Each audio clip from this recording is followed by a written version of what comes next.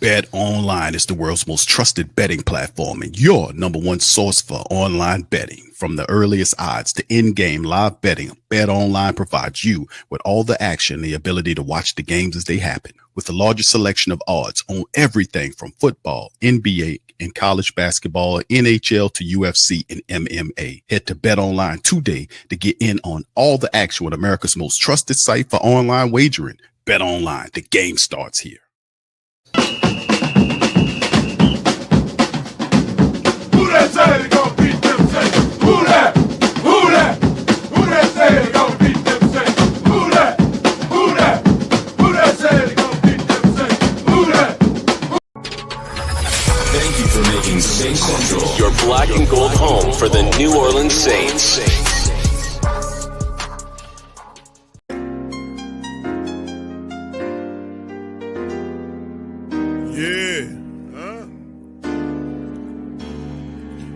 Like Benson, I'm a who that. I'm a who that. Long as I'm living, I'm a who that. Lose or winning, I'm a who that. Sports Coma, yeah, this is where we do that. Where we do that. Where we do that. Where we do that. Where we do that. Where we do that. Boogie like Benson, I'm a who that. I'm a who that. Sports Coma, this is where we do that. Where we do that. Welcome, welcome, welcome. Somebody please better help. Running this thing like Elf. I thank God every day I'm not a felt. Go to YouTube Live with Big Q and the guys. If you ain't ride or die, the bandwagon get flipped. Been marching in, that was way for the ring. I was yelling out the shade for the championship. Bucking on town, duck down. Falcons, pluck, get shut down. Panthers ain't much touchdown. The vision really belong to us now. So much hate on the Saints, you could probably tell. Ever since Bounty Gate hit the NFL, when things seem fishy and you probably smell the crooked referees or Roger Goodell. Brother like this and I'm a who that. Every day I'm living, I'm a who that. Lose or winning, I'm a who that. It's the Sports Coma, this is where we do that. Where we do that, where we do that, where we do that, where we do that, where we do that. Boogie like this and I'm a who that. It's the Sports Coma, this is where we do that. You're listening to the Sports Coma with Big Q and the guys on the PRO Media Network.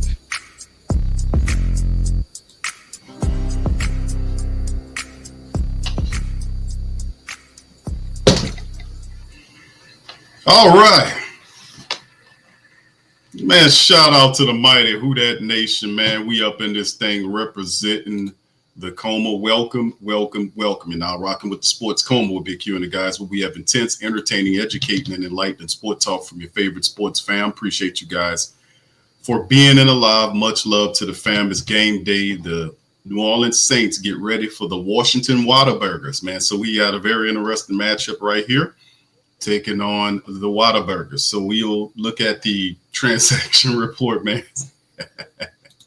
Big ups to you guys. Appreciate y'all for being in the stream. Saints have activated defensive end Tanu Passing. You'll finally, after 3 weeks of kind of ramping them up, to finally give them an opportunity to get in there. And we'll see some action here. They've downgraded Derek Carr to out for Sunday's game against the Washington Commanders. So he's out for the game, and we knew that. They were kind of alluding to that during the week. And then the inactives list that is sent by the Saints is they inactivated Derek Carr, Jordan Mims, Mason Tipton, and then they inactivated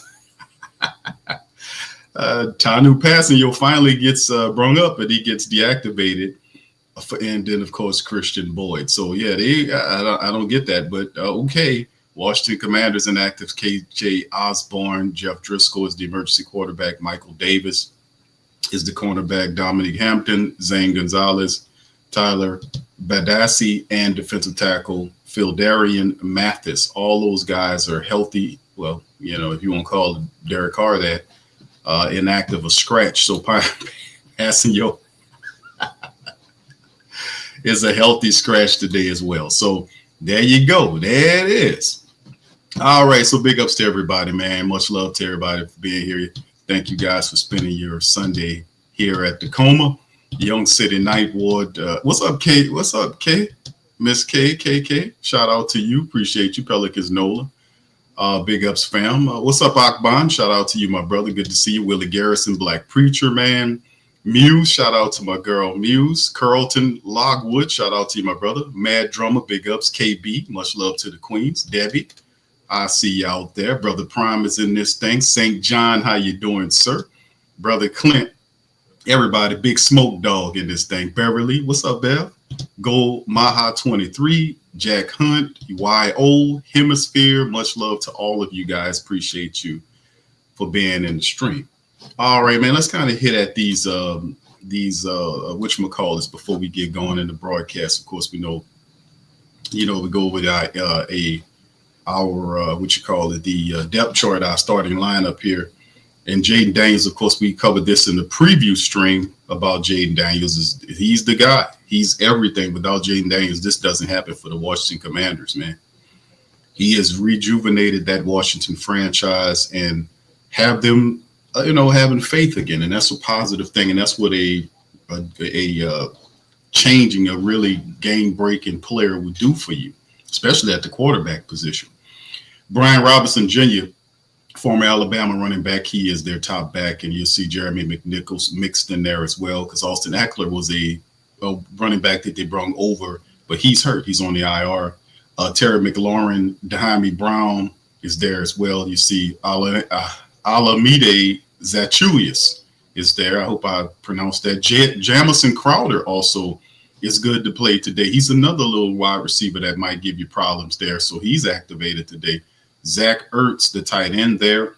Coleman, Allegretti, Badazzi's out, so Michael Delta probably will be in there next. Cosme and Willie.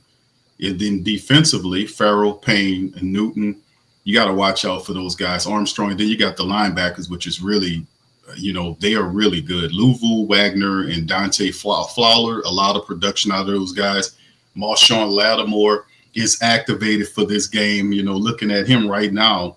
And Laddie Daddy, Laddie Daddy is a commander, man. He's part of the Whataburger franchise now. So, and then, of course, you look at this secondary as they get ready to kick off here with St. Jude's, Sandstrom at the nickel position. Lattimore is there. Chin and Martin are the safeties as we get ready to kick off. And here's the kickoff from left to right. AK-41 is bringing down. That's Kendre Miller out of the end zone, and he gets all the way down to the 33-34 before he's tackled by a bunch of people.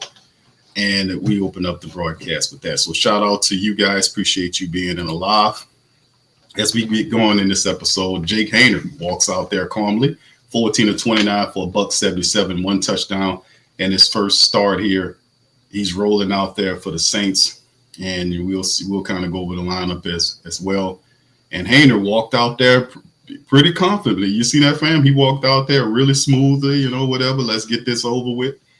As he looks, let's see if he can do it, man. Game time, shotgun. Man in motion is the tight end the fullback from left to right. Elvin gets the run and gets, that should be a flag right there. It's the defensive end for the Commanders kept pushing, pinning. It was Fowler. Fowler said, I ain't tolerating that pit today. 3-yard pickup for Elvin Kamara. That's a lot of commotion for 3 yards, but it's a pickup.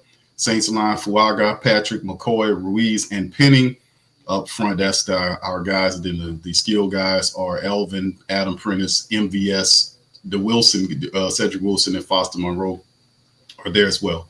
So moving MVS around is the thing. He goes into motion. There's a toss to him from right to left, and they're trying to get MVS going, running behind the tight end, and he gets tackled late out of bounds. It should be a penalty. The ref says no.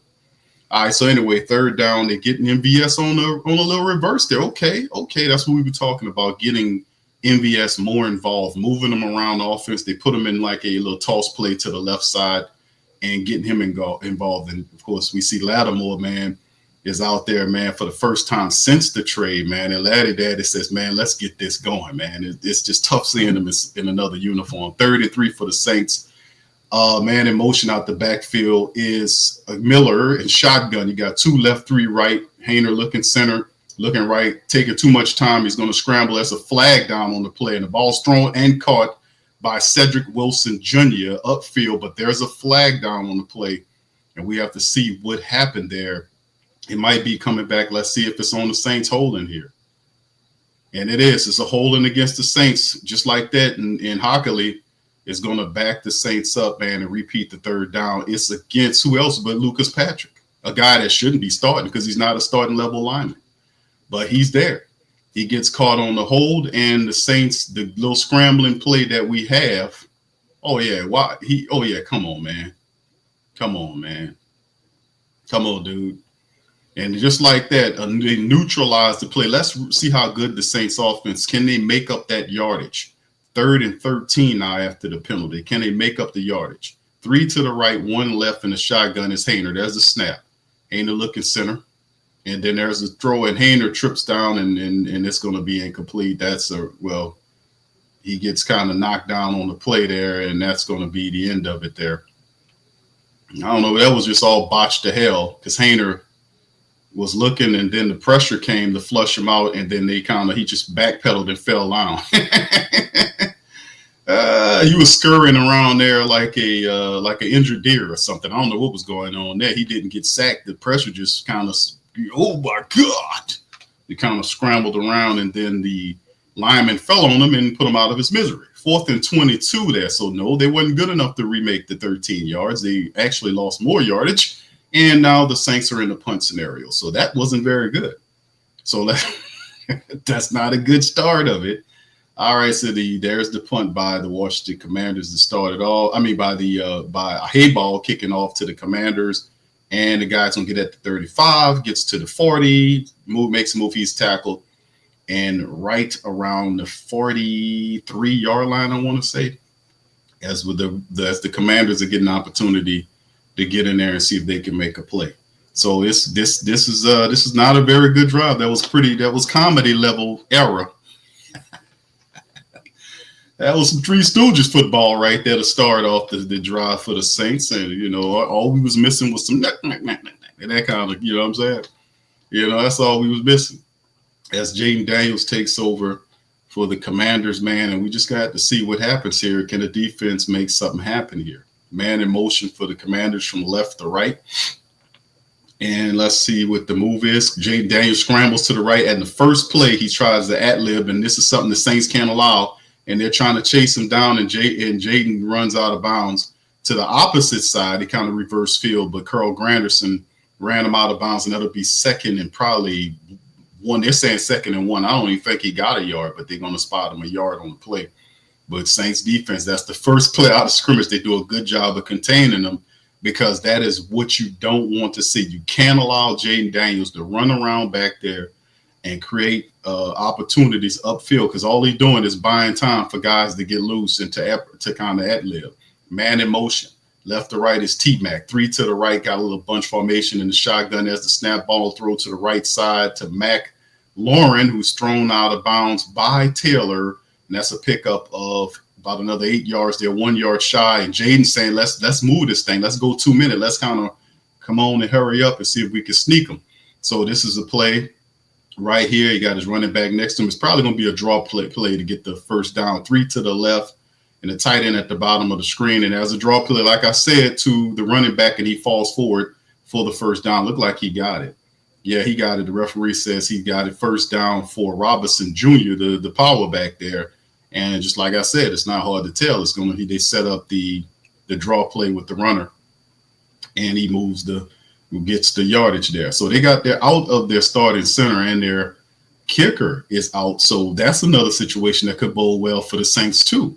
They got another kicker issue, and it's been pretty lucky for us. So here we go. Jaden Daniels in the shotgun, running back directly behind him. You got 2 to the right, 1 left. He lifts his leg, waiting for the snap. There it is. The handoff to the running back, makes a move to the right side, uses a stiff arm, gets a little bit more room, and powers his way for at least an 8 or 9 yard gain.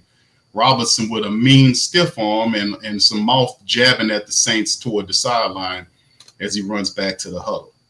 Boy, he put a mean stiff arm right there on Alontae Taylor, just double stiff arm enough to move Alontae. Then he missed the tackle. Boy, it was almost like a Tyson jab, and Alontae just couldn't do nothing with that. All right, so like I said, he's an angry runner, and no doubt about it. So here we go. He's directly behind Jaden Daniels. Man in motion is the tight end, Ertz from left to right. Jaden Daniels doesn't see something he likes. The clock is ticking down. He hurry ups and lifts. There's the snap and another draw play to Robinson. The Saints play it well, but aren't able to stop him. He was able to get the first down plus an additional 3 or 4 yards on the run. So they're using Robinson, an angry runner in Robinson, to move the pile for the Saints. So there you go. All right.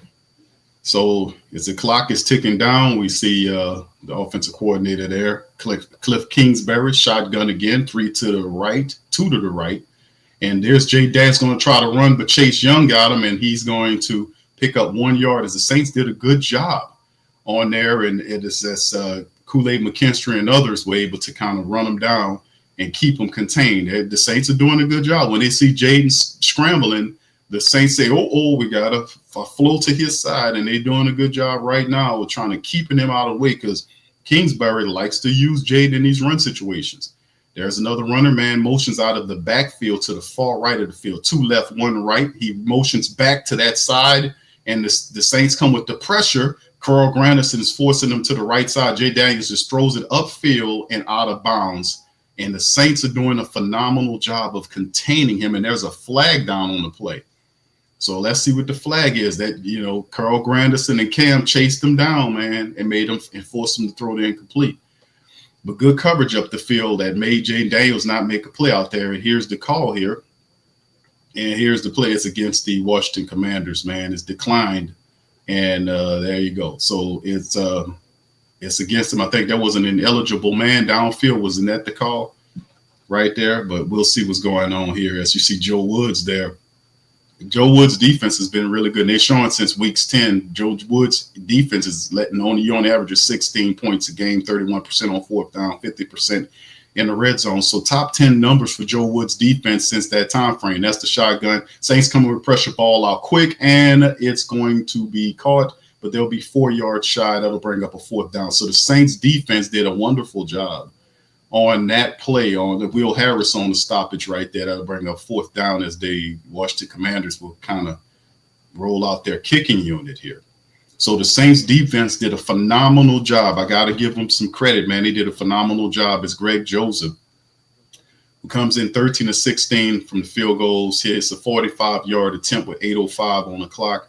Remember, the Saints have been getting a lot of help with these kick situations over the last several weeks. There's the snap by the Commanders. The ball is up, and he kicks it right on through. The Commanders on the board, 3-0, 7:54 on the clock. The Saints will get an opportunity to see what they can do on the other side. We need a much better performance by Jake Haener, opposite of that when the time comes, man. So we'll just have to see how that works. So, all right, big ups to the fan. Appreciate y'all being in the stream. All right, so we got a positive. The defense was awesome. Okay, that was great. That was phenomenal and awesome. That was awesome how the defense handled the situation. They didn't allow Jaden Daniels to hurt him because he was trying. They were able to kind of get the running back locked down, and then they come back real quick off the break, and they got Rizzy along the sideline going crazy, going haywire. He's going crazy. Oh, we're gonna get spinning. Oh, you put the goddamn clock up there. I tell you, look what the hell they doing out there. Tearing up the game. That's Rizzy going. He's going. Oh, look at the goddamn clock. He came back off commercial too soon. I'm telling you, this is a goddamn conspiracy. Yeah, and see, and Rizzy's cutting up. His face is red. He's throwing it. We need a calm down coach to calm him down. We got to calm. This is bullshit. I told you, God, this is bullshit. You got to help us out. Yeah, we're at home. We're paying you guys. So, I mean, yeah, there you go. 7:55. Referee is going to spot the ball. And there's some confusion here. So the referees, here comes some sneakiness going on with the referees. And Coach Rizzy is losing it right. So here we go. Here we go with the referee garbage. Says the Saints are placed like they came back real fast off of the timeout. Like they were shocked. Oh, put the game back on.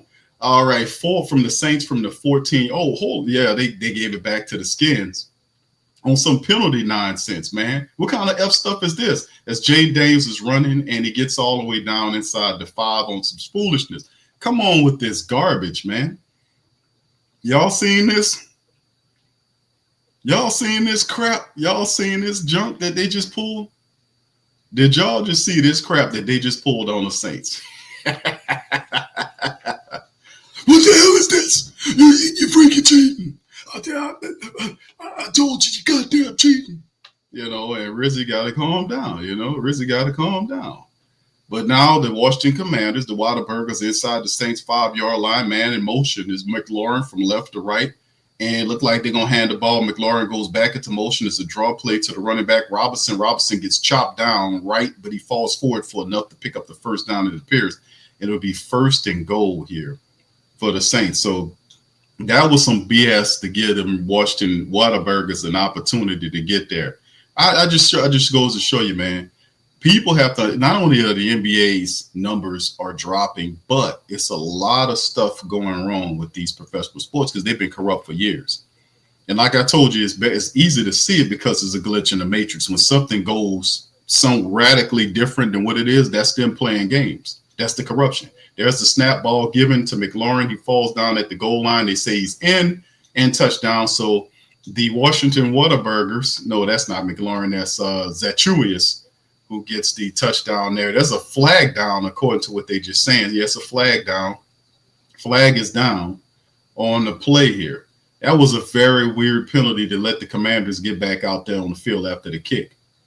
So it's a legal shift against the Commanders. They're trying to give the Saints a little help after doing that. But like I said, the referees, the way the game, and I'm very clear about this, it's definitely corruption. Anytime you have anything that's called professional, which means money's involved, there's going to be a high level of corruption. And the corruption flows, the main vestige of it goes through the referees. It goes through the referees because a lot of times the referees are not really making a lot of these calls, especially the ones that look really suspect. Like and the thing is, they used to hide this from you. They put the earmuffs on and they go watch something or listen to something. And then they communicating with the league office. They telling them what to do. This is just what it is. What are you talking to the league office for if you're the referee? Make the goddamn call on the field. You see what I'm saying? But anyway, here we go. Shotgun. Jaden Daniels look like he's going to try to run it, and he gets breaks. Bro, how did he break that tackle? The ball is loose, and the Saints recover. And is it the Saints? Is it the referee didn't blow the whistle? Some kind of way the Washington Whataburgers got it back. And Jaden Daniels, they said it stripped away. The referee didn't even blow the whistle. They said it was incomplete. Now they got to confirm. Boy, this is a stanky, rotten staff, man. Right away, you can see the crap happening with this rotten Hockley staff. I never liked him or his father or his son. I never liked these Hockleys because they just terrible officials. And the ball's popped away. You can see right there. I don't know what's going on here. Chase Young had a chance to get it. The Commanders ended up back with the ball. I'm like, how did he get it? Chase, don't slide down. Just jump on the damn ball. Why are you trying to slide next to it? You see a ball and don't try to slide next to it and say, hey, how you doing? No, you jump down on the ball in that way. We'll see 2nd and goal on the play, but Jaden Daniels was able to kind of break a tackle and get inside the 5, but on the play, with the fumble backs him up to the 12. Shotgun again. It's a very strong, weird drive. 3 to the right, 2 left. Saints showing blitz. They're coming with 4. They're going to flush Jaden Daniels out, and he has a room to run there, and it runs right out of bounds around the 6-yard line. And another flag is down. Boy, this drive will never end. Here's another flag is down, and it's going to probably be against the Commanders. It is. It's holding against the Commanders early on, backing them up yet again. The call is against Sam Cosmi. So it's another play here as the Saints did come with the stunt. It forced Jaden Daniels to the right side because Chase was there. Jaden just seen him and said, oh, let me get on up out of here. And then you can see Brian Brissy right away pointing back saying, don't worry, we got him. It's a flag. 5:51 on the clock. Shotgun, Jaden Daniels is running back. He's back there by himself as you can see Brian Brissy throwing signals. 3 left, 2 right, shotgun. Jaden snap, looking center, looking left, has time. Brissy's flushing him out the pocket. Colin Saunders is there. He trips, falls, moves, throws toward the end zone, and ball is intercepted. Oh, it's caught for a touchdown.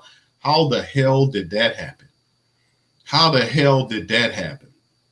It's Terry McLaurin, their best wide receiver, made a play on the ball, and it's a touchdown for the Commanders. So that's the ad-lib plays that we talk about with Jaden Daniels that you have to watch out for, because McLaurin was on the opposite side of the field, then seen his his quarterback running, and then he scrambles that way, and Kool-Aid McKinstry didn't even see the ball coming his way. He was just following his guy across, because he ran right across the face of the ball and could have picked it if he was paying attention. But here they get the touchdown, and there's the kick. It's up and it's through, and the Commanders, after a very strange drive, which involved them going back out to the field because it was a penalty they stand against the Saints on the special teams, that ultimately resulted in a ad-lib play by Jaden Daniels to McLaurin for a touchdown. Commanders on the board 7-0, 5:28 remaining. Very weird, suspect drive, but guess what? The Saints have to come out and they have to respond in kind. They can't have that lackluster garbage time series that we seen early on. Now the Commanders are putting stress and pressure on the Saints, and guess what the Commanders are going to come out and do? They're going to put stress and pressure on Jake Haener to make plays. They're going to try to do all they can to slow him down. So we going to see what happens here, man. Yeah, that was a very weird set of plays there, man. To start that off, very weird plays, but nonetheless, sometimes that happens. A lot of times that happens, where you have to beat the referees, you have to beat the team you're playing against. Sometimes it happens.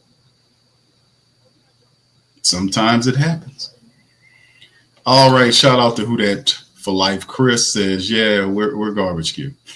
Hit the music for tanking. What music? I don't have any tanking music. The thank you music is the thank you. Yeah, that's what I got. I don't got any tanking music, so I hope that works. All right. Oh man, we're gonna have to see what these guys. We'll see what the response is, man. We'll have to see what the response is. To be honest with you, from the Saints' offensive side of the ball, offense, because that first drive wasn't that stunk. that first series stunk. It really did. That wasn't a very good series. I'm just going to be honest with you. That stunk, and it stunk profusely. So we'll have to see what the move is, man, going forward. But my goodness, man, that wasn't good at all. So we'll see what they got going on next, man, and hopefully they can pick it up, man, because we're gonna need Jake Haener. You can't get into a shootout with these folks. To be honest with you, that's something that you just simply can't do. You can't get into a shootout with the Commanders. I don't think the Saints offensively, how we're currently constructed, is good enough to compete, in the shootout with the Jaden Daniel-led Washington Whataburger Commanders. I just don't think it will work like that. All right, so anyway, here we get ready to kick off from left to right. The kicker's there, 7-0, 5:28 on the clock. And there is the kickoff by the kicker. It'll be returned at the Saints 3-yard line by Kendra Miller, who gets all the way down, trips forward, and runs right into a bunch of white and burgundy guys around the 26-yard line. So the Saints will then pick up from that point as Mike Pereira comes in here and tries to justify the corruption. So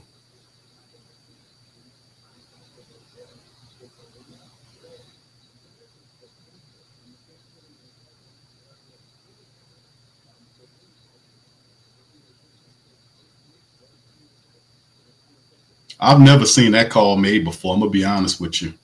I've never seen that call made before. All right, left to right motion by the fullback. You got to set up where they got 3 to the right. He motions back to the same side he came through, and the Washington Commanders said, what are y'all trying to do? Y'all not happening. And they lost yardage on the play as the safety, Jeremy Chin's there. And this is the idea, what they're going to do. They lost a yard on the play. The reality is that the Washington Commanders are going to pack that line. They're going to pack that line. and they're going to concentrate on stopping the running attack. Saints have -5 yards right now, and the idea is to force Jake Haener to make a play, which there are plays up the field. He has to see them. 2nd and 11 now. They're going to blitz the piss out of this guy all day.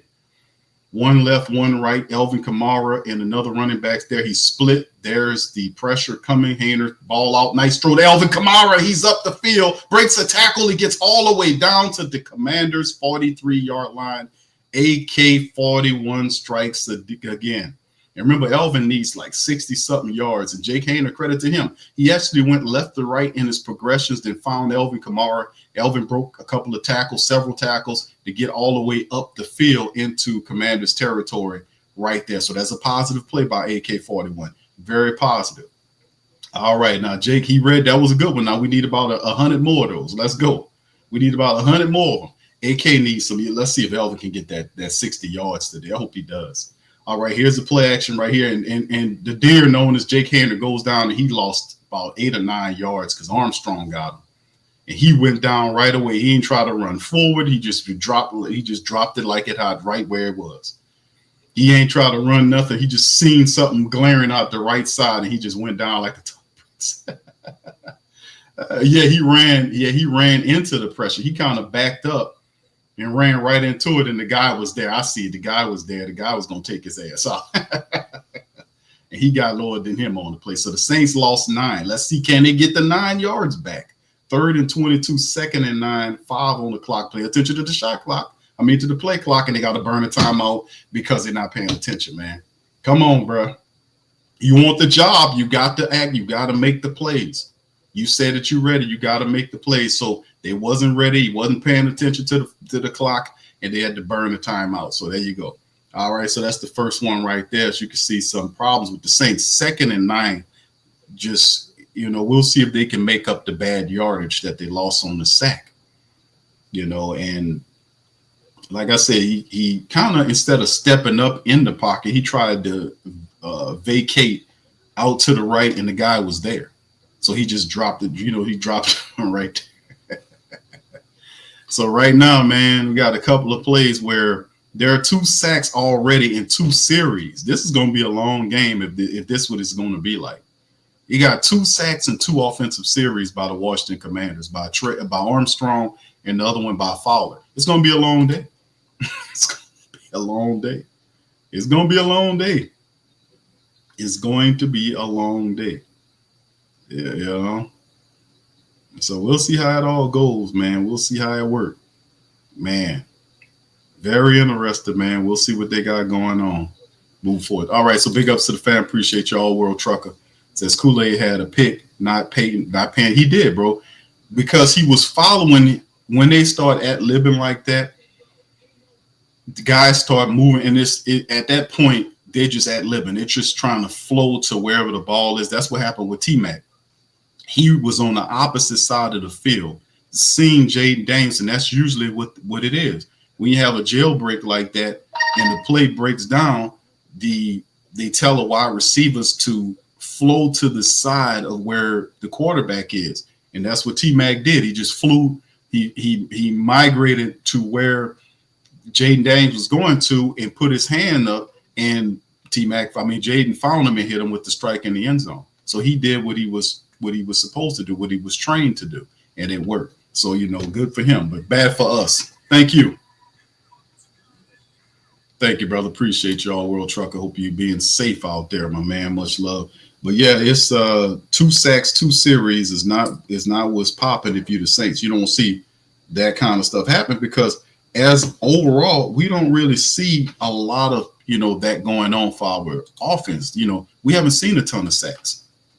We really haven't. We haven't seen them get sacked, 4 or 5 times a game. So that's not what you want to do. And plus, as he is, and this is what an inexperienced quarterback like Jake Haener, his eyes are going to continue to drop, which means he's not looking upfield to make plays. He's looking to stay alive. He's scrambling back there for his life. 2nd and 19 now. Can he get those yardage? They're saying 3 negative plays, 5 total plays. So there you go. There's a draw play to no play. Yeah, draw. That's a stupid play on the 3rd and 9. It just come on, bro. You see what I'm calling? You see what I'm saying? you lost plays. You know, they're paying attention to that. You're gonna have to. You're not gonna fool Bobby Wagner, man. That's one of the smartest linebackers in the NFL. That's why, and like I said, Fowler, Frankie Louvu, those guys are super productive. You're not going to be able to foul. You're going to have to throw the ball. So now the Saints are 3rd and 22. So they can't make a mistake because they can't get back from it. Let's see what he does here. You got 3 left, 1 right. Jamal Williams is in there. There's the snap. They send in 4. Jake Haener, the pressure's on, forces him out of the pocket. Is he looking upfield? Nope, he's going to keep it and runs out of bounds at the 49-yard line. So they're going to have to punt it again. They're going to have to punt it again. So there you go. They said, look, just go on, just get out of here. We're going to punt the ball. Go back to the sideline. So, I mean, this is the thing. They got them. And they got the Saints there because the goal is to stop the run. The goal is to force Haener to make plays because they don't think he can make plays. If he makes plays upfield, then we have something. Now you had 2 offensive series that are Kaputski, and you got a team like the Jaden Daniel-led Commander Whataburgers are ramping up. There's the punt by Matt Hayball. It's away, directs it toward the left. It's a fair catch inside about a 6 or 7 yard line deep in their territory. So like I said, a big part of the game of Jaden Daniels is when shit break down, that's when he's at his best. That's the thing about Jaden Daniels. When it breaks down and he's forced out of what the play is, he's really good at ad-libbing. He's really good at throwing on the run. He's really good at escaping with his speed and literally making cuts while he's running full speed. And we've seen him do it here at LSU. So, you know, the Saints, the first series, they did well till they hit them with the okie doke. You know, the first series was good. The second series, well, wasn't it the first series? They okie doked them on that end of that one, on that first series. But anyway, this is the problem. The issue is the Saints have to respond with positive offense. And we've seen the Saints make mistakes, get beat, and the next thing you knows what happened, they can't recover from the errors that they do. We've seen it now. If that's the story for the game, then it's going to be a long game. They have to be able to get offense through the running attack. So the offensive line is going to have to man up, and they're going to have to do it. Like you've seen the play where he was forced out of the pocket, 2 of them offensive linemen got beat. That's why he was forced out to run on the left-hand side. I've been telling y'all about these offensive lines. Like we just got them back last week. How much goddamn practice they need to have before they do their job? I mean, a question to the chat. I give you one game for a rust factor. That was last game. You looked like shit last game, okay? The tape shows it. All of them was looking like crap. The big crap. And then at the end of the day, you watch what's going on now, and they have to improve. The offensive line, Saints 5 starting linemen cannot have a bad game today. They have to run the ball. They have to bear all of that. That's why they make the big money. We have McCoy. We got Caesar Salad Ruiz out there because that's what he's playing like. You got Lucas rotational guard Patrick in there. You got both Tolly and Penning out there. Those guys have to have a better outing than this, or you're not going to have a chance. We got to run the ball. Jaden Daniels is back out there, $1:47 on the clock. Can the Saints defense turn him over? Can the Saints stop him and force the situation into a punt? He's 3 for 4 for 29 yards and a throwing touchdown. There's a snap. It's a handoff there to the running back. The Saints get him and for a pickup of about 2 or 3 yards on the play. So that'll bring up 2nd and 8 rather, as Cliff Kingsbury is making the calls. All right. So 2nd and 8 there. And they're scrambling, trying to get the call off. Jaden talking to his running back. I'm pretty sure they're going to go back to Robinson, the running back again. 2nd and 8, 1:18 on the clock, ticking down. Let's see what they got sailed up. They got a bunch of formation, 3 wides to the left. Man goes in motion from left to right. Now 2 on the right. There's a snap. Looked like that lineman jumped up a little earlier than me, but the throw is quickly out to Zach Ertz for a pickup of maybe 6 yards or so. Look like they'll be about 3rd and 2. We'll see. And Jaden Daniels made the throw real quick to the tight end.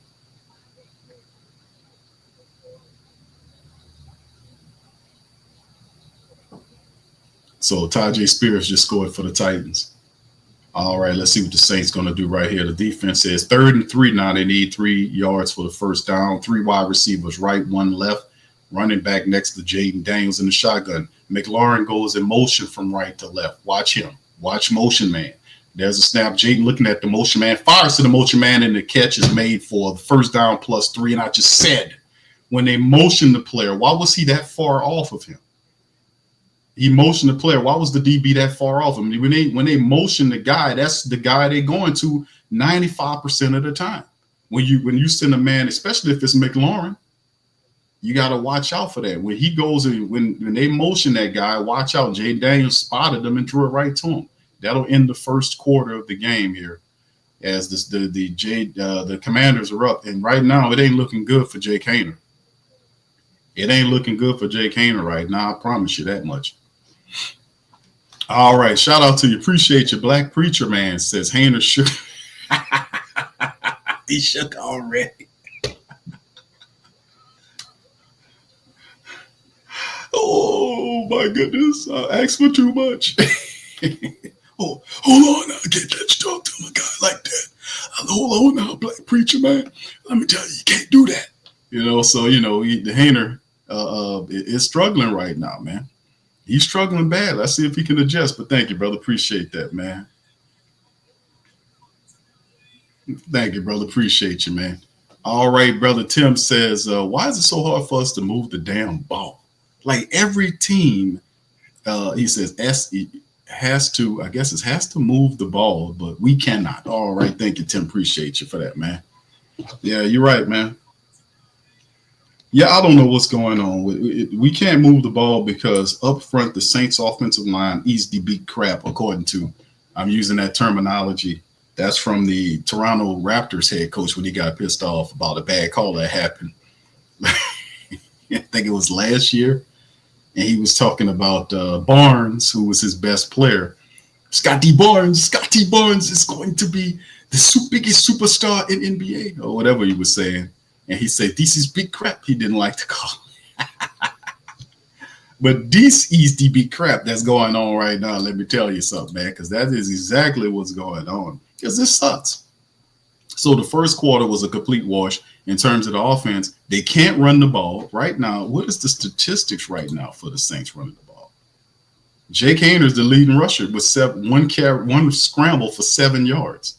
Elvin has 1 catch for 29 yards. He has 1 throw for, so he's 1 for 1. So he was 1 for 1 in the entire third quarter of play. That's because the Washington Commanders had the ball the bulk of the day.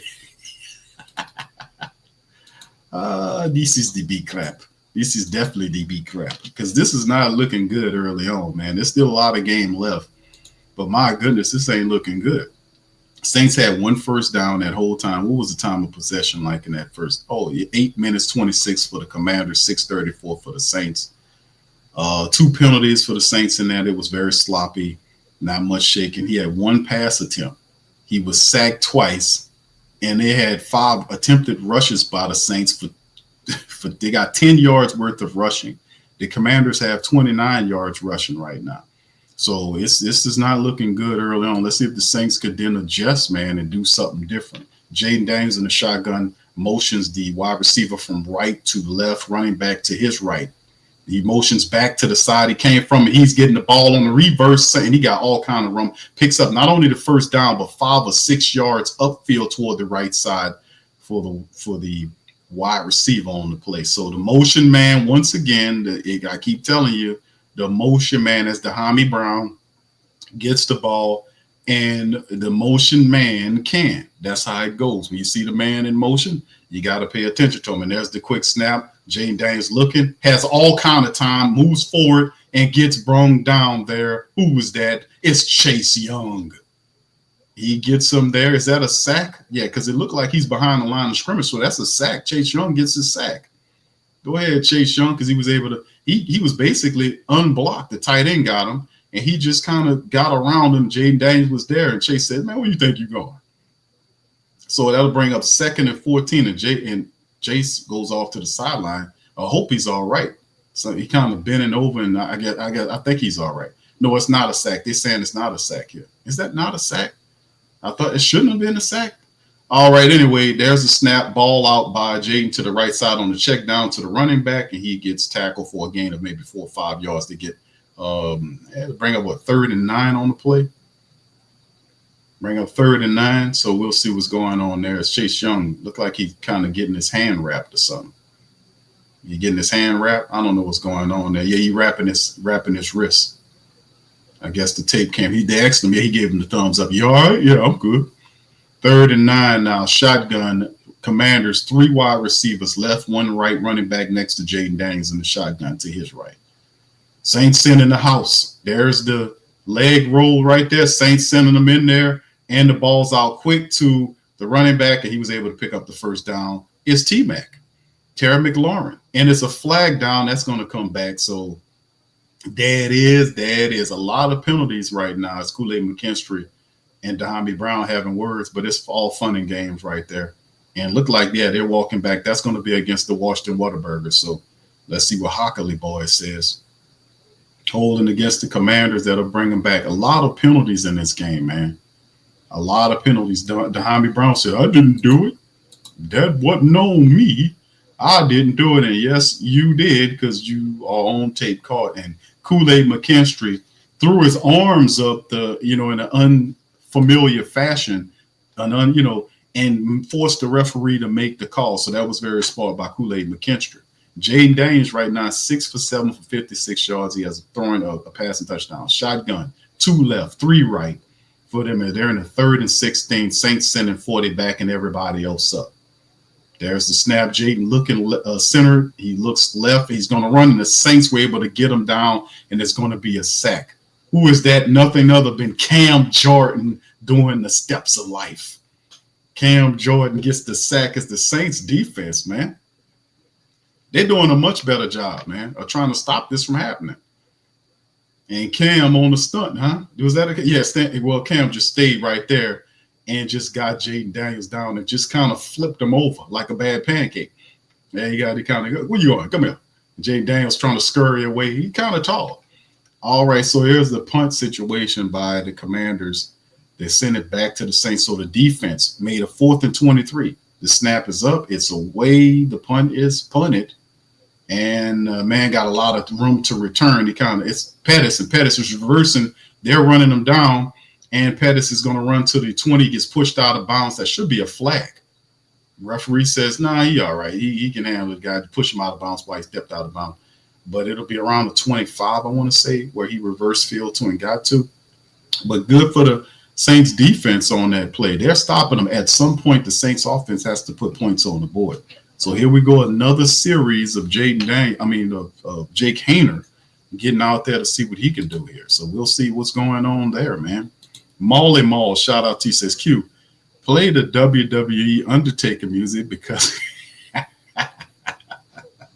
how we there, bro? We in the second quarter with 12:02. We got 2 full quarters to play, Molly.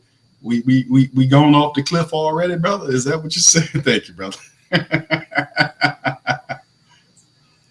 I know what music you're talking about. That's the shit they go dong dong, and it's this weird funeral sounding music. I remember that. All right, Dr. Gray, how you doing, Dr. Gray? How you doing, sir? He said, "What up, Big Q?" Carl wanted none of this smoke. You seen Carl looking off to the side there? He said, "I'm gonna make my $150 million the right way on the sideline."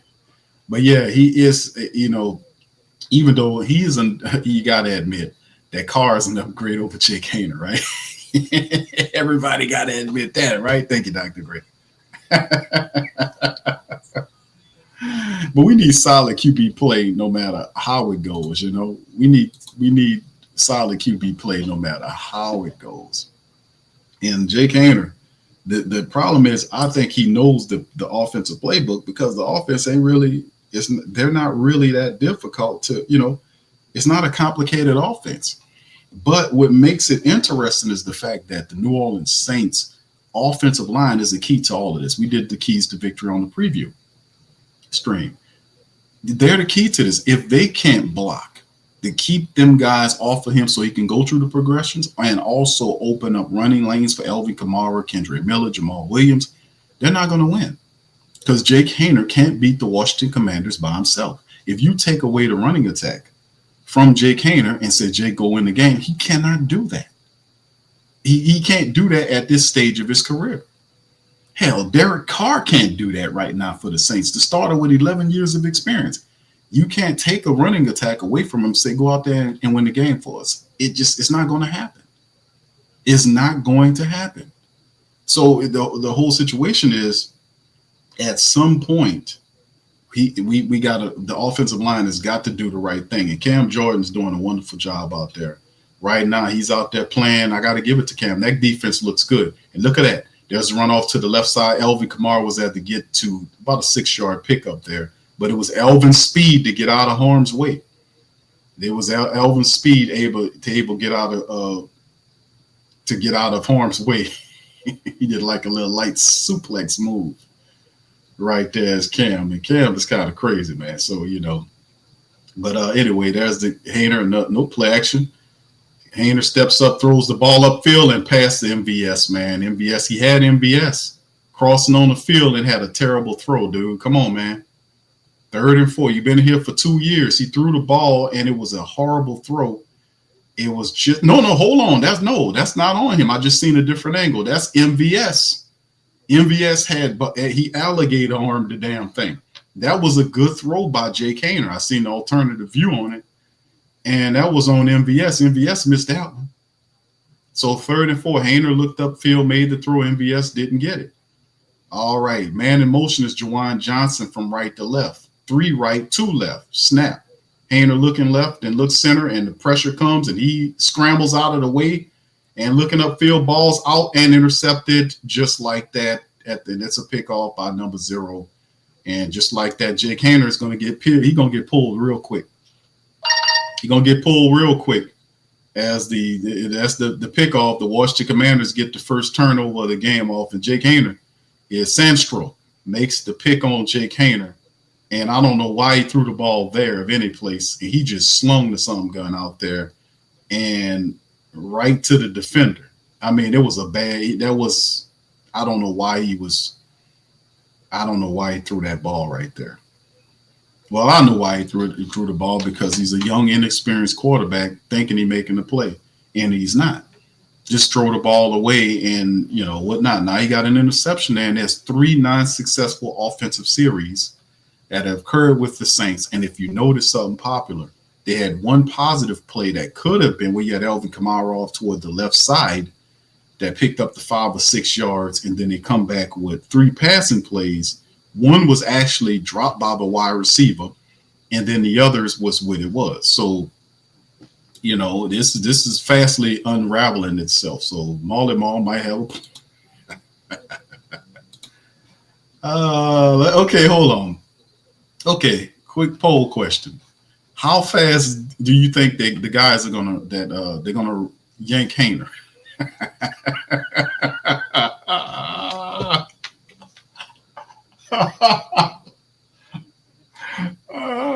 Okay, quick poll question.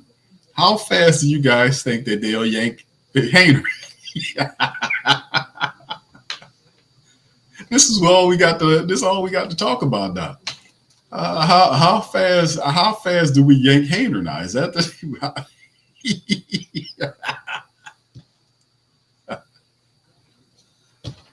after that, the poll question is now to the chat: how fast do they yank Jake Haener out of the game? Oh man! How fast do they yank his ass out of there? I'm asking y'all a question.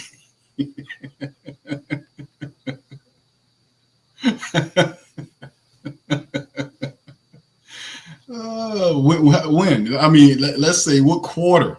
What quarter is Jake Haener? He's not coming back. What quarter are they pulling Jake Haener out of this game? Because I don't know. The drop the quarterback for the next quarterback. I don't know, but that energy level is rising. No, they ain't worried about it. Hey, man, 7-0 short field for the Commanders. The defense just did a positive thing by getting them out of there. The offensive line stinks. They can't help out with the run. And you got guys not catching the ball. Saints ain't come to play. Shotgun, Jaden Daniels, 2 left, 2 right.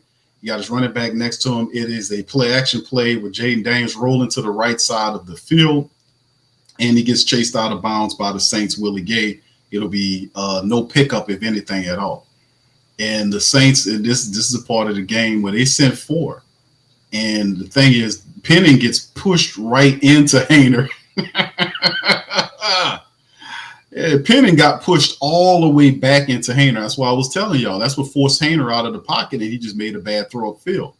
But that's why I was telling you guys. The offense that Rizzy's talking to Jake Haener, he needs to go out there like he was blowing up that punter last game. He need to go out there and fuss at them effing linemen.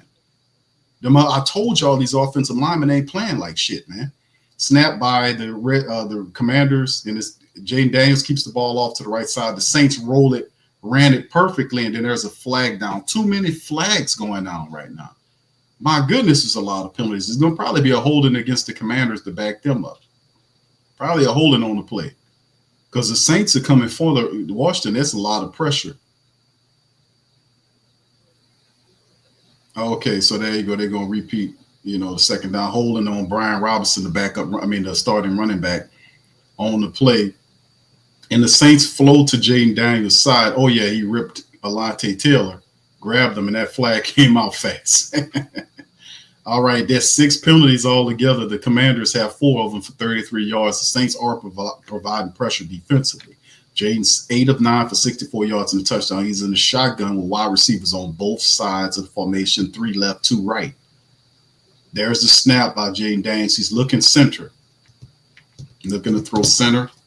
Ball's out toward the right side. The Saints wrap up the receiver there, and Dehambi Brown keeps running. I think they're going to back him up there. And to where he initially got tackled. He acted like he wasn't down and kept running. All right. So anyway, this is what's going on here is the Dallas Cowboys got a score against the Carolina Panthers. They're up 7-0. And Jaden Daniels there. So it's now 3rd and 8. Shotgun Jaden McNichols, the running back to his right. They got 3 left, 1 right for them.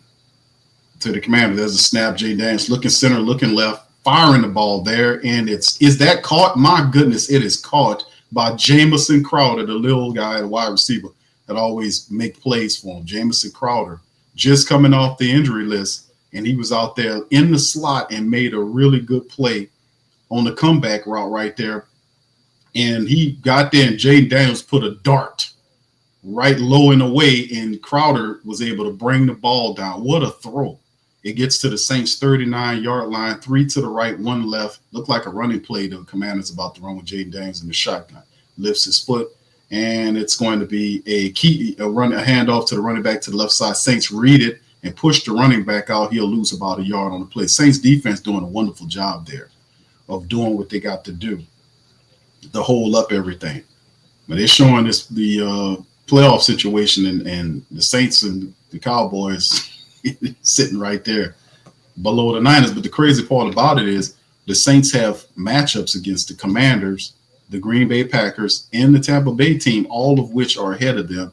So if it's a slim chance it happens, but still in all the chance nonetheless that it can. 3 right, 1 left. There's a snap, ball thrown to Crowder right away, and he gets right here. No, I'm sorry, not Crowder. Number 14 is there. And he was able to get a good gain of yards on the play. It looked like they'll be shy. Zatruis picks up at least about maybe 6 or so yards. He's 2 yards shy of the first down, so it's 3rd and 2 on the quick throw by Jaden Daniels.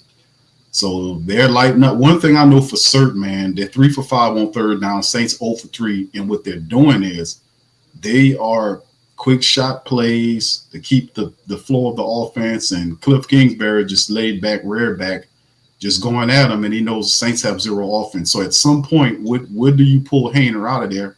3 left, 1 right, shotgun for Jaden Daniels. There's a snap, looking center, got all the time in the world. Here comes the pressure, flushes him out toward the right side of the field, and he picks up. I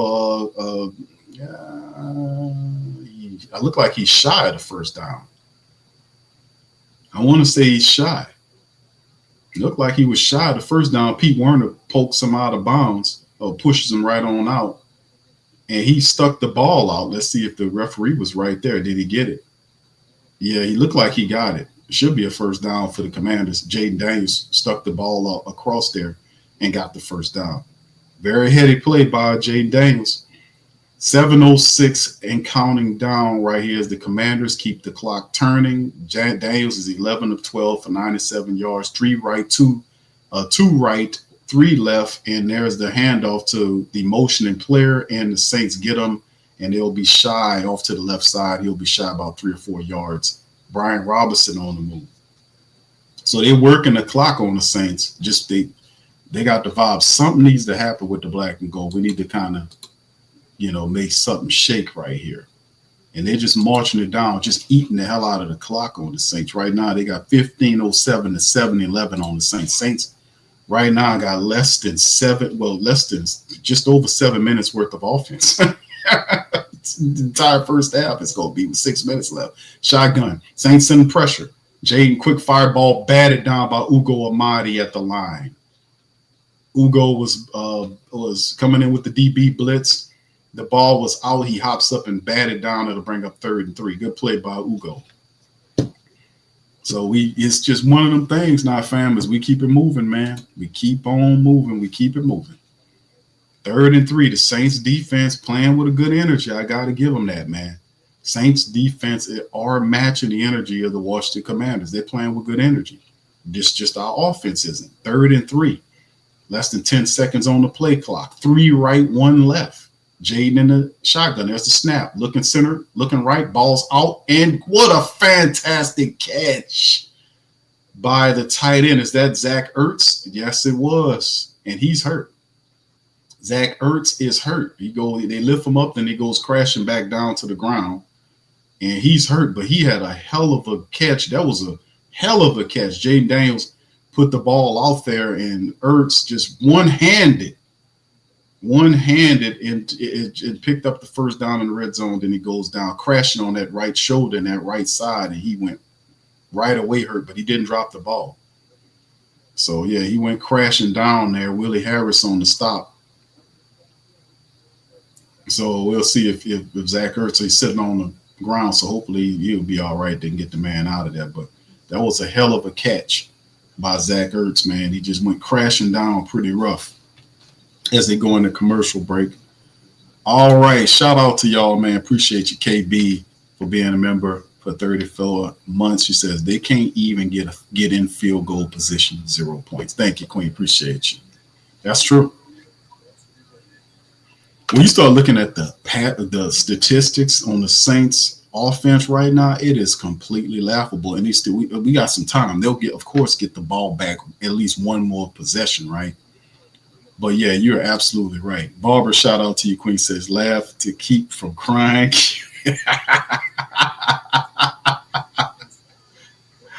Oh yeah, you know how this go, Barbara. You know how this go. Y'all know my saying is that I'm not going to let the Saints ruin our day. We're going to still come in here. We're going to have some fun. We're going to have some laughs.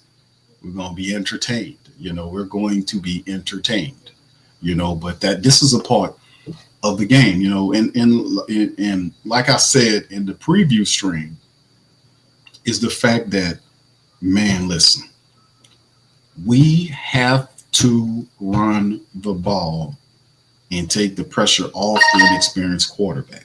There is no doubt about that. We have to do that, right?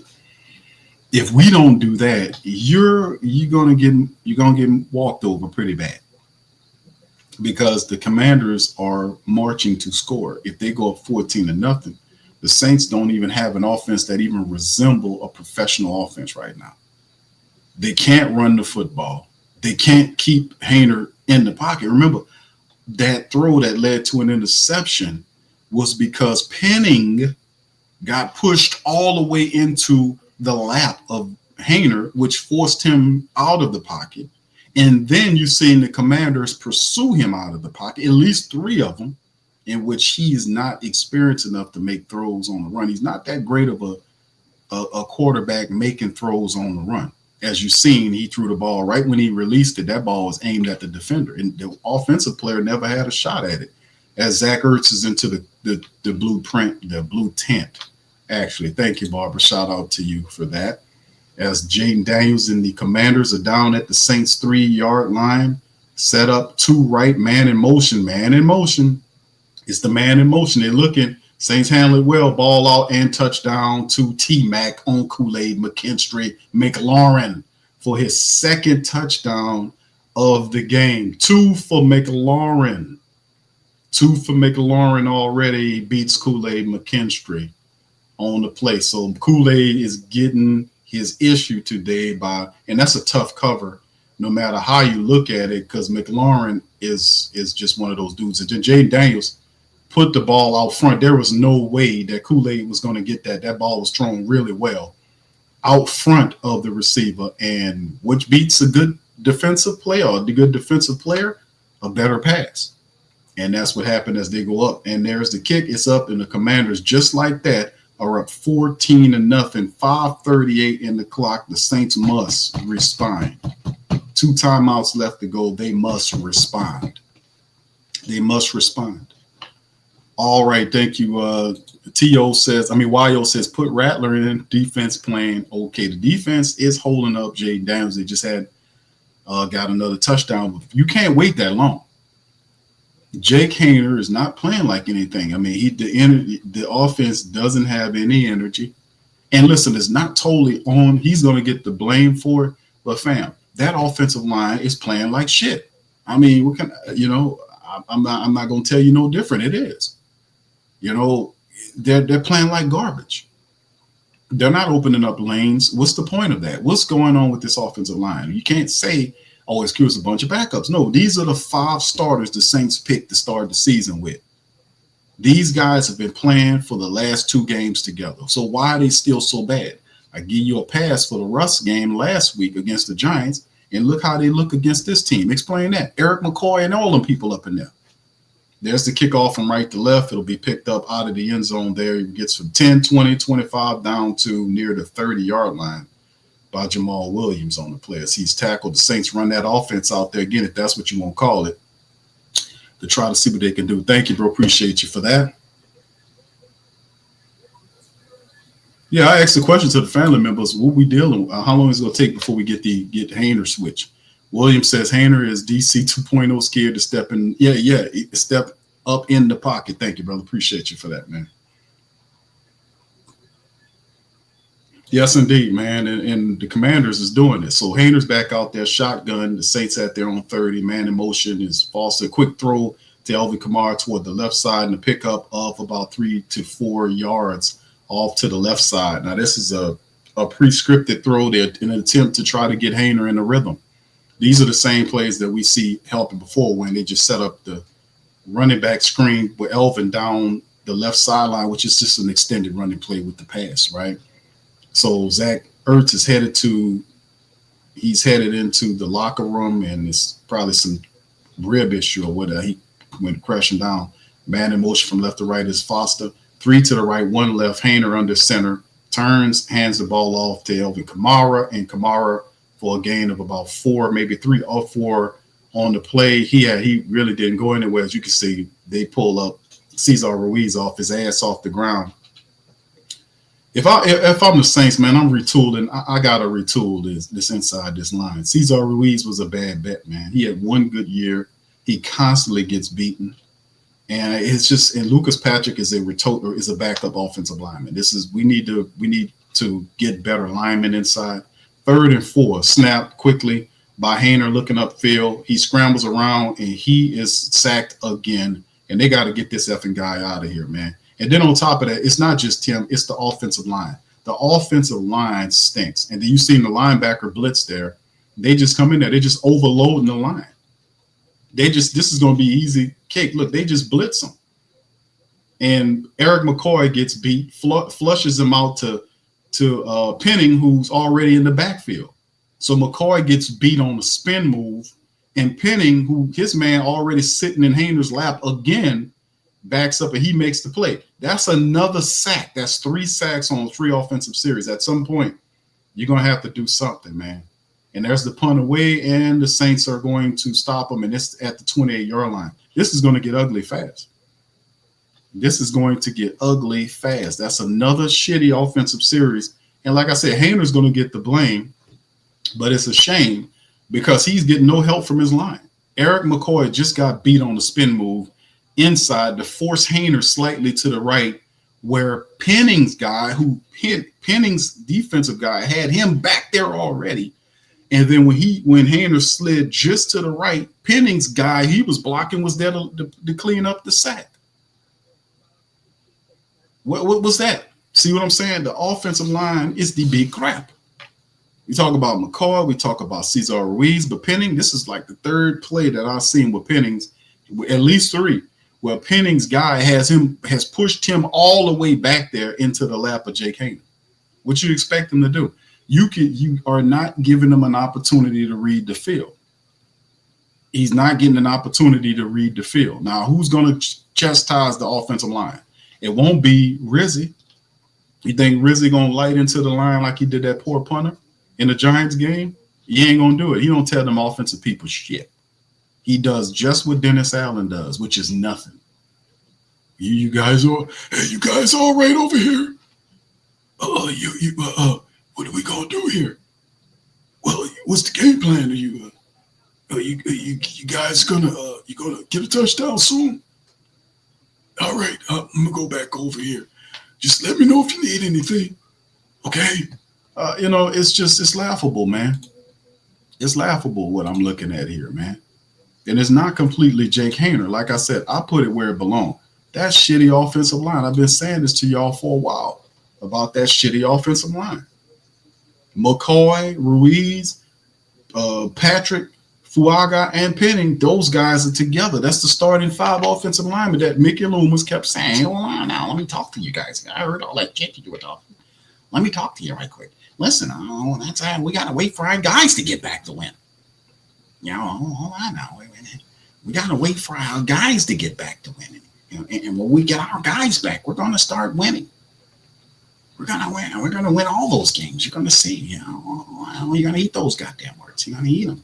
And then you get all these guys back in there. It's the beat crap. So I don't know,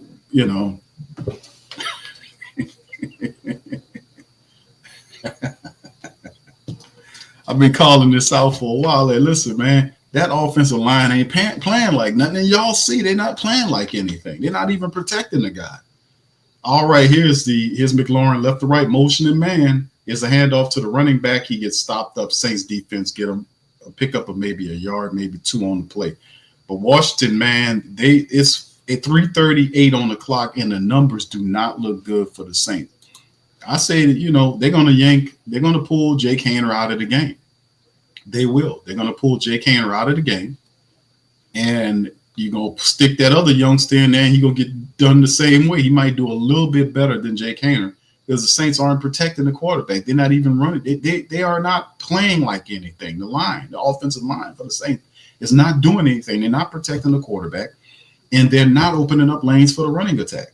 There's a snap play action, but by Jaden Daniels makes a little throw, and I don't know how that went where Brian Robinson got shoulder tackled by both Saints defenders. It didn't stop him. He was able to fall forward to pick up short of the first down. It's 3rd and short, 3rd and 1 now as Jaden Daniels and the Commanders are in the 2-minute offense early. Jaden walks up to the offense and looking at the sideline, so I guess he's a little confusion there, but on what play he's going to run with.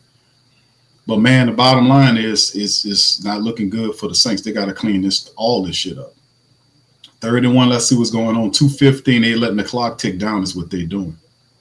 And they're going to let the delay game happen. They're going to let the delay game happen. Jaden Daniels is kind of talking a little shit to somebody there. Oh, they let it. No, they burned the timeout they're going to just run the clock down. They're going to just run the clock. They burned the timeout right before the play clock hit. 0. So 3rd and 1, all the pressure is on the Saints defense to turn this around, and the offense is non-existent. I'm looking at the statistics. The Saints offense has held the ball the entire first half. Now, granted, the first half is like 30 minutes. The Saints offense have held the ball for 9 minutes and 11 seconds for the entire first half.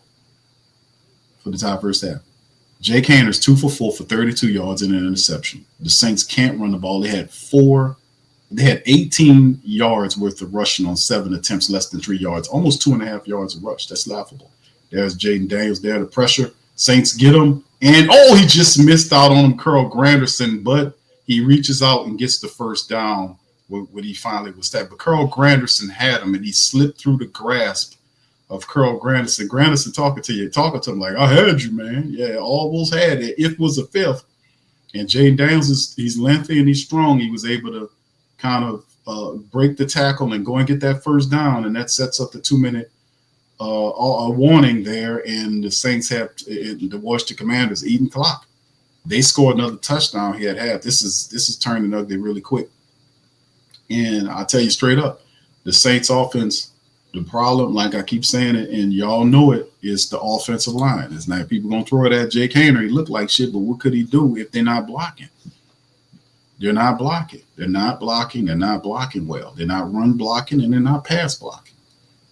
And this is the second straight game we see the starters struggle as bad as they are. They don't have any energy, and somebody need to light into these guys. They need to run into them. Rizzy need to blow him up like he did that punter. But he ain't gonna do that because he don't say nothing to the offense. He don't know shit about it. But anyway, big ups to y'all, man. Appreciate y'all for being in the stream here. Black Preacher Man says Q Rattler had backup and they still blame him. Yeah, I know, bro. Thank you for that. Appreciate you, Black Preacher Man. Thank you. Yeah, it don't matter who you put in there. I think Rattler might do a little bit better because he's more of an athletic guy where he can scramble around. I think he's a little bit more decisive than Jake is, but that doesn't change anything. That the fact that the offensive line is not providing any time for the quarterback to read the field. They're not even opening up running lanes for them to run. So the blame is the Saints offensive line, and that's all 5 of their starters. So what's the excuse now? What's the excuse now? Rust? It can't be rust. They were rusty last game. So they rusty, they double rusty. These are the starters. They got have weeks of practices. Bunch of practice. They practice all damn week. And then they get into the game and can't run block. Man, like I said, man, I've been calling out Cesar Salad Ruiz, the Saints' former first-round draft pick. They thought he was a center. They turned him into a guard. And all they did was turn this dude into a bust because he is a guy. He had one good year. He got the money, and he gets Swiss cheese all the time. He gets beat all the time. He gets pushed around. He's always on the ground. You see McCoy don't look like shit out there. Penning guy keeps ending up in the guy lap every time. I'm like, dude. And here goes Jaden Daniels with the snap. He has plenty of time. He's going to scramble off to the left side of the field and gets pushed out of bounds. No gain by Demario Davis. So the Saints are doing a good job, as better as they can do, as best as they can do, of containing Jaden Daniels. So the Saints defense is doing all that they can do. At some point, the defense is going to start breaking down because right now the time of possession has the offense of the Saints defense has been out in the game for almost 19 minutes. The game is, it's a 30-minute half. They're out there for almost 19 minutes. Shotgun red Commanders right to you got 3 right, and then he checks it down toward the left side to the running back. Is that McNichols, who gets pushed out of bounds violently, and that'll bring up 3rd down for the Commanders. As Jaden Daniels is 3rd and 8 there. So the Saints are covering their bases. They're keeping Jaden Daniels from running crazy on them. But like I said, they've been out there for over 19 minutes. The defense has been on the field. That's a lot of time, and the offense is not buying them any type of stuff. And Willie Gay trying to get the crowd to get bucked so the sound would affect Jaden Daniels, but it ain't happening. Shotgun. There's a snap. Daniels looking center. He got time. He's looked like he's going to get sacked, and he does. He goes down, and that's a really solid play by Ugo Amadi on the DB blitz. And boy, he took a sack. That was a sack by Ugo. And that was a big time play because they lost a nice chunk of yardage on the play. I don't think Jaden Daniels seen him. No, he ain't seen him till very late. And Ugo said, you ain't going to outflank me. You ain't going to outrun me. I'm a little guy. I can get lower than you. And that's what happened. And Ugo went and got him. Then he was smart enough to wrap up his lower arm so he couldn't ad-lib. So that's a smart player right there. Ugo, you smart, brother. He said, man, you ain't going to hold on now. You ain't. Because Jaden tried to break him down. You know, the big guy, he breaks him down. But Ugo's like, man, you ain't going to get lower than me. I'm 5'8". Then he wrapped up his lower arm so he couldn't throw the ball. Like, go ahead, man. That's smart. All right, here we go. Backing them up, 4th and 23. Snap for the punt by the Commanders. Punt is away, up high. And it'll be retrieved by the Saints. Pettis at their 24-yard line. Pettis, no coverage, gets pushed out of bounds and pick up about 5 yards. So here we go again. Oh, man. So nothing really popping. The Saints offense non-existent. Offensive line stinks. Quarterback can't get comfortable. $1:31 remaining in the first quarter. Saints have to go into the 2-minute offense. They have 1 timeout remaining. There's no energy. There is no intelligence. There is no heart, no passion, no nothing going on with the Saints attack. Jake Haener walks out there. And I don't know what you gotta bitch and complain. You gotta fuss at them offensive linemen to make them get up off the ass and play and handle the business. You know, because this is bad. I mean, the defense did a wonderful job that last time of stopping them from doing something. So we're gonna see what's going on now. All right, man. Yeah, you got to get light them linemen up, man. I mean, light them linemen up. Them linemen not doing what they're supposed to do, man. They're making too much money for that, man, for them guys to be like that. All right, anyway, 14-0 at halftime, man. I mean, right before halftime, rather, $1:30 plus on the play clock. Saints 1 timeout.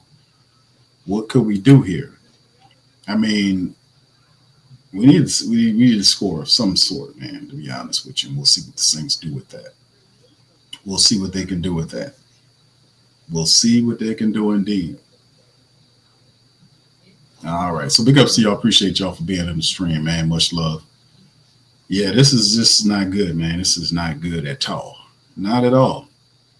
All right. KMP says, look exactly. He said, look exactly. KD, the smallest DB, to bring him down. Yeah, he wasn't going to do it. He wasn't going to let him break him down. Linda says, what's up, Linda? Says, just like Rashid, Nolabi, and Granderson and Young. Yeah, true. All right, Milton. What's up, Milton? Says, all right, here we go. Touchdown, Elo. Yeah, we need to get something going. AKZ says we might finish with 0 on the board unless the defense gets a pick 6. Yeah, there's no synergy, no chemistry. There's nothing going on there at all. Nothing going on at all in terms of the Saints offense. There's nothing to stick to. Alvin Kamara has 8 yards on 4 carries for the entire first half. You know, it's laughable. But this was the strategy coming into the game, is that the Commanders' job is to force the Saints to, you know, pass the ball. And it's working. You know, it's working. Soul Visionary says Breeze can't lift his throwing. Oh, no. Y'all must be talking about Drew. Yeah, Drew. I don't. Drew can't help us, brothers, sisters. He can't help us. Here we go, Saints out with the ball here, man. Let's see. Shotgun, man, in motion to Jawan Johnson from left to right, 2 right, 2 left. There's the snap. Haener looking. Pressure. Hit as he's thrown. Ball is incomplete. See what I'm saying? Haener was hit on the throw. He was hit on the throw. He can't even stand in the pocket and deliver the ball. He was hit on the throw. And it's just it's four guys. The guy came on the stunt and Ruiz missed him. Ruiz totally missed him. See what I'm saying about Caesar Salad Ruiz? The quarterback is four. There wasn't blitz. There were four guys. Shotgun Saints once again. 3 right, 1 left. Shotgun snap, setting up the screen to Kamara, and maybe a gain of 5 yards or something like that. Third down and 5 now. Pick up a 5 on the screen. And they're going to call a timeout to neutralize the Saints' rhythm. Good play there by the coach of the Commander. Said, man, let's burn this timeout. We see they might be trying to get something going. Let's burn the timeout and stop this right now. Yeah, that's the thing, man, that they're not allowing Haener to even have time to read the field. Caesar Salad Ruiz standing up there on his ass, sitting out there watching the guy go by. We seen Walmart greeters do a better job of blocking people. Shit, he's standing up there escorting the guy to the quarterback. 3rd and 5.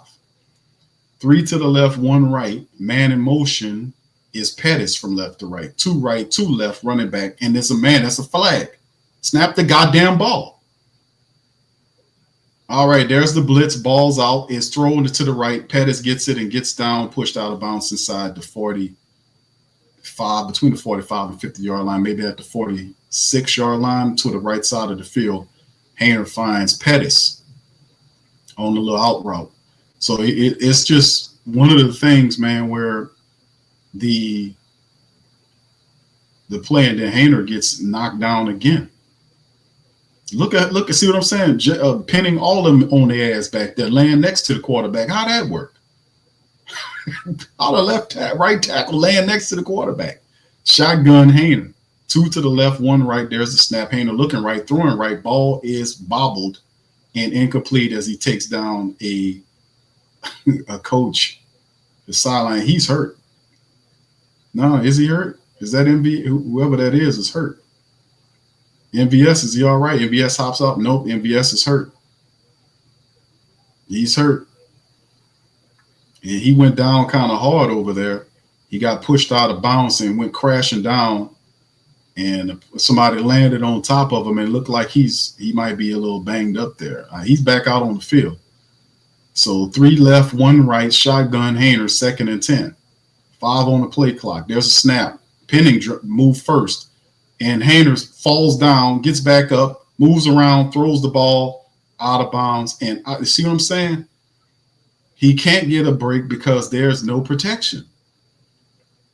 Another run, everything's breaking down. He falls down, slides down, gets back up and says, oh my God. And then he throws the ball and gets tapped. I mean, man, I don't know what you do, man. I mean, this is disastrous. They're not even getting time for him to even read the field, man. 105, man. It's terrible, man. Shotgun, Haener, man in motion from left to right. It's Cedric Wilson Jr., 2 left, 2 right, shotgun. Snap, looking, stand left, pressure's on. Haener looking, has a chance, fires the ball, and bad throw to Cedric Wilson Jr. That'll bring up 4th and 10. Once again, the Saints offense, laughable.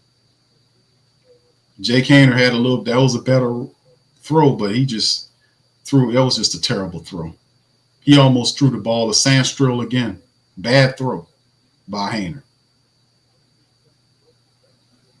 You might have to pull him. He's you got to get him out of there. He shook up, man. The deer in the headlights thing is affecting him. You're going to have to get him off there. If they punt the ball away and it'll bounce inside the 5, and good play by JT Gray. They will down it right at the 1-yard line by JT Gray. Good play by Hayball pinning them back, and maybe the Saints can get a safety. Maybe we can get a safety. Boy, I'll tell you, man. I'll tell you, this is a joke. They definitely have to make the change at halftime and bench Jake Haener, because, he said, I'm just going to come out here and let it go. And he sure did. 4 for 10 for 49 yards and a pick. And the Saints don't even move the ball at all. And it's not all on Haener. They're just going to down it. Look like they're going to just run the ball there to get to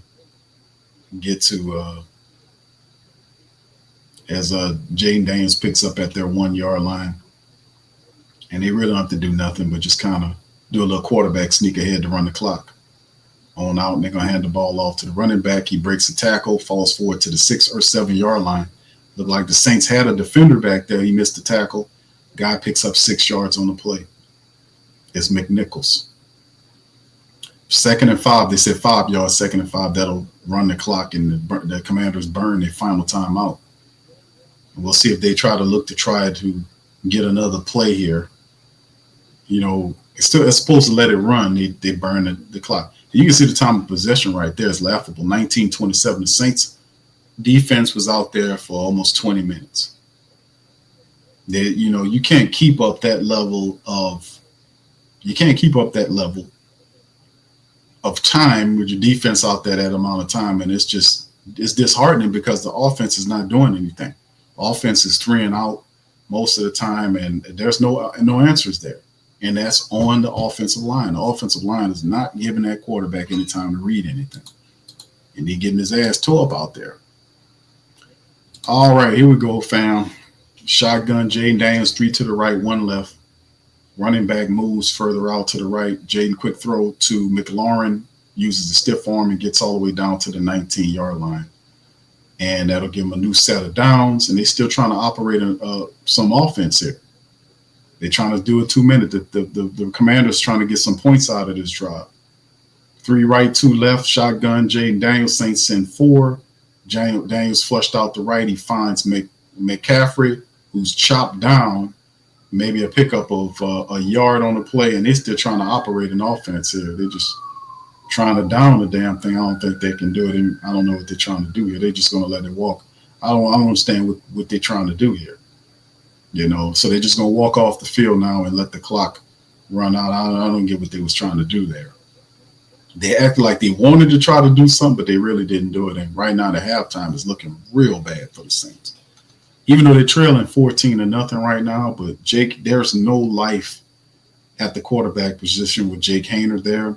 No life at all. And more than likely, you're going to see a QB change with Rattler in the second half. And it'll probably spark some offense there because, like I said, I think Rattler's better than Haener. He's a lot more athletic, and he's a little bit more decisive. But the thing is, he'll still be tasked with the same problems. That there is zero offensive line protection for him at this point, right? Very shameful. All right, let's get into the halftime statistics, fams, and some of the stuff that's going around in NFL right now. Just numbers, just ridiculous to look at, man. The first down, Washington team, 13 first downs to Saints 2. Saints have 2 first downs in the game. The Commanders are 6 of 9 on third down. The Saints are 1 for 6. Total plays, they ran almost double the amount of plays the Saints have, 39 to 20. 165 yards of total offense versus 38 yards of offense in the entire half.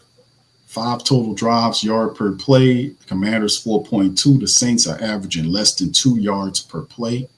The passing attack 115 to 20 yards. 20 yards.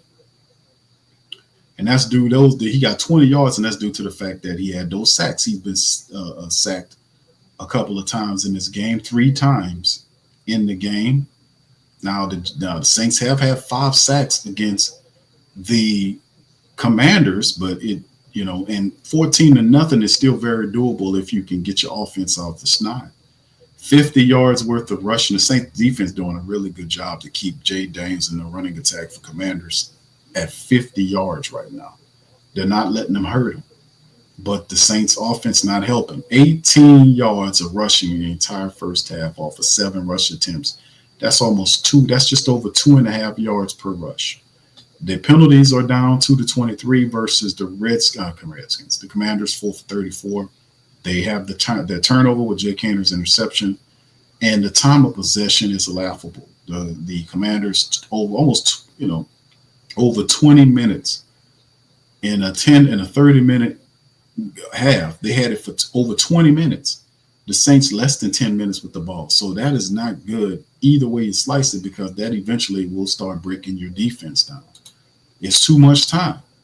And then you look at Jake Haener, 4 out of 10 for 49 yards. He has a pick, sacked 3 times, a rating of 16.2, very laughable. And like I said, a lot of this is on the offensive line because they're not allowing him to get comfortable. He's constantly running for his life. He's getting hit. Elvin, 4 carries for 8 yards.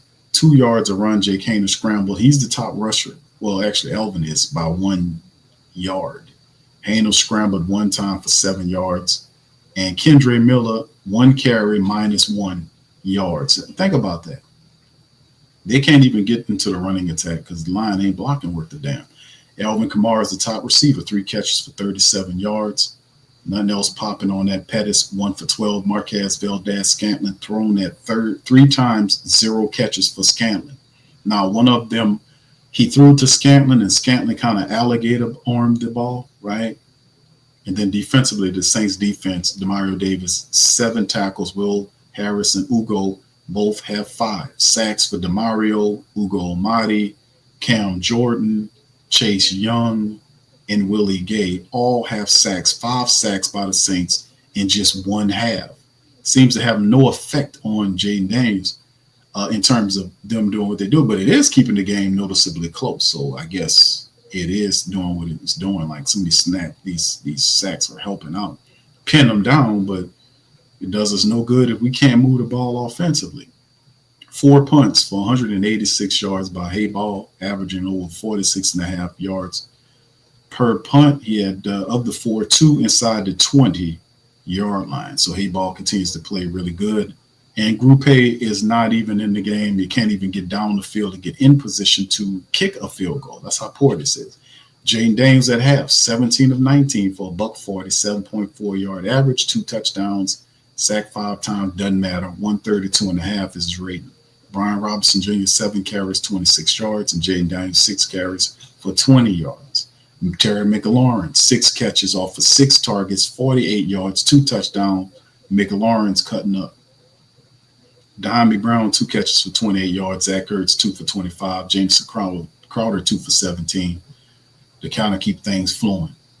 You look at their side of it, Jeremy Chin and McGee are the top tacklers. Sacks on with Chin and Dorrance Armstrong, along with Deron Payne, all putting Payne on the Saints up front. In some kind of way, how do they fix this? What is the adjustments at half? Because this is just them getting just muscled through. This is poor production, poor execution by the Saints, pitiful offensive line. And then we look at the scores going on right now. The Chiefs 14-0 over the Browns right now. The Bengals up 21-14 right before halftime on the Titans. Commanders, of course, you know, that's us. Our score, the Ravens at half, beating the Giants 21-7. Cowboys up on the Panthers 10-7. The Jets losing to the Jaguars. What a pathetic game that is. 13-7. Jaguars way. Dolphins trailing Texans 13-6. And of course, later on today, the Colts Broncos matchup, Bills Lions. This is a good one. The Bills and the Lions. And then, of course, you see Steelers Eagles, another good one. And Patriots Cardinals. Later on, the Bucks Chargers matchup. And then the night game is the Pack and the Seattle Seahawks. So there you go on that. And that's some of the scores right now at halftime. But then again, the Saints, like we said, we go back to them. They are really struggling here. So what is the keys to victory, man? Going forward, what's the keys to victory? To get a victory, to get better offensive line players, no ifs, ands, or buts about it, man. Who that for life? Chris says, don't get being upset. O-line, it says, don't get being upset. O-been like this since week number 3. Thank you, bro. Appreciate you for that, man. Thank you. Yeah, this is the thing too, man. Like I said, we talked all the time about the New Orleans Saints and what they, you know, the offensive line. There was always an excuse of some sort to constantly over time to keep trying to promote the narrative that, man, when we get some of our guys back, hold on now, we're going to really, it's been injuries. That's been the problem. And then you get these guys back that you've been waiting for, and this is what you get. One, like I said, I'll give you a rust game against the Giants because the offensive line looked crap and awful in that matchup. But in this matchup, these guys did not come to play. They did not come to play in this game. And that's what we're seeing here. They are not coming. They haven't come to play.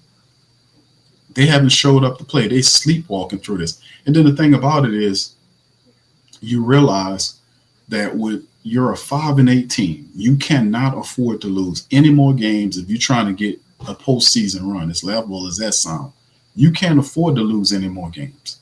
So coming into this game, the offensive line should have knew the importance of putting together a solid game plan, knowing the keys of victory, understanding that all of the pressure will be put on you to run the ball because they're going to try to stop you. And when the quarterback has an opportunity to rear back to go to the to throw the ball, your ass got to be handling your business. But they're not doing none of that. These guys are not allowing that guy to even set his feet and throw on some of these. And then the one he finally had, he almost threw another interception because he shook up. So we're gonna see what happened, man. What y'all think at halftime? Should there be a QB switch? Absolutely. There should be a QB switch because Jake Haener, eyes are dropping. He's been beat up. He's been sacked a bunch of times. He got hit a bunch of times. Oh, you definitely pull him out of there. He ain't gonna do you no good after going through that. It's not gonna do you any good to have Jake Haener out there. You need somebody else. You're gonna need to switch it up now in the second half because the offense is the problem. So if they're smart, you'll see Spencer Rattler come out in the second half. And how does it get better? Probably a little bit because Jake Haener, like I said, he'll have the athletic ability to move out of the pocket. If he's flushed out of the pocket, he's actually better on the run accuracy-wise than Jake Haener. His ball on sale. He's more of a command of the pocket type of guy. You don't see the command from Jake Haener there. You see what I'm saying? You got to fuss at those guys. I know you're the backup, but right now, this is your team. This is your team. You got to man, do help me, y'all. Help me out here. And then if you're the offensive line and you're the coach, if you're Clint Kubiak, if you got to ask for more protection to keep a fullback in there so that some blocking so you can help out on the blocking, leave that goddamn fullback in there. Leave that damn fullback in there and let them help out on the blocking if these guys getting beat. Why, if they getting beat that bad, where is the protection, the extra blocker? Where is the extra blocker? The whole first half, the Saints offense did not make an adjustment. And you see them getting beat like a drum out there. They didn't even put in the extra blocker to help out Haener. They didn't lead a fullback in there or a running back just in there to help out on the block. And so these guys, to help these shitty linemen we got here that's overpaid. Come on, man. Why wasn't that a thing? And that's what I was saying about Rizzy. Rizzy, man, listen, man, the honeymoon's off. I told you all that. The first couple of games, people was loving on him because you was starved from Dennis Allen funky ass. But now that that possum is gone, now you got his, but the honeymoon's off of it. You can't then say stuff about the special teams and the defense and not go and do something to that offense. He didn't do a damn thing. And I was quite like, man, why you ain't do that? Offense is one of the major problems. The offense is a problem. How these guys come out here in this game and they're not even inspired to play? I mean, they getting beat like a drum all the time. The quarterback getting knocked on his ass. Cesar Salad Ruiz walking around escorting people. Trevor Penning, the guys in the backfield every time, pushing them up, pushing them into the lap of the quarterback. Eric McCoy getting beat. And I'm like, man, there was one play where I seen Haener on the ground and Penning laying next to him. I was like, how the hell did that happen?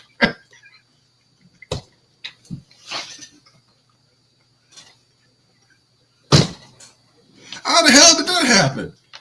They're like, Jake Haener on the ground and Penning laying next to him. Like, what the hell is going on out here, man?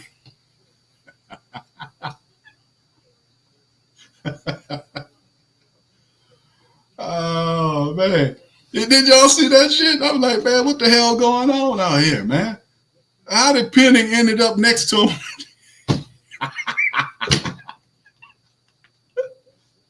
Jake Haener on his ass right there. Dude knocked him on his ass. And then Penning laying down next to him. I'm like, what the hell is going on out here? What kind of brand of football is this you guys are playing? Hey, hold on now. What y'all got? Hey, man, I ain't signed up for this shit. Come on now. I ain't signed up for this shit. Oh, my goodness, man. Listen. Oh, Lord. I don't get it. I don't get it. Listen, fam. The whole thing is the adjustments. The low IQ offense here. What I just said would have helped out. That was an adjustment the Saints could have made. They didn't have to wait a whole half to do it. You seeing your lineman struggling, leave a fullback in there or a blocking running back in there to help them out. You see what I'm saying? That's what they did not make that adjustment at all. And they just sat back there and let them get beat the entire game. Haener running around for his life, getting knocked down. It's just crazy. It's insane, man. It's crazy. Now the Commanders are going to get the ball at half as Blake Grupe gets ready to kick off to him from right to left. The kick is away. It's off toward to the opposite side. The returner gets it and returns it from inside the 5. He gets all the way down to about the 33 or 34 yard line. A little running back right there. So, and Jaden Daniels runs out there, back out there on the field.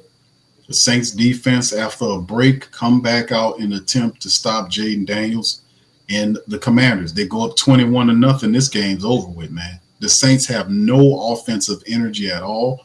Hopefully, they will bench Haener because not all of it is his fault. But if they bench him, because they got to go with somebody else because he got beat up too much. He's not going to be in here. All right, so here's the ball. Here's a snap. There's a running play to the running back right there. The Saints, Demario Davis gets him. He picks up about 4 yards on a little draw play, or maybe 3 or 4 yards, depending on where they spot the ball at.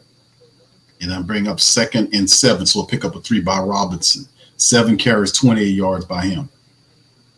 So the defense, like I said, despite the fact that they spent over 20 minutes on the offense, on the field with the Commanders' offense, they've done a good job of keeping them pinned down, which is 14 points. So hopefully we can kind of get the Commanders off the field. 2nd and 7. All right. Shotgun for Jaden. One right and left running back next to him. It could be a draw play. Nope, it's a snap. He's looking left, center, has time, skirts out, moves, slides, first down. Right up the center of the defense. He gets the 7+1, just like that. And like I said, whatever the Saints are doing, you can't allow him to do that. And just like that, well, they're saying it's 3rd and inches. They're saying he's just shy. Looked like he picked it up, but they're saying no. Now they're saying this is a big break for the Saints because it looked like he got it. It's a big break for the Saints for it to be 3rd and inches, but if you can stop them right here, this can help. It's going to be a run to the quarter. I mean, with Brian Robinson Jr., no doubt about it, as Jaden Daniels is moving people around. McLaurin's in motion, then he goes back to where he came from before they set up the play. 5 seconds left on the play clock. Shotgun lifts his foot. There's the handoff to the running back. And Jaden Daniels, nope, it's a full play, and Jaden Daniels keeps it and picks up the first down plus 5 or 6 yards. That was a really good play because it was operated really well because Jaden Daniels tricked the piss out of him like he gave it to Robinson. Granderson fell for it. Jaden keeps it and gets the first down easily. See that? You seen that trickery, that little play right there? He sold it really good. First down for the Commanders. They're at their own 41-yard line. Shotgun, McLaurin in motion from right to left. Trots just in motion. 2 left, 2 right. Jaden fires to the right side, finds the receiver, and a breaking Alontae Taylor try to grab him. Missed him, and they get to the Saints side right around the 45-yard line, I want to say, with the quick throw by Jaden Daniels out to number 14. Yeah, he just turns, looks, and locates, fires, darts to number 14, picks up gets down near the Saints 40-yard line. or the 39-yard line. Looked like it. For Zetruius, however else you pronounce the man's name. I ain't going to screw his name up. I already did. But anyway, 2 left, 2 right in the shotgun. Jaden Daniels motions the guy out. Then the quick throw to Dahami Brown, and he's on his feet, breaks the tackle, gets all the way down to the Saints' 20-yard line on the play to Dahami Brown. Dahami Brown breaks down and gets it. And it's the play. Remember I said the motioning man? Well, Dahami was in motion once again, boils and goils. And what ended up happening, Jaden found him, and then they set up the blocking upfield, and he was able to get behind the blocking, broke a tackle or two, gets to the Saints 20. There's the handoff to the running back. Saints meet him at the line of scrimmage. He falls forward for a pickup of maybe a yard on the play. So right now, Washington has the Saints defense out of the halftime. They are having the Saints defense backpedaling, the pickup of 1 yard on the play. Saints backpedaling.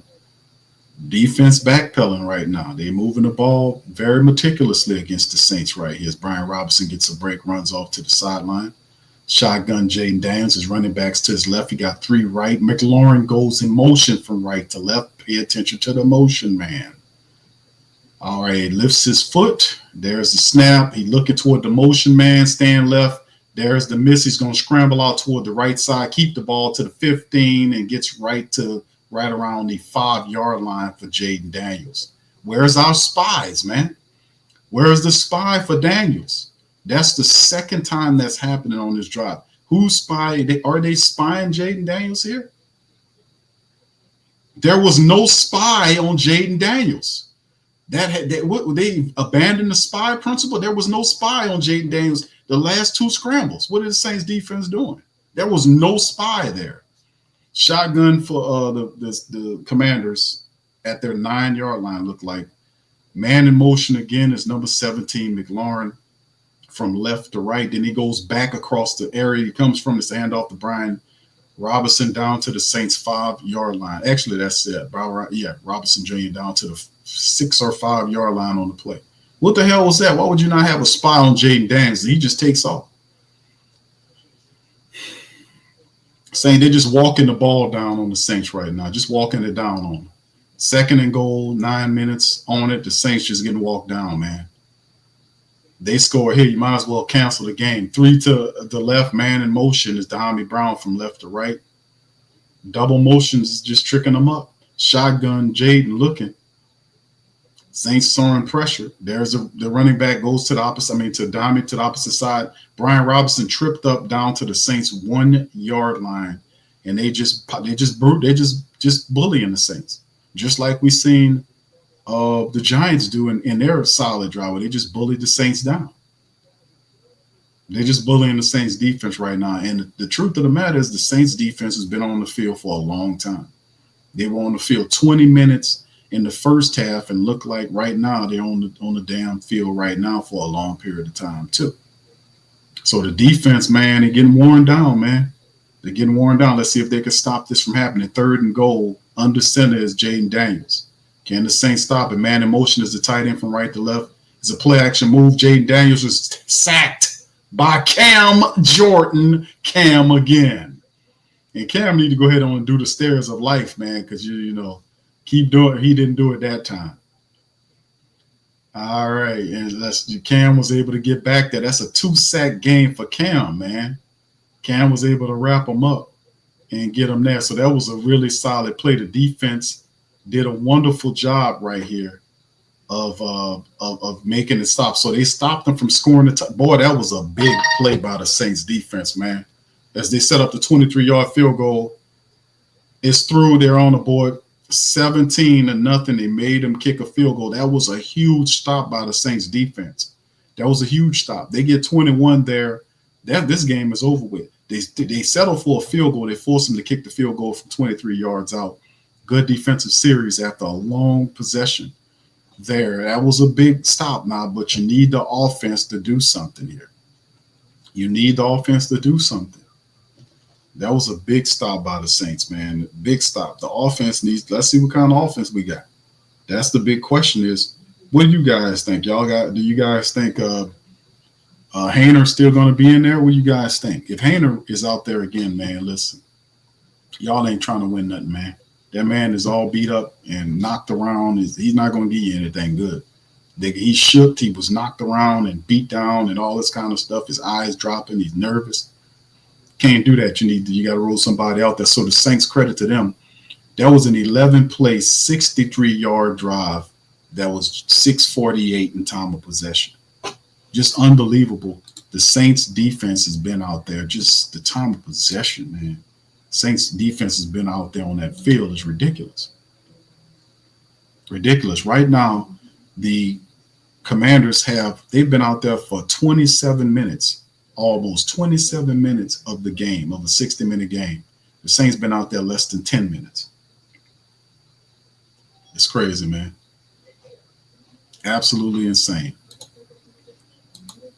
All right. Big ups to y'all, man. Appreciate you. The defense, eventually they were able to do some positive stuff right here to kind of slow it all down for them and still try to keep the Saints they have to score in repetitive jobs here. And I just don't see it happen because I just think they're incompetent. I'm going to just be honest with you. The offensive line is incompetent. And if they didn't come to play in the seriousness of what this game is, what'd that tell you, man? What'd that tell you? What that need to tell you? Don't talk to me at the end of the game, which we just needed to do. I don't want to hear all that BS, man. I do not want to hear that at the end of the game. Is that we was trying to do, we were supposed to do this, that, and the third. I don't want to hear all of that. I don't want to hear all that, none of that crap, none of that garbage. I don't want to hear it. Because these guys had an opportunity to make a play to do some positive stuff, and they're not doing a damn thing in there. That's the truth. They're not doing anything. They're not doing a goddamn thing in there. I mean, Kendre Miller, and yep, they put it in Haener. Haener's in, y'all. So there you go. So they pulled Jake Haener out. No, I'm sorry, they pulled Jake Haener out, and it's going to be Spencer Rattler in.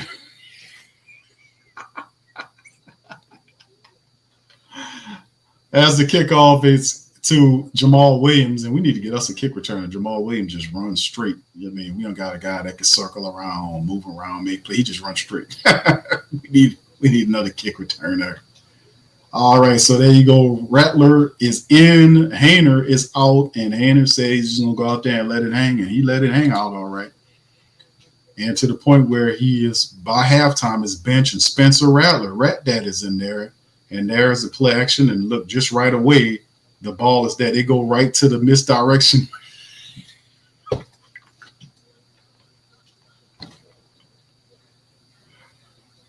They go to their favorite play, which is the misdirection to the left, quarterback roll out to the right. And guess what? The commander says, we seen you do that before. Guess what? 2 guys was in his face about Clint Kubiak, despite what you say, Clint Kubiak's a hell of a coordinator. 2 left, 2 right, snap, Haener looking right, fires right, ball is incomplete, thrown in ground near him, and there's a flag out on the play, so we'll see what that's about. Is it against the Commanders? We'll see, because he might have got a hand on Kevin Austin Jr. Let's see if the ref helped out. Nope, it's a holding against the offense. Is declined, and that's against Trevor Penning. So you see the offensive line ain't shit. These people ain't coming to play. The offensive line, just like that, gets hit with a flag. And it's laughable, man. It's a joke. The offensive line needs to be thoroughly reprimanded at the end of this game. They can't run or pass because they can't block. Shotgun, 2, 3 left, man in motion is Pettis to the right side. There's a snap. Rattler has some chimes. He fires it. Nice catch up to Pettis and gets pulled down around the 41 or 42-yard line. But yeah, you give him time, he'll make a throw. So Spencer Rattler this is a really solid throw by the Rat man. He fires to Pettis. They was running that zone. He found the hole in the zone. Good catch by Pettis. And Spencer stands tall in the pocket. If they can, the ball was a little behind Pettis, and he made a really good catch. They go into the power eye look next. There's a handoff to Kamara, and was able to climb and get about 4 yards, maybe 5 on the play. So there you go. As the Saints, 2 positive offensive plays back to back. We haven't seen that, I don't think, in this game. So a pickup of 4, 2nd and 6 for the Saints here, man. Let's see if they can move it. So Spencer Rattler comes in and lights a fuse so far. So good. So, right, 7 straight games without a touchdown, second longest drive of his career. Yeah, we're going to get you a touchdown this drive, AK-41. Let's get it. You're going to get that this drive, my brother. All right, so Elvin is back there in the power eye look. Rattler, 2 left. It's a power eye look like another run. There's the flag down right away. Who's it against? Who's it against? Who's it against? It's probably going to be against the Saints. It's false start against goddamn Saints, boy. These people, this if the offensive line is against McCoy, I thought McCoy was supposed to be a leader here. Or whoever, I thought it was against Fuaga. Whoever it is. Who's the leader of this line? They need to open your goddamn mouths here, man. You can't be getting false starts in your own building. These offensive linemen didn't come to play today. So they backed their own team up 2nd and 11. There's a snap. Rattler stands tall in the pocket and throws the ball downfield. It is caught by MVS upfield in territory Commanders. This is the first deep ball throw, or completion rather, of the game. And Rattler, with the pocket being pushed in his face, stood tall, stepped up, and made a throw in the pocket. He actually bumped into his own guy. Boy, that was a hell of a catch by MVS, man. That was a hell of a catch by MVS, man.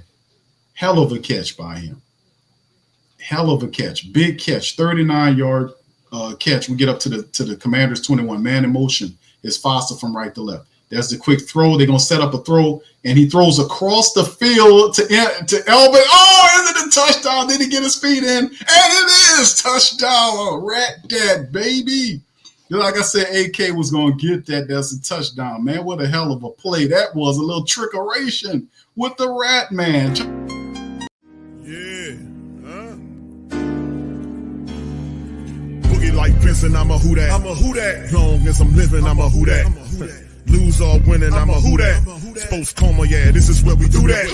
Where we do that. Where we do that. Where we do that. Where we do that. Where we do that. Huh? Boogie like. Hold on, let's stop the presses because let's see. I wanted one. It looked like a touchdown to me because he had possession. That should be a touchdown, man. Let's put it on the board. They're looking at it, and it is, man. Now let's go back to it. I said touchdown. Yeah. Huh?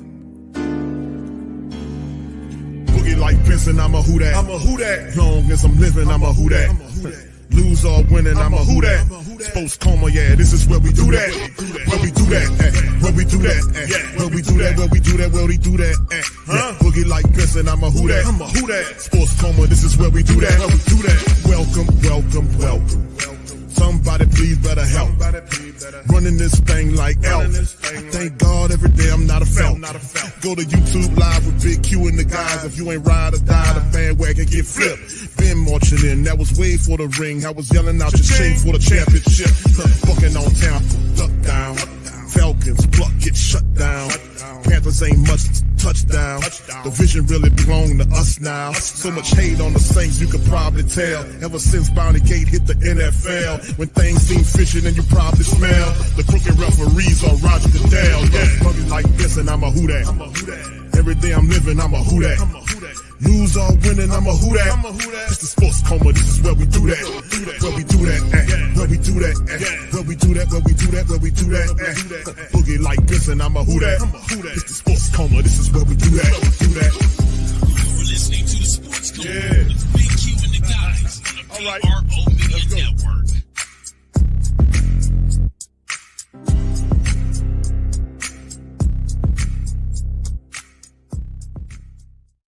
All right, shout out to the Saints getting on the board, man, with that one, man. How about that one? Cedric Wilson Jr.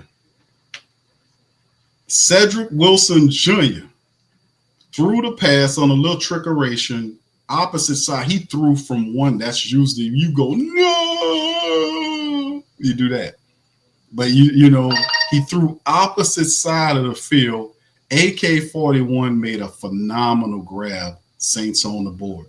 So, the defensive play prior to that, where they stopped the Commanders from getting that touchdown, I was like, man, that was big because it hits differently if they go up 21-0. So the defense stopped them. Cam sacks Jaden Daniels. They punt the ball. They say, okay, listen, enough of Jake Haener. Offense has no life. Let's go with Rattler, see what he can do. More athletic. And Rattler, 2 passes, 2 for 4 for 51 yards. Just like that out the gate. The offense gets sparked. And here we go. So the question then is to your boy, what's his name? This guy. Listen, I just think that we feel right now. It just feels like Jake Haener gives us the best chance to start off the game. And I just think, he just gives us the best chance to start, to kind of get the game. No disrespect to we got going on with Rattler. He's very good, but we just think that Jake Haener gives us the best chance to kind of get the game going. But, we just got to do two phenomenal quarterbacks. And I just think at the end of the game, we're going to be all right with Jake Haener in the game. No, not so much. Because Jake struggled, offensive line pathetic, Rattler handles his business, and they sparked the team. Where was these tricky plays when Jake Haener was in?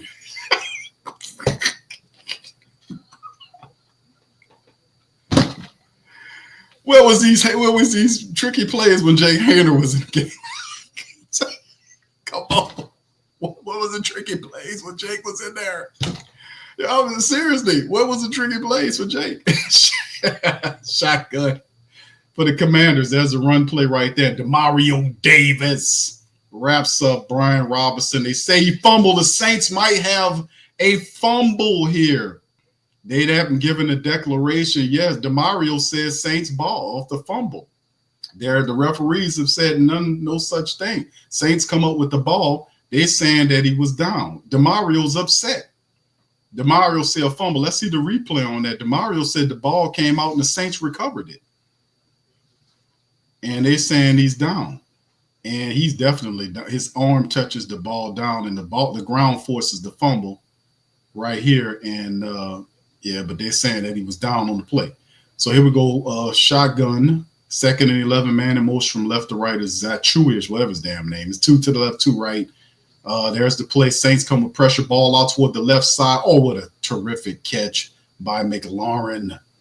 I mean, it's just killing them, man. He pointing at Jaden Daniels. It's like it's a picnic out there between them, number 17. Kool-Aid passed him off to Tyrann Mathieu, and Tyrann didn't have a chance, man. That was a good throw.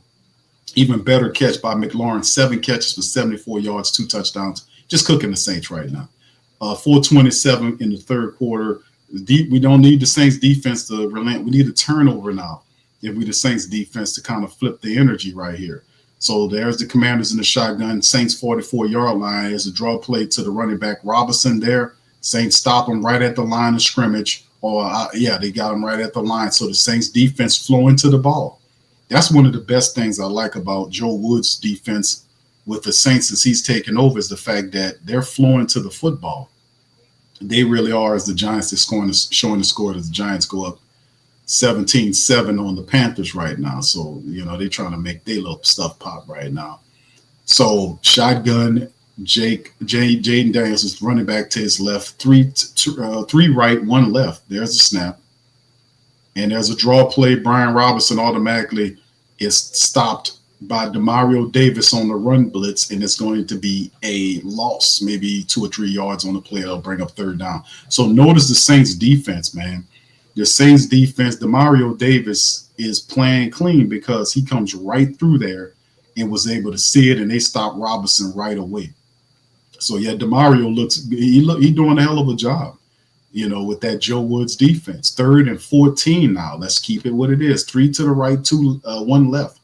For the Commanders, Jaden Daniels in the shotgun, running back to his right. There's the pressure there. Saints coming with the pressure. They flush him out. Jaden Daniels is scrambling, moving, picks up the 1st down and more down all the way to the 22. God, dog it, man. He took it all the way down to the 22-yard line. They had him 3rd and long. And Jaden Daniels was able to sprint free and was able to not only make a miss, but he was able to get all the way down to the 22, 23-yard line on the play. And that's the thing that I tell you about this guy. Usually the fastest guy on the field. He's skinny, looks skinny, but he is fast, streamlined. And he got all the way down there. Shotgun, he's at the 24 of the Saints, man in motion. Handoff to the running back. Saints wrap him up. Right here is Brian Brescia. That's Ridgeway. Big John Ridgeway with the stop.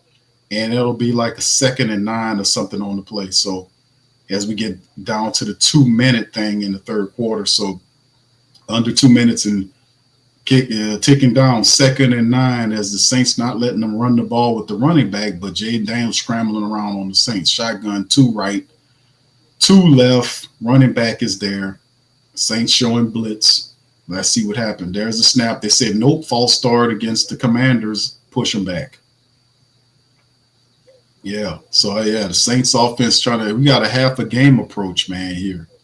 Now what's going on here? It's a half a game approach. So we back up the Commanders as Coleman gets hit with the false start, Brandon Coleman there. So the Saints, you can see the Saints defense, despite all of the long time they've been out there, they're still playing with a lot of energy and intensity.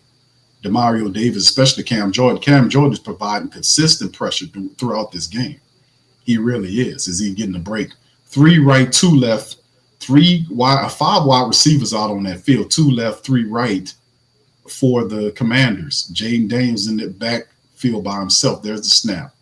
Jaden Daniels has time. Saints are going to wrap him up back there. They're going to hold on to him. And Chase Young sacks Jaden Daniels 4 yards behind the line of scrimmage. That's the 2nd sack for Chase Young. The Saints defense is just balling right now, man. That's like 7 sacks or so. 6 sacks on the day for the Saints defense? And it's coverage. It's a coverage sack, obviously.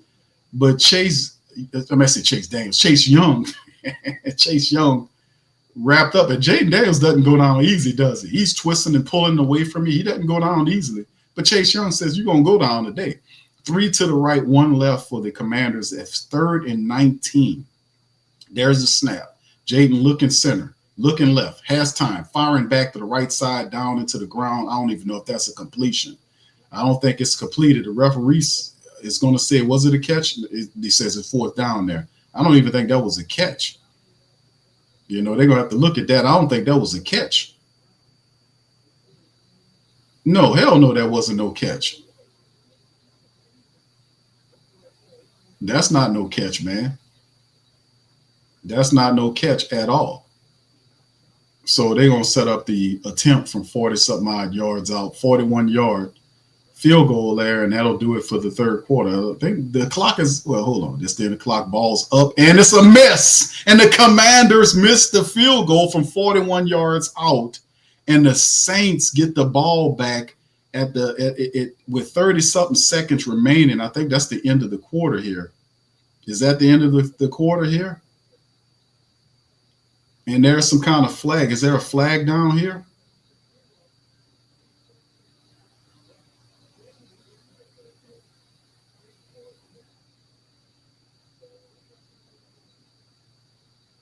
And Rizzy cursing and that's bullshit. So they're trying to say it's the play clock, and it should be delay a game, man. It should have been a delay a game form, but like I said, when you got Ed Hockley's son involved and stuff like that, man, they're gonna say that it was what are they trying to say? Because I don't know what the hell going on now. It's a bullshit. It's a bullshit. Bullshit. Bullshit. That's what he said. That's what he sounded like, right? That's some bullshit. That's not supposed to happen like that. Listen, y'all cheating. He cutting up over there. But yeah, man, just that quick, fam. That's one of the quickest third quarters that we've seen in a while right now. That was a very quick third quarter, wasn't it? Because, we're going to see what happens. But, yeah, the Saints wasted away an entire half of the game without making adjustments. During the game, they waited to halftime to make halftime adjustments, but you can make adjustments during the game. It's just insane what we're seeing right here, man. It's just, I don't know, man. It's crazy. But, this is what to be expected. Hold on, that's some bullshit. He seen Rizzy, man, listen, man. I like Rizzy, fam, but Rizzy is he ain't gonna make it through a full season, and I really don't want to be, want my season to be spoiled by the guy throwing the rod. You know what I'm saying? The goddamn guy that throws a rod, man. What you gonna do then? Huh? That'll just spoil every damn thing for everybody. He can't, he throws a rod out there. The next thing you know, man, we that spoil the whole season for everybody, man. That's something I don't want to see. It's just, I don't know, man. Man. So the Saints going to start off the fourth quarter, man. We'll see what goes on here. But a lot of wasted time, man, that the Saints had in this game. They had a lot of time. Now, the defense has been balling. The defense has held the Commanders down to 17 points so far. The offense wasted away 2 full quarters of play, stumbling and fumbling and bumbling. And this is not, this is not what it is. And Rizzy fussing and bitching. So they got a 41-yard attempt here that they're going to give it to the Commanders here. And he don't agree with it. And we'll see what happens. Maybe the Saints can block the damn thing. So we'll see what happens here. 4th and 9. Greg Joseph made one from 23 today. But, the Saints got to scramble in 1 quarter to get from behind by what could be, we'll see what it is, by the Saints. But it's definitely going to be a 2-score game. It's a 2-score game. So 41-yard attempt by the kicker. There's a snap, ball's up, and it is good. And the Commanders go up 20-7 on the Saints at the start of the fourth quarter. So the Saints they have time. They have time. It's a 2-score game at this point, and the Saints can't play any games. You guarantee to have at least 2 offensive series in the fourth quarter. You have to make both of them count. You got to make both of them count. When you get out there, you got to make both of them count. You got to score each time, and the defense has to stop the Commanders, and that's what it's going to have to be. The Saints defense. It would help too if the Saints defense was able to get a turnover too to kind of help out, right? If they can get a commander turnover some kind of way, or stop the Commanders from getting within field goal range, like you have a couple of scoreless stops by the Saints defense, and the Saints offense would have to convert whatever possessions they have into touchdowns, not field goals. They need touchdowns. You need 2 scores, 2 touchdowns to make it a game. Now, I'm not saying it's going to happen, but, that's what we're faced with right now. So it is simply what it is. All right, what's up? Will says, Q, can't you see? He said, can't see you doing the Rizzy all next season. I'm gonna be way better at it too, bro. People saying, Q, you almost there. Yeah, but see, y'all gotta understand. It took me a long time to perfect my Mickey. Oh, now, wait, goddamn it, It took me a long time to get the Mickey together. And Rizzy, I'm kind of working on half a year, so you got to give me some love on that. You know what I'm saying? I'm kind of working on the Rizzy. I got it. I'm getting a little bit better at the Rizzy. So thank you, brother. Appreciate you. You got to give me some credit. You know what I'm saying? I got the Rizzy, man. I got his crazy movements down. That's for certain. I got his crazy ass movements down. That's for certain. All right, what's up, Taylor? How you doing? My man says we let go of Dennis the Possum, and now we have Darren the Weasel.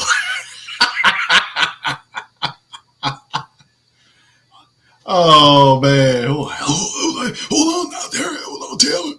I tell you, man. Hold on now. That guy messed up on the field goal, and I got to tell you something. We're gonna make sure we get this done. And we're gonna score 2 touchdowns. Hell, we're gonna score 3 touchdowns. We're gonna win this goddamn game. I tell you. Yeah. All right, that's the kickoff from right to left. All right, Kamara picks it up. No, that's Kendrick Miller, and he gets stopped violently around the 25, 26-yard line by the Saints. By the Commanders. So, like I said, whatever offensive we got going on here, whatever possessions, whatever drives we have, it got to be scores. It has to be touchdowns. If they can score 2 touchdowns in these drives, it'll make it interesting. The defense also needs a turnover. So this is a part of the game where you don't handle your business like you're supposed to handle your business. This is what happens. Shotgun Saints from their 26-yard line, draw play to Kendre Miller. He gets nothing. I mean, literally nothing. He gets nothing. Nothing on the play. And that's the whole criticism is to the Saints offensive line. They haven't done a damn thing this game and helping open up lanes or nothing. They haven't done a damn thing. And that shows you right there on the little play there to Kendre Miller. There was nowhere for him to go. So, you know, when your line can't block and they get manhandled by the Giants and then the Commanders the next game, man, what could you do? Shotgun Rattler, 3 to the right, 1 left, man in motion is Cedric Wilson Jr. There's the snap, looking center, firing, looks left, fires left toward the sideline, ball's thrown out. Oh, what a catch, but it's out of bounds. Well, that was Kevin Austin Jr., man. He made a hell of a catch, but he couldn't get his feet in. He readjusted for the ball and got it, but he couldn't get his feet in.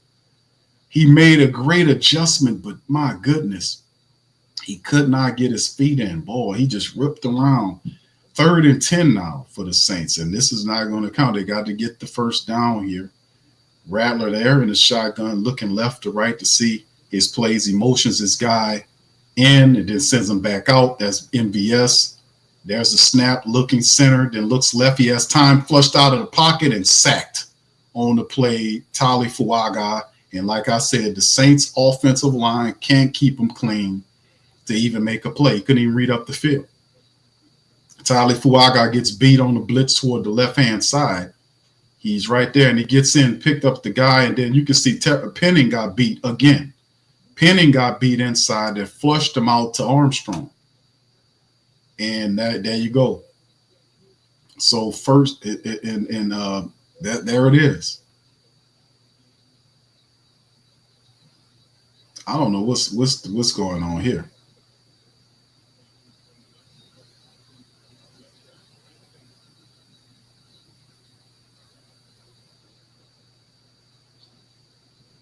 That's just crazy, man, how all this stuff is going, man, to be honest with you.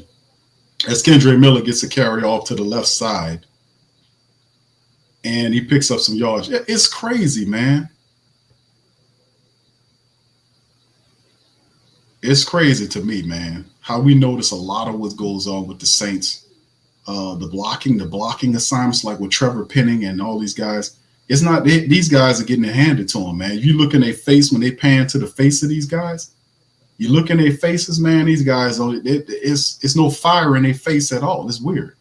All right, they're setting up the power eye look on the 2nd and 2. There's the rollout to the right side. Spencer's looking, and nice throw to Foster, who's still on his feet. Foster gets tripped up around the 50-yard line, maybe at the 49-yard line for Foster Monroe. 1st and 10 for the Saints on the play. Now, that's some adlibtion by our rookie Rattler. Now you can see once again the play. He gets away. It's kind of escapes away to make the play up the field, but keeps his eyes looking down the field for Foster Monroe. That was a solid play by by Spencer Rattler, excuse me. As they get to their own 49, that's the handoff to Kendre Miller to the left side, still on his feet. Kendre gets all the way down to the 31-yard line. Much better running this time. Better blocking there. As Kendre Miller gets his, Elvin goes to the sideline.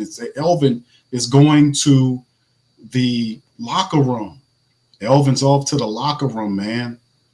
So we'll see what's going on with AK-41. Hope that brother's all right. But he seems to be, walking and talking just fine. We'll see. Hopefully we'll see what's going on. It's positive for him, man. Kendre Miller's in there with the runner. There's the turn, and it's a play action. Again, the ball is thrown in the ground, and that's the same play, and the Rattler got blew up on the play. And there's a foul on Fowler on the play. It's going to be a roughing the passer because that was a nasty hit.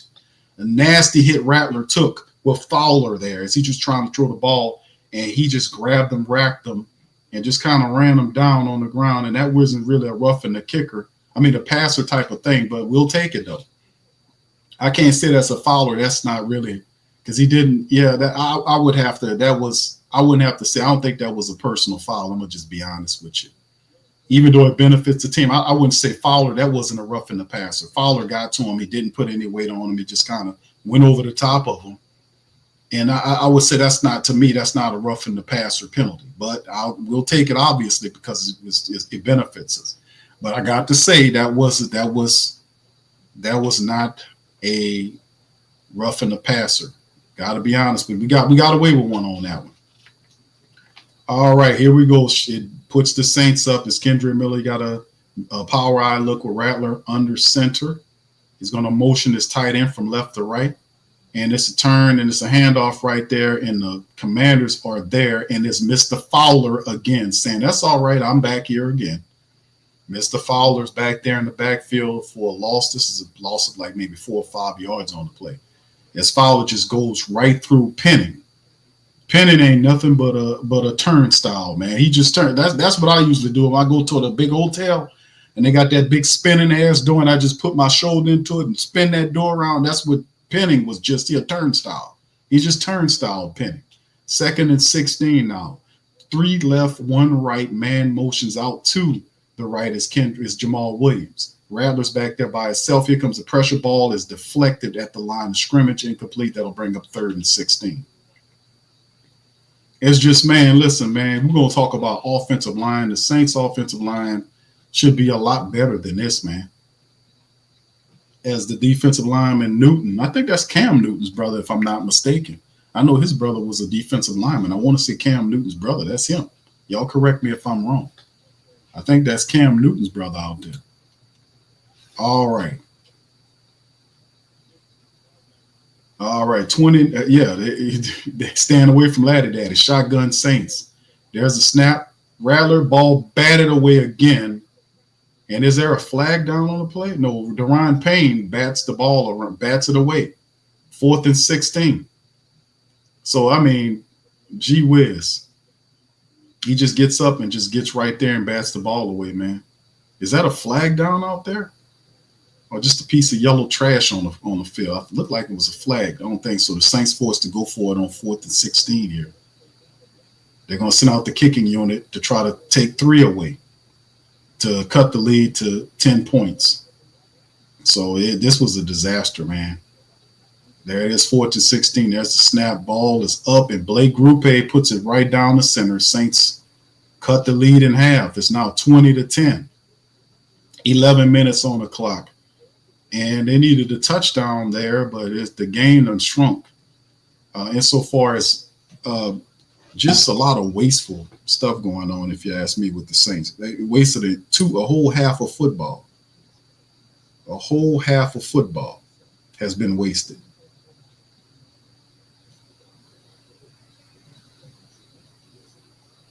Terrible, man. All right, big ups to you guys, man. I'm looking at this. William says, what's up, Will? Thank you, fam. Says, no, I mean, you'll lose your voice. Okay. Thank you, bro. All right, I don't know, bro. I think I'll be all right. Yeah, God damn it. Oh, yeah, but I'll tell you something. I tried to warn you guys. And Jake Haener gave us the best chance to win, but, unfortunately, we had to make a change at halftime. And then we ended up going to Spencer Rattler. And then, all it ended was, we just kind of had struggled a little bit. But listen, I'm proud of those guys. They gave it a different effort. And listen, at the end of the day, we're just going to make sure that all decisions, when it comes down to offense, we'll let the offense continue to make its own decisions. We're going to let them make their own damn decisions. Because I don't have nothing to do with the offense. Now, I fix on the defense. I fix on the special teams. But I'm not going to touch the offensive league. Yeah, all that shit. All that. They ain't going to do nothing to mess with that offense. He never did. That's the whole point. You can't be you ain't serious about changing nothing if you focusing on special teams defense only and saying offense. And don't touch the offense or don't do anything with the offense. That's not going to cut it.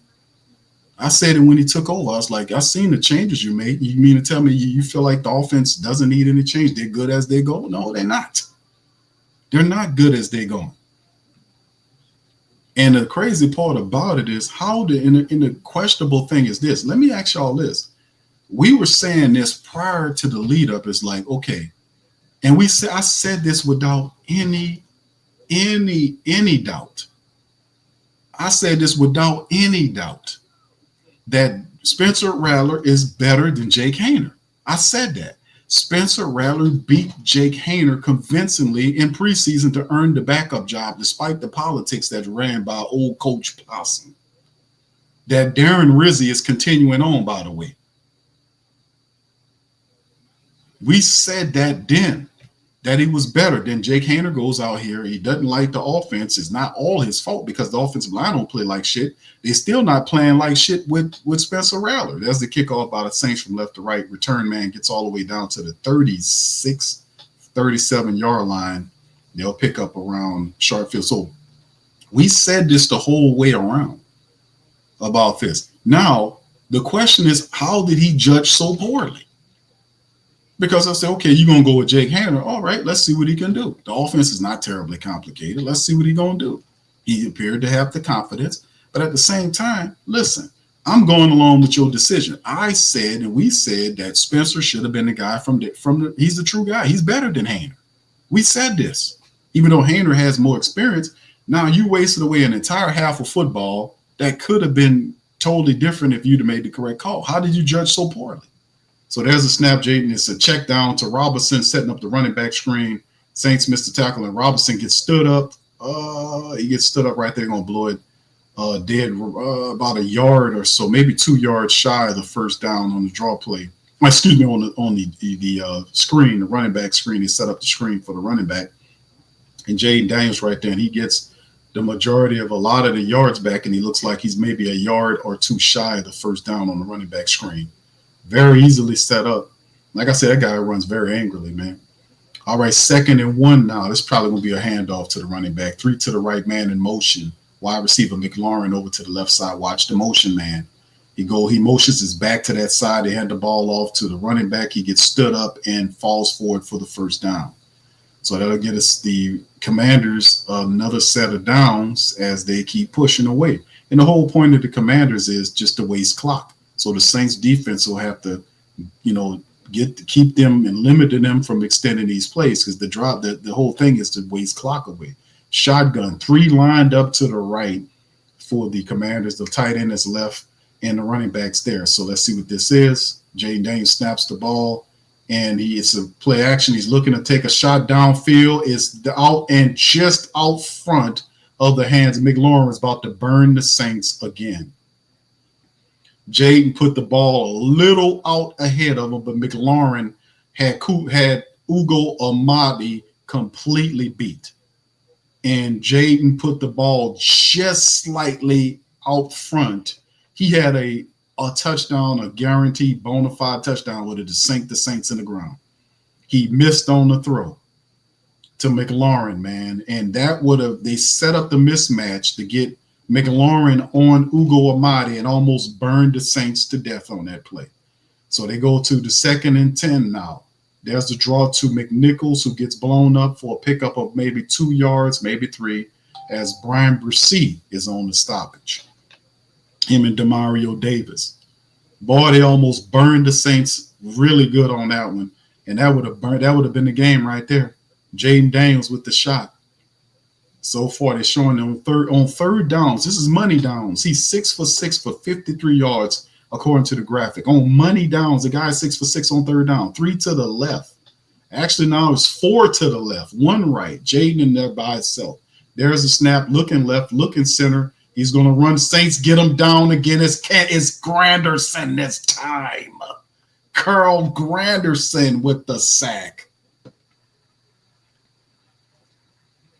Saints just taking their time. You had Cam got a couple, Chase got one, maybe I forgot. I think he got one, no, 2, and Curl gets one right there. So the Saints like 6 sacks, 7 sacks on the day, no, 8 sacks by the Saints today.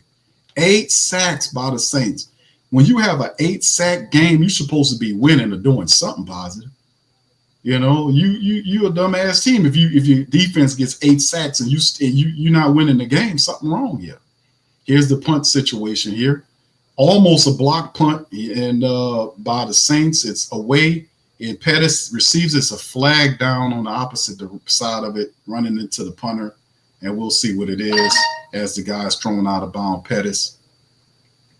It's a run into the punter type situation. Should just be a 5-yard penalty. Shouldn't be nothing. Shouldn't be a 15-yard penalty. It's a running into punter. It was Ford, the rookie linebacker, got caught up with. Should be a 5-yard. No holding. It's 10-yard penalty on a hold. It still ain't gonna be enough for a first down for him though. But 20 to 10 with 8:06 on the clock. Saints 8-sack performance by the defense today, and they yet still trail by 10 because of the ineptitude of the Saints offense.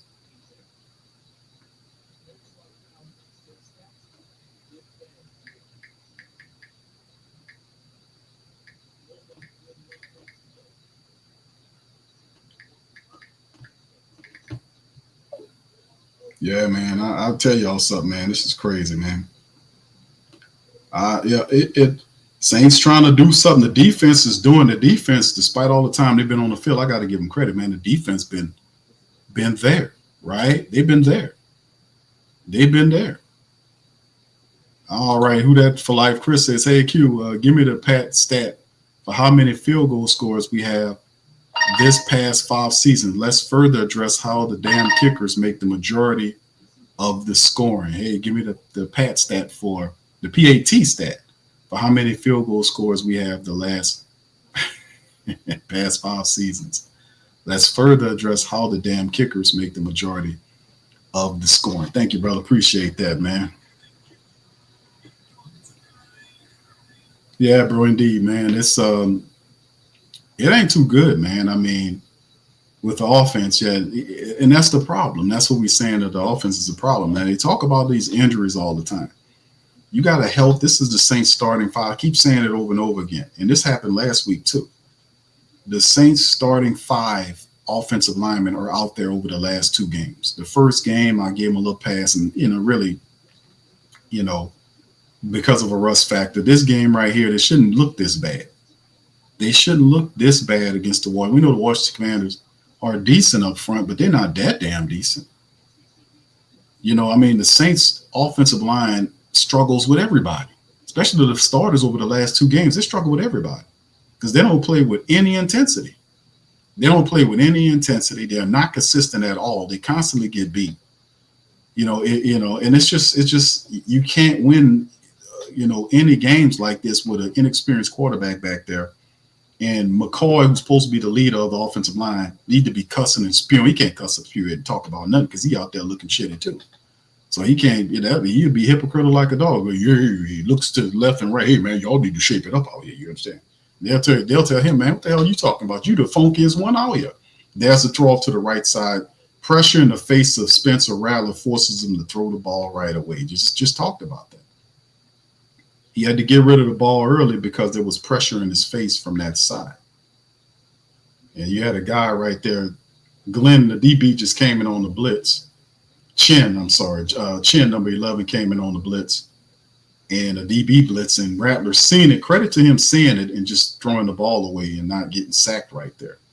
2nd and 10. And also the quarterback had to do a better job of reading what's around and watching what's going on. Here's another blitz coming right at Rattler, balls away and caught by Foster Moreau, and he barrels all the way down to the Saints' 27-yard line. And there's a flag down again. Is this going to be against the Commanders? Is this another roughing the passer type of deal? Let's see what the call is. They're saying it's a time of possession thing. It's a roughing the passer against the Commanders. So they give him the automatic first down. Another roughing the pass down. That's Fowler's second personal foul on roughing the passer. If you rough the passer more than once and you're the same player, is that roughing the passer again? I don't know Fowler, man. I don't think that was a roughing the passer what Fowler did. I mean, we benefit from it, but I don't think that's a roughing the passer. And I don't think the other one he did was roughing the passer. I mean, just saying, I don't think that was a roughing the passer. But if you rough the passer twice and you're a defender, I mean, shouldn't there be some type of disciplinary action, like he gets removed from the game or something? I don't know. This is just garbage, man. 3 to the right, 1 left, and Apprentice, the fullback, is in motion. Rattler looking center, looking right, firing center. Nice read to MVS. Gets down to the 33-yard line, and he's hurt, man. He took a shot, and MVS I seen him when he took the shot. The DB came in on him and just blasted him, and he is rolling around on the ground in pain, and MVS is in trouble here, man. That was a beautiful read by Spencer Rattler, finding MVS, and MVS took a shot. It was boom right there. The guy got him from, I don't know if 22 got him from the opposite side, kind of surprised him. And he looked like he might have got shook up a little bit. Hopefully he's all right, man. We'll see. We'll see what's going on there. Yeah, he took a shot. But if MVS is not in there, man, who do you throw the ball to now? How I was saying about the Saints, man, you can't afford to deactivate any wide receivers because you don't have too many of them. You can't deactivate a Mason Tipton. I mean, we're going to inactivate. He's not active for today, you see. But hold on, ain't you kind of shorthanded on the wide receivers? How you got room to deactivate wide receivers? Play the man. Now we got MVS. I don't know what's going on. Hopefully he's all right, but Saints marching the score. This is getting close. They need a touchdown, to kind of push this thing the way we need it to do. Oh my goodness. All right, yeah, much love, fam. Yeah, we're gonna have to. Dante Pettis is going to have to get involved here. He's gonna have to get involved. That's what it is.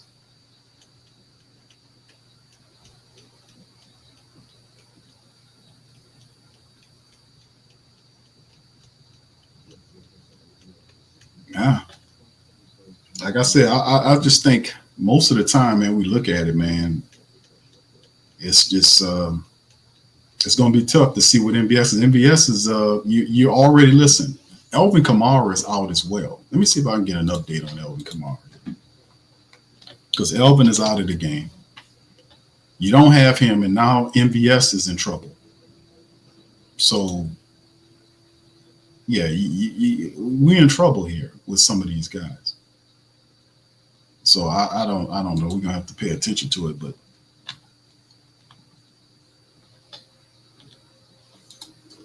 We got to pay attention to it. Yeah.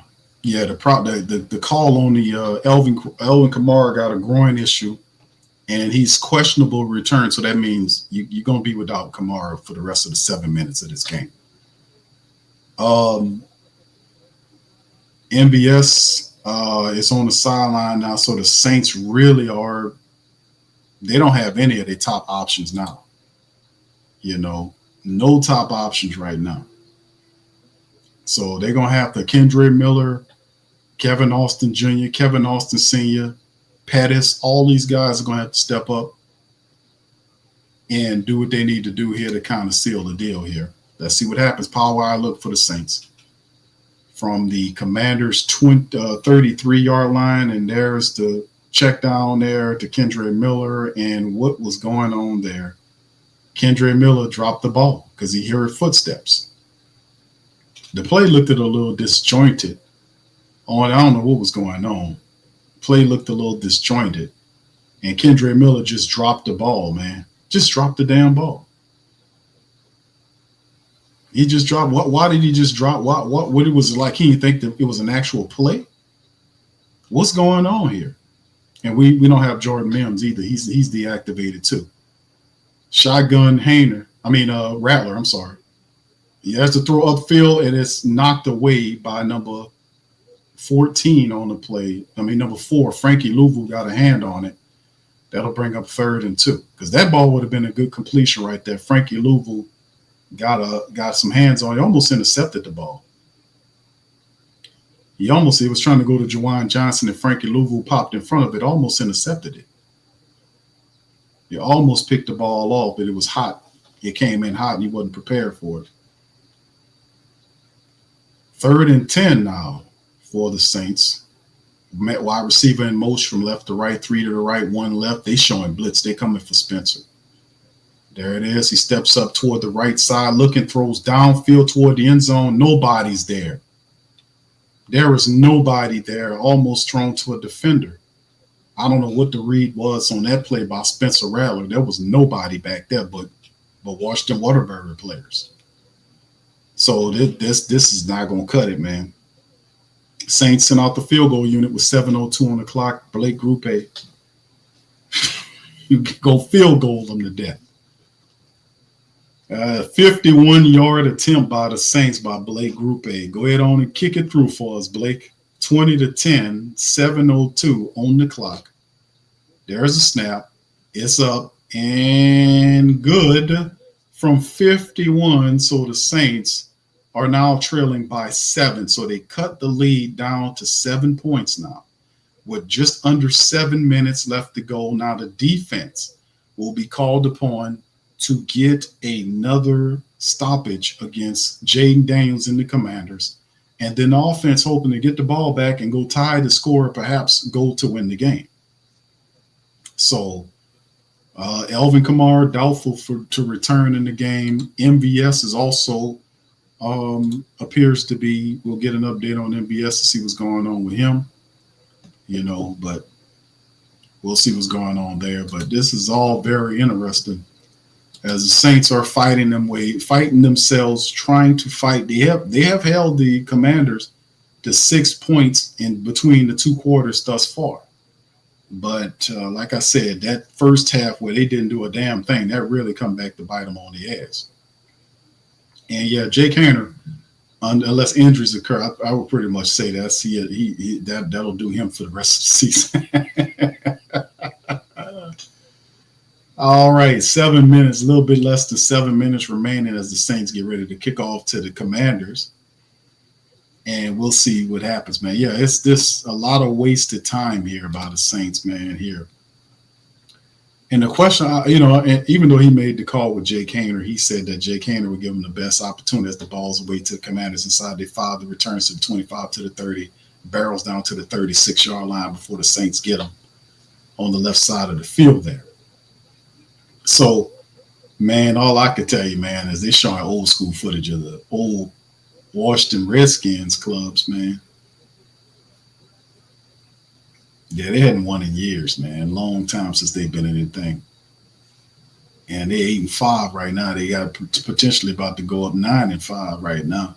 Saints squandered a lot of time in this one, man. So defense got to get a turnover, man. All right, here the Commanders are back out. You got 2 to the right. Man in motion is Brown. He tossed it to Brown, to Dahami Brown, and he gets roughed up, but he gets about a 2 or 3 yard pickup toward the right side, Saints own. So rookies with 3,000 passing yards and 500 rushing yards: Cam Newton, Robert, RG3, Kyler Murray, and Jaden Daniels. Yeah, those are some special quarterbacks. Robert Griffin, RG3. He's probably the regular of the bunch. With Kyler Murray dealing with a lot of injuries, that guy can stay healthy. He's a force. Little quarterback with big play. 2nd and 8 now, 2-yard pickup for the Commanders. You could just tell the Commanders' offense is not really what it was when they started the game off. The Saints adjusted, and they basically slowed this offense down. And now there's an injury issue that's going on right now off to the sideline, close to the sideline. And the Skins, the Commanders are paying attention to him. And MVS appears to be all right, man. MVS is out there. Look like MVS is all right, man. That's good to know that MVS is all right. So we'll see, he's back out there. So we got MVS good.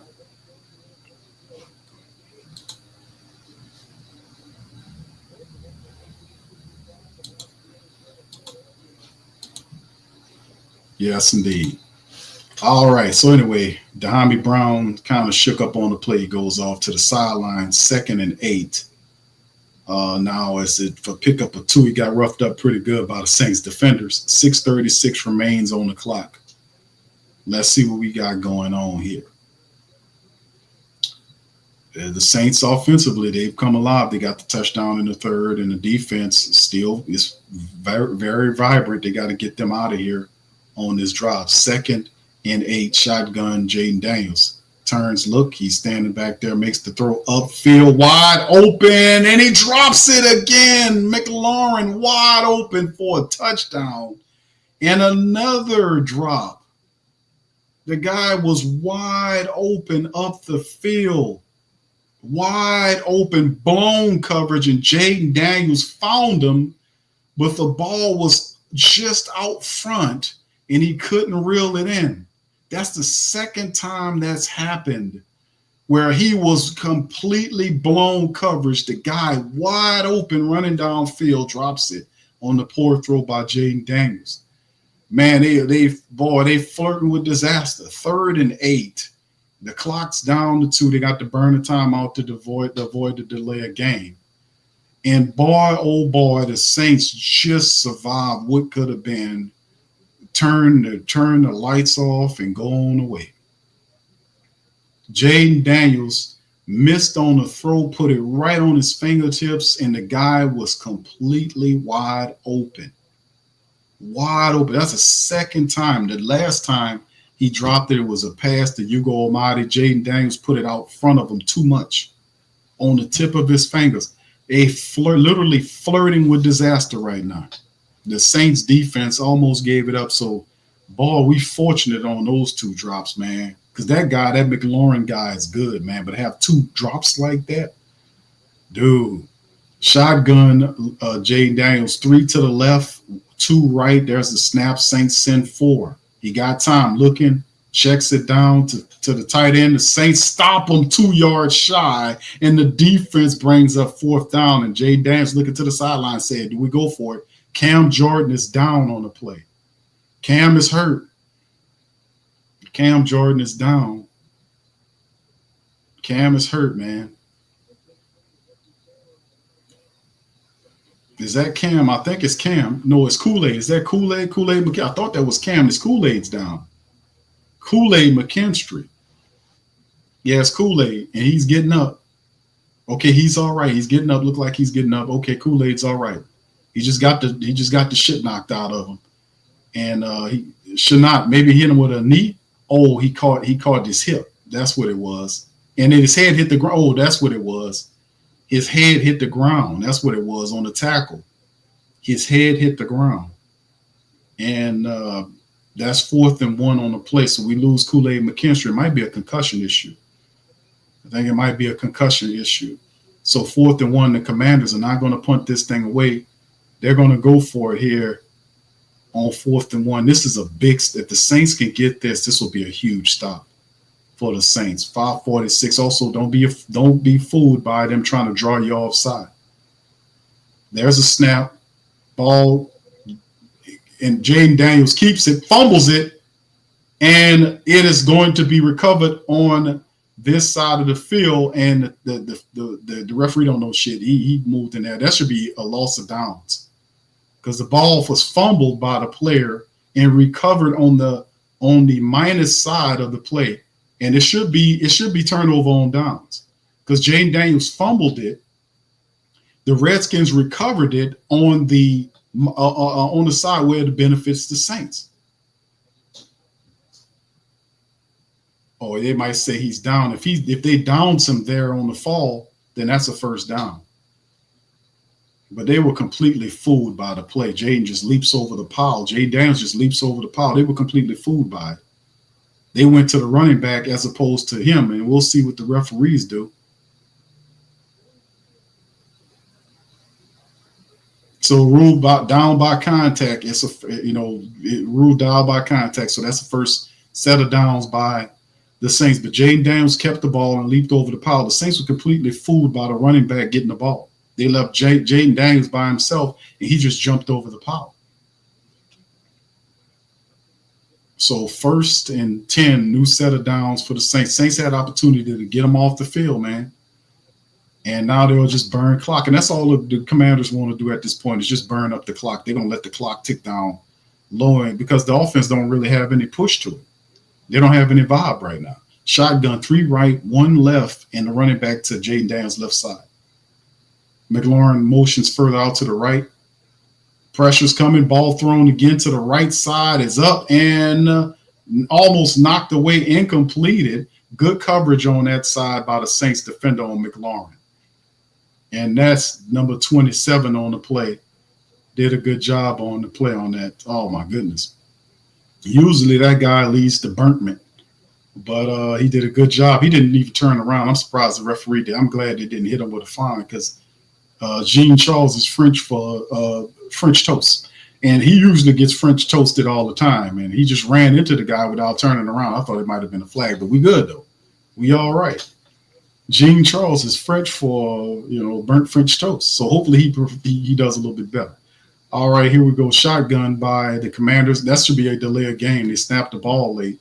Brian Robinson gets it. He gets stopped, and he just runs over Tyrann Mathieu. He picks up about 5 yards, maybe 6. They're saying 7 yards on the pickup, so that'd be 3rd and 3 for the Commanders on the play. Is they just running the clock down at this point. And Joe Woods making his calls doing this thing. They kind of panning to Joe, trying to get it. The Saints defense, I got to give them credit, man. They did as best job as one could do, slowing these guys up, as opposed to what's going on right now. 3rd and 3, Saints need to make a stop. They got 4 to the right. Saints coming with the pressure. Ball checked down, easily caught by number 87. New set of downs. He was wide open there. And they find the backup tight end. He makes an easy catch, and that gives him another set of downs. Easy catch to the backup tight end, as Will Harris is visibly frustrated that nobody covered the backup tight end. It was an easy pitch and catch, and the clock keeps turning. The clock keeps turning. Will Harris was very upset about that. All right, 3rd, 41. They're just letting it run down, man. You need a stop here. We have to stop these guys and get the ball back. They're just going to work it down. 3 to the right. Running back is to the right of the quarterback. There's a snap.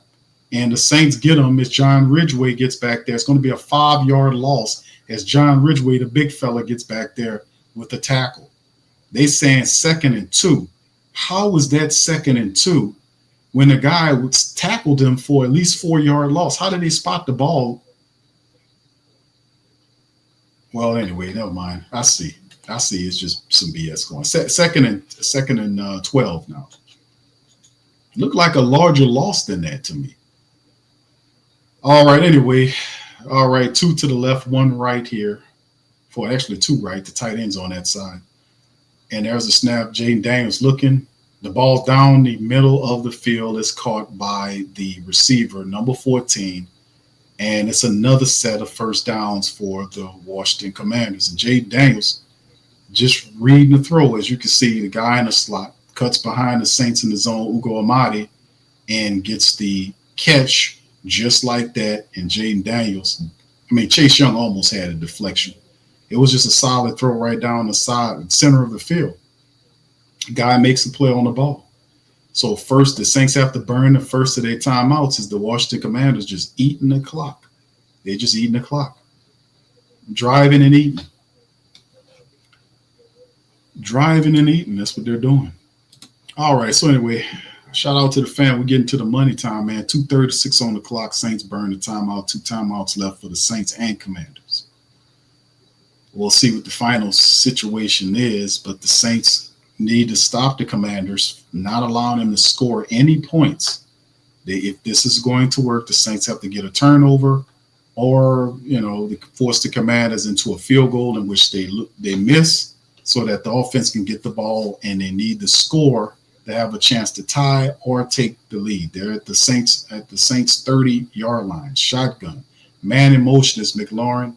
It's a handoff to Robinson in the backfield. The Saints stop him for about 4 yards behind the line of scrimmage. Good play there. And Will Harris is down there wrestling with the ball, trying to get it from Robinson there. as he was a part of the play to kind of help out there. Second timeout, team has to burn another timeout. So that's another timeout the Saints have to burn. They got one timeout left, 2nd and 13. 2nd and 13. We would benefit from an interception return for a touchdown will be very needed, right? Jaden Daniels been throwing the ball really well, except for him missing on them 2 deep throws to blow the game open. Sooner or later you let them do that, they're going to hit on them. Okay, they got 2 to the left, 1 right there for him and, the big tight end motions. And they got 2 in the backfield with Jaden Daniels. There's a snap, it's a pass. The balls are way down there, and it's caught by Dahami Brown, and he's inside the 10-yard line just like that. And there it is. So Jaden Daniels has an opportunity, threw the ball. Dahami Brown goes up for it and makes the catch deep inside Saints territory. They're down inside the 10 now for them. And you can tell right here, they're showing the angle where Jaden Daniel had the time, and he just threw to the opening. And that was a play. He wanted to roughen it. I don't know what he was putting his hands in. Oh, no, it's a holding. I didn't see the holding play. I'm sorry. It's coming back. They said it was holding there. Okay. Man, what's going on with my broadcast today? My stuff is kind of messing up. They just flashed up there holding. What's going on? It's okay. It's a holding play. 2nd and 23. 8 penalties, 74 yards for the Commanders. Shotgun. 3 to the right, 2 left. 2nd and 23. A turnover would be nice right now. There's a quick throw, ball deflected by Cam Jordan on the play. He got a tip of it. And Cam looked like he got a little bit of it. And it'll bring up 3rd and 23 now. Saints might have a little advantage, a little lane right here to operate from. So we'll see what's going on. Let's see. It's a 3rd and 23, 2:17 on the clock. The incompletion stops the clock to help the Saints out. And Cam been out there doing his thing, man. We got to watch number 27, man. They're going to throw at Gene Charles, man. He's a liability. 3 to the right, 1 left. And there's a draw play to Robinson right up the center, and he gets a bunch of yards before he's tackled by Brian Bresee and Cam Jordan around the 37-yard line.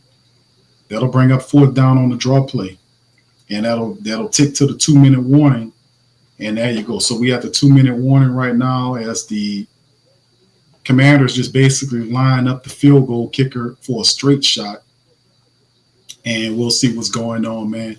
So the Saints will have some time, man. They'll have an opportunity to see if they can tie the game, man. The defense did what they were supposed to do here. They was helped out by that holding penalty, of course. And it is what it is. Man. Crazy stuff going on in this game, fam, isn't it? Crazy game for the Saints, man. 20-13, 2-minute warning. What happens here? Of course, the Commanders will have to miss this field goal to help out the Saints. That's the main thing. They got to help out the team.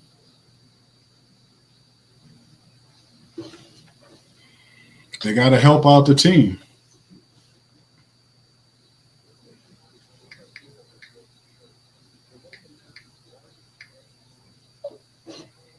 All right. So big ups to y'all. Appreciate y'all being in the stream, man. Much love. All right. So let's talk, fam. 2 minutes left to go in the game. What do you guys see? Do you think the Saints can pull it out? Right now, the Commanders going to take a field goal there. They ate up a lot of time off the clock, man, on this drive right here. 12 plays. They took 12 plays to march 28 yards and ate up almost 5 minutes of that clock off the fourth quarter clock right there. 12 plays, 28 yards, almost 5 minutes. They eat up almost 5 minutes of offense from the Saints, leaving them with less than 2 minutes and 1 timeout. Can the Saints take advantage? This would be a big win if they can pull it off, man. It'll be a big win for the Saints to beat the Commanders if they can get the score. They would have, of course, have to, get the touchdown and get the 2-point conversion. But things have to happen. The Commanders have to miss the field goal. Saints have to then march the field, score a touchdown, then go for on a 2-point conversion to try to get the win.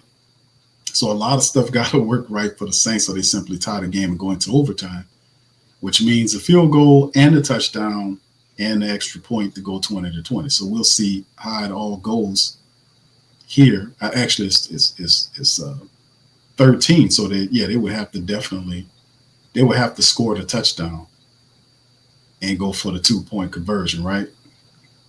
So we'll see what happens, man. Either way, it's going to be interesting. Last 4 games, the opponents 2 for 8 in field goals against the Saints. That's crazy, man.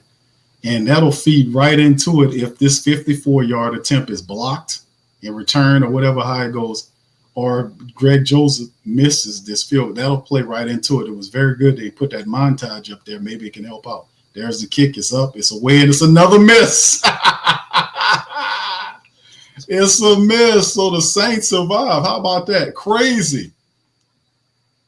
That shit almost like it's all almost like pre-scripting going on here. They set that montage up at the right time to show all those missed field goals. Then this guy comes right out here on cue and kicks the shit to the right of the uprights. That's crazy. That's crazy. They saved that little montage for the proper moment. They didn't show that shit at all the whole game. And then they rolled it out right up there against that guy kicking that field goal. The whole little montage of missed field goals, however, and that guy played right into it. All right, here goes Spencer, man in motion. It's Foster. That's the draw to Kendre Miller off to the right side, powers his way forward and picks up to the Commanders' 43-yard line, 44-yard line. We know AK-41 is not coming back in the game. MVS is out there. All right, quick 2-minute offense. Saints on the Commanders' side. That quick. There's a snap looking right. Checks it down to Juwan Johnson. Juwan Johnson fumbles and then bumbles it. It's incomplete. Juwan Johnson I think that's his first catch all game long. And he hit him in a bad spot right in his hands. I don't know how he missed that catch. And that should be a catch. His knee hit the ground. That's a catch. That's a catch. They need to challenge that, man. You need to challenge that. That's a catch. His knee hit the ground. He had it in his possession. His knee hit the ground. That's a catch. That's a catch, man. That's a catch. Yeah, good booth review. Good booth review. That's a catch. Juwan Johnson, he bumbled it at first, but then he brings it in and catches it, and his knee hits the ground right there with the ball. That's a catch. A knee equals 2 feet. That's a catch. A knee equals 2 feet. That is a catch. That is a catch. That is a catch. Good booth review by the officials, man. Good booth review. That is a damn catch. Catch. Let's see that's a catch. There you go, ref. That was a good because he bumbled it at first. He reared it in and he got it in there.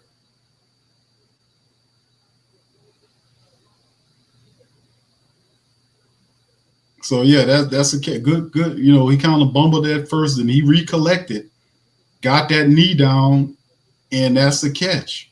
1:32 now on the clock. Saints got plenty of time to operate this drive for a touchdown to tie. 2nd and 7, a pickup of 3 after the catch. Saints have wide receivers both sides of the formation. Spencer Rattler's in the shotgun with Kendre Miller to his left. 2 timeouts for the Commanders, 1 for the Saints. Can the offensive line keep Spencer Rattler clean so that he can go through his progressions and find the right target? Hopefully it's a streaking play to MVS. I would like to see them kind of move MVS around on this play. Maybe they can motion him or something. But we'll see if they just go straight up. There's the snap. It's a draw to Kendre Miller off to the right side. Kendre falls forward, and he's just about a yard shy of the first down to be 3rd and 1 on the play. All right, Kendre Miller putting in some work now for the Saints with AK-41 out of the game. Saints running a 2-minute offense once again. Spencer turns and fires it. He finds Kevin Austin Jr. off to the right side, and he gets out of bounds, picks up the first down, and then some. A few extra yards as the clock stops at a minute. Saints moving the ball. I like the rhythm of how Spencer is doing his thing. And a half of the game, Spencer Rattler, if he ties this game up with the Saints, man, you got to turn and look at Rizzy and say, why the hell you made the Haener selection? All right, shotgun. There's the drawback to Kendre Miller to the left side. He has running room, powers his way down to around the 16-yard line. You got a commander player that's going to be hurt there. And the clock is still turning, man. Kendre Miller running, doing a little shaking.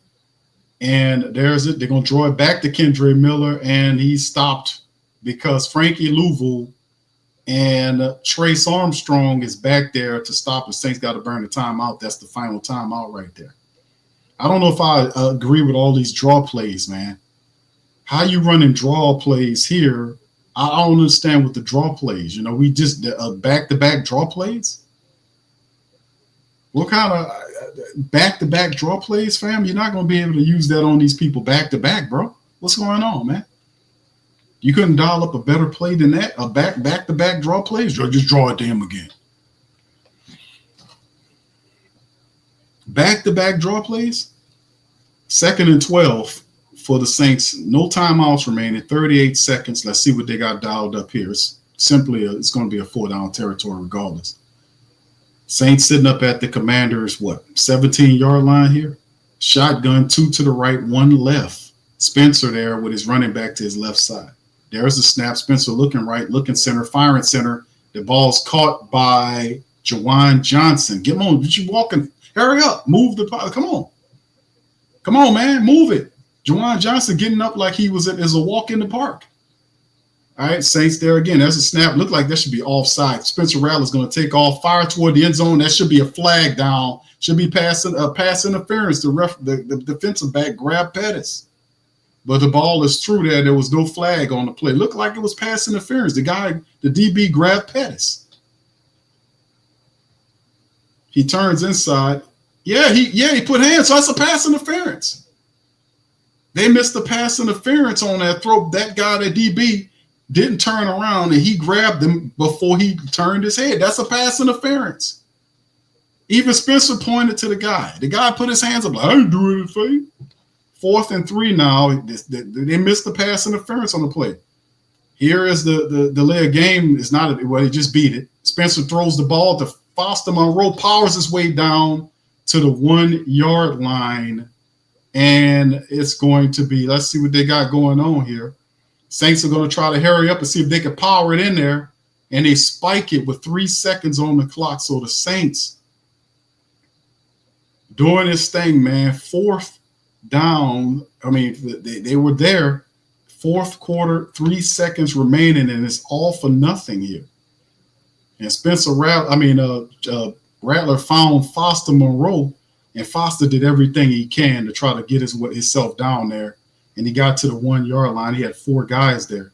3 seconds here. This is all for, 2nd and goal here. 3 seconds. This is for what it is. Kevin Austin in motion. It's the Saints look. It's a throw. It's caught. Touchdown, Saints. It's Foster Monroe with a catch. It's touchdown for the black and gold. And who that is? The Rat Man. Yeah. Boogie like Vincent, I'm a who that. I'm a who that. Long as I'm living, I'm a who that. Lose or winning, I'm a who that. Sports Coma, yeah, this is where we do that. Where we do that, where we do that, where we do that, where we do that, where we do that. Boogie like Vincent, I'm a who that. I'm a who that. Sports Coma, this is where we do that. Where we do that. Welcome. Somebody please better help. Running this thing like Elf. All right, that was good enough. All right, so here we go. It's for 2-point conversion now, and for the win, the commander says, hey, man, let's slow this down. Let us burn a timeout. And let's get back to our music, shall we? Boogie Boogie like Vincent, I'm a who that. I'm a who that. Long as I'm living, I'm a who that. Lose or winning, I'm a who that. Sports Coma, yeah, this is where we do that. Where we do that, where we do that, where we do that, where we do that, where we do that, Boogie like Vincent, I'm a who that. I'm a who that. Sports Coma, this is where we do that. Where we do that. Welcome, welcome, welcome. Somebody please better help. Running this thing like elf. I thank God every day I'm not a felt. All right, lining up, man in motion here for him. Here's Rattler there, looking, turning, moving, throwing to the right, throwing. It's off the outstretched hands, no penalty, and that's the game as the Saints are going to lose on the final play of the game, 20-19. The throw wasn't completed, and the Saints just fall short. The Washington Commanders literally escape. They literally escape out of here with the win, 20-19. Man, what a gutty performance by the Spencer Rattler in the second half, man. He tried to go with Juwan Johnson. He got it to Juwan. It was hot and heavy, and right off the outstretched hands of Juwan Johnson, he put it in there hot and heavy. And man, the Rattler, man, listen, did a really good job in the second half of just lighting a fire with the Saints offense. And imagine if we had them for a full game, the Saints more than likely would have won the game, don't you think? Saints would have more than likely won the game. So that's the final right here, fam.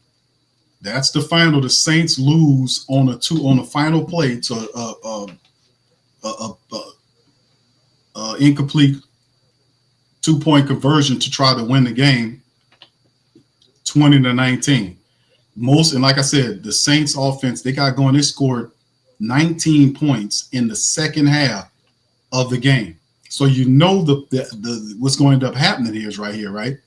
Y'all know that the issue is going to be talked about is why was Haener starting? If Rattler was rolling like that, then that's going to be the talking point going forward, isn't it? The guy's like, okay, the Saints did all of that and had a chance to win the game, but why wasn't Rattler the call? And that's fair. That is very fair. That is super, super, super fair. To be honest with you guys, that Rizzy should be questioned about that because that's big for them not to be able to, for them to have that and you go with him. Because I believe if you had Rattler in the first half, you probably would have won the game. The Saints literally had no offense the entire first half. I mean, literally no offense. So they lose the way they lose, and that will put them, unfortunately, at what is our record now? They are 5-9. Saints are now 5-9 on the season. And that pretty much that will do you, man. You can't afford. And see, that's what I was saying about a lot of this, man. It's like people are questioning, and that's fair. You can question Rizzy's call on making Haener the starting quarterback. You can question it all you like. You also have to question how the offensive line responded in the second half to Spencer Rattler being there versus what they were doing in the first half with Jake Haener. The play calling was a little bit better. The offensive line performed better in the second half than it did in the first half. They gave us nothing. And you ran out of time. If you get a field goal in the first half, even something, if you got a field goal in the first half of the game, you would come away with the win. If you'd have got something, you got nothing in the entire first half. This was totally a half of a half game. This is literally a half a performance. Listen, this is literally what you would call a half-ass game. This is literally what it means when you say that. Man, the Saints, man, they did half-ass team. And this is literally what it would be. You played half of a game offensively. You gave nothing in the first half. And then explode for 19 points in the second half. Well, Q, what was the difference? What changed in the second quarter, in the second half of the game that they didn't have in the first game? The quarterback. The damn quarterback. And that's despite the fact that Alvin Kamara was knocked out of the game around the time of the fourth quarter, and they still were moving the ball without Alvin. What was the difference? The difference was the quarterback, because you had the same shit in line. The line performed better. They responded to Spencer Rattler different than they did to Jake Haener. You got nothing from the offense in the first half, and then they got 19 points as a collective in the second half to barely lose the game. Damn. Damn. Damn. Damn.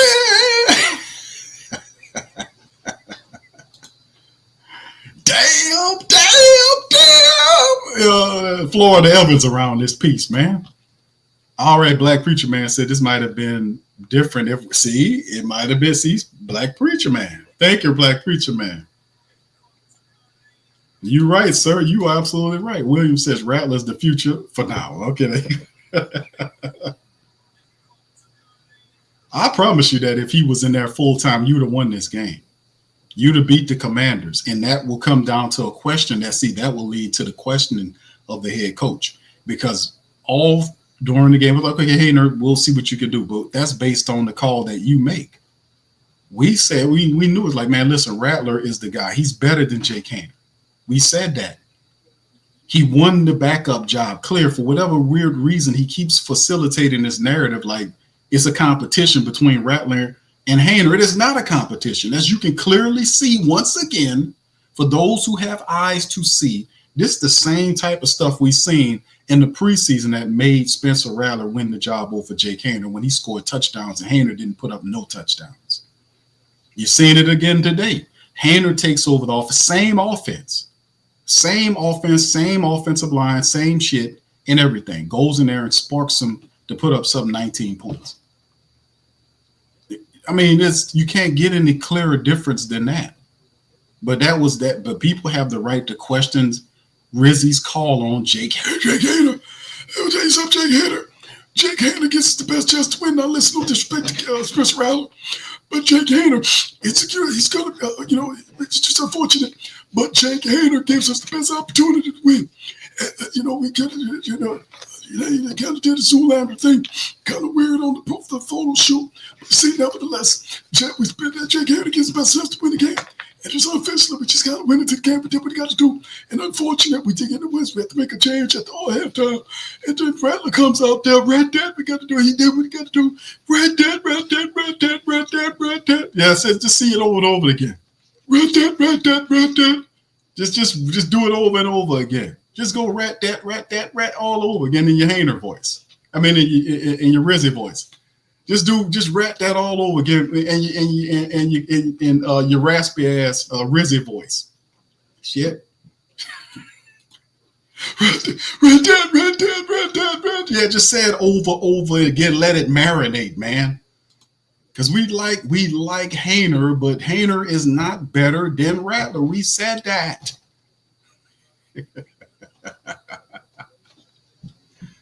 Oh, these people crazy, man. God damn it. They crazy, man. What's wrong with these people? Anyway, I'm going to bring Pops Q in here momentarily, man. Yeah.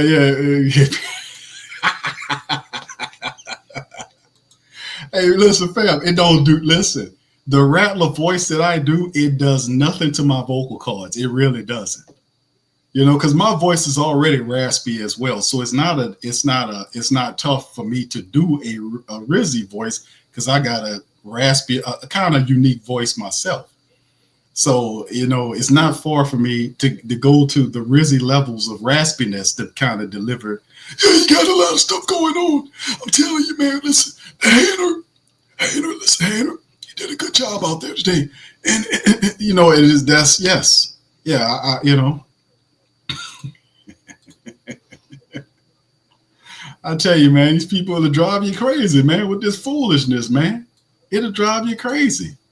But hopefully the debate is settled. See, he's carrying on that same stuff that Dennis Allen, which lets me know that he didn't do nothing with that offense. That's what I've been telling y'all. He started, when you started hitting him, like the reporters start shooting, like Yosemite Sam at his feet with the questions, they start going, pop, pop, pop, pop, pop, pop, pop, pop. And then Rizzy, man, hold on, you guys can't shoot at my feet like that. Come on now. That's what's going on. The guy, he is, hey, come on.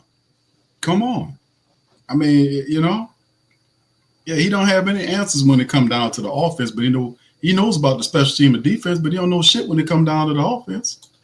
KK says spot on. I told y'all I was gonna get it.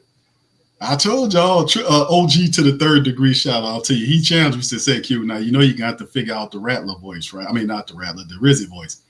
I said, yeah, I'm gonna get it, man. I just need a little bit more time to take a listen to him, and sooner or later I get it. Sooner or later. I'm gonna get better at it, but might not need to get better at it because he probably ain't gonna be back here next year. The only thing if you get your team to the playoffs, you get a shot. He'll get an interview. But if I'm the Saints, man, and listen, I doubt you beat Green Bay. I'm not being pessimistic. I'm just saying, if you got Rattler in there, that's one thing. You have Rattler in there early, you win this game. If you have Rattler against Green Bay, which it won't be no competition issue, Derek Carr's not going to play. Spencer Rattler will be the starter. Haener will be his backup next week against Green Bay. I'll assure you that. But at the end of the day, the bottom line is, as I'm looking at what they're providing against Green Bay, the offensive line will have to show up to play. We know Elvin's dealing with a groin issue. We'll see if Elvin's going to be there. But at the end of the day, you have Rattler for a full game, you beat the Commanders.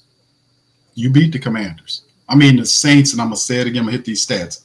They literally gave us nothing offensively for a full game, literally nothing, and then tried to compress, it come from behind to win a game in half of a game. The defense put up enough stops. The Saints almost did it. Now, like I said, they just ran out of time. Very sad. All right, let's hit the stats. I'm going to bring in Pops Q in a minute, man. He's patiently waiting by. First down stats, 23-17 advantage the Washington Whataburgers. 9 of 17. The Saints were a ghastly 3 of 11 from third down situation. The Washington club had 74 plays versus the Saints 51 plays. Ridiculous. 326 yards to 245, and a lot of that happened majority of that happened in the second half, by the way. 9 drives and 9. The Saints average went from less than a little bit more than 2.5 yards per play in the first half to almost 5 yards per play with Spencer Rattler in the game. 176 passing yards to 189. The rushing attack did a lot better too. They went up to 4.3 yards per carry on 16 rushing attempts, 69 total rushing yards versus 137 by the Commanders, and kept them close. These stats kind of look a little different, but they had 9 penalties. The Commanders had 9 penalties for over 80 yards. Saints 4 for 36, plus a turnover there.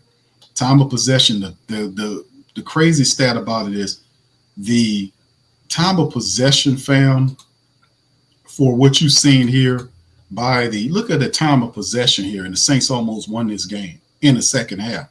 The Commanders had the ball for over 40 minutes of a 60-minute game, fam. 40 minutes. So that means your defense was out there for over 40 minutes and still was able to provide some plays to kind of help give you an opportunity to win the game. They were out there for over 40 minutes for the entire game, and the defense still was energetic, still making plays. And the Saints offense, 19 minutes and 10 seconds. Oh, that is absolutely insane that these people held the ball for over 40 minutes of a 60-minute game and barely lost by 1. If only we would have played our Rattler in the first half and would have gotten something. If you've seen it if we were to pull them out there in the second quarter, say we're going to go with this guy, something, the field goal, something, it would have been different. Spencer finished with 10 of 21 for 135 yards, right? Throwing the ball, 10 for 21, 135, 6.4 yard average, and a touchdown throwing. He wasn't sacked, and he had a rating of 84.4. Jake Haener, 4 of 10 for 49 yards, 5 yards average. He was sacked 3 times, had a rating of 16.2. It's a ghastly indictment on the differences between the two. Spencer Rattler, like we said, is more athletically gifted. He is a better thrower on the ball. He's more composed. He has more of a leader presence in the huddle, obviously for him to spark the offense and to be able to score 19 points during the time he's responsible out there. Big difference. Kendre Miller, 9 carries for 46 yards. Elvin finished the game 5 of 12, not too much shaking for him.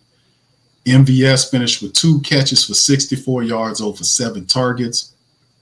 Elvin Kamara, 4 for 51. Foster Monroe got busy, 4 for 39 and a touchdown. And Elvin also had a touchdown in the game. So, we've seen some positive stuff as Foster Monroe kind of peeked his head up and made some plays down the stretch. The top tackler, Demario, had 14 total tackles for Demario Davis. He was playing really good out there today by Demario Davis. He was handling his business, man, playing really solid and stellar ball out there. Then, of course, you had the sack as well to go along with what we've seen happen with so many sacks. Will Harris had 9 tackles. Ugo had 7 for Werner. Tackles, that is. The sacks, Demario had a sack. Ugo had a sack. 2 by Cam Jordan, 1 by Carl Granderson, 2 by Chase Young. Everybody had 8 sacks. Willie Gay had a sack as well. 8 sacks on the day. Brian Brissy did not get a sack today. Sad to say, but the Saints were balling. They had 8 sacks in the game. And was just, man, when you get an 8-sack game, you're thinking, man, we're going to win the game.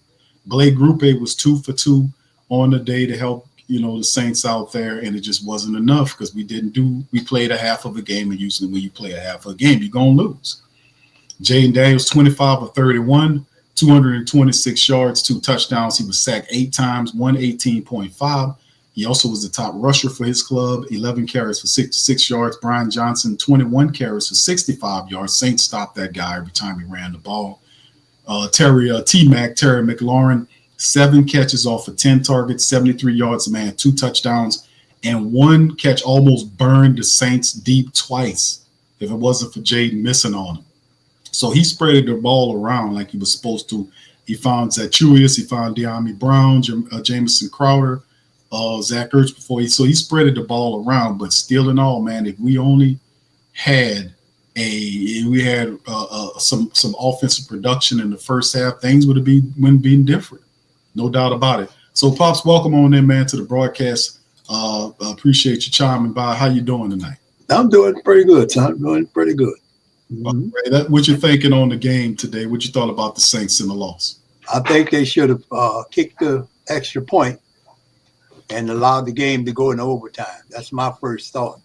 Because see, they had the momentum, okay, and the time was winding down for them. So they only had 3 seconds. They did get a touchdown, but then I would have just lined up, kicked the field goal. The extra point, and then you go into overtime, 20-20. We decide to, and that kid's Rattler's good. He did good in the second half. He put those points up. But, he's inexperienced in those kinds of big-time, serious moments in the game like that. So I would have made it comfortable on him. I would have just kicked the extra point. That would have had us, 20-20 as the time ran out. We go into overtime and then see what happens. But by trying to force something that I didn't even see it developing, we lose that game. We had a shot to win that game. If you look at the score, 20-19, we kicked that extra point. We tied with them. They don't have no time to kick the ball off. You go into overtime, and then you see what happens. Who gets the ball? And we were on the Saints. Actually, the Saints defense had the momentum going. They had Jason, Jaden, Jaden. Daniels. Yes, Jason, Jaden Daniels. They had him rattled a little bit. So right. We got it. All we needed was first, whoever gets the ball first and scores, they win the game. I think we didn't give ourselves a chance to beat them. We like you said, we made a mistake by playing Haener the whole game, and Haener is, I don't know, he looked like he was uneasy, or he wasn't thinking right. He was getting creamed out there. You see what I'm saying? He was getting creamed out there, and he was nervous. They blitzed him, but. And then they put the other kid in, and he executed some plays, but they didn't give him an opportunity to win because they decided to go for 2. I disagree with that. I understand that they wanted to win, But look at your time. You had time. You had no time. You had 3 seconds to try to get the extra point. So that means you got to force the ball in there. So they weren't able to do it. I would have kicked the extra point and tied it up. And then we'll see what happens in overtime. I would have took that chance. I'd that's the coach's decision. But I wouldn't have. I'd have kicked the extra point, tie it up, and then see what goes in the extra inning. You know what, Pops? That's the point, man. That's a point, man. To kind of that's a good point on it. That they were looking to kind of just finish the game, and Rattler did make a throw. It was a little hot and heavy on it, but it went right off the hands of Jawan Johnson in the end zone. Mm-hmm. So it was that the play the conservative way, to force the overtime would have been a pretty solid move, to say the least. But they felt like they could get the numbers. Make the play to get into to win the game. They were just trying to win the game off top. So I understand that, but you think they'll ask Rizzy about that, Pops? You think they'll ask Rizzy about it? I'm assuming I would. If I was standing there, would have to say, why you only had 4 or 5 seconds left?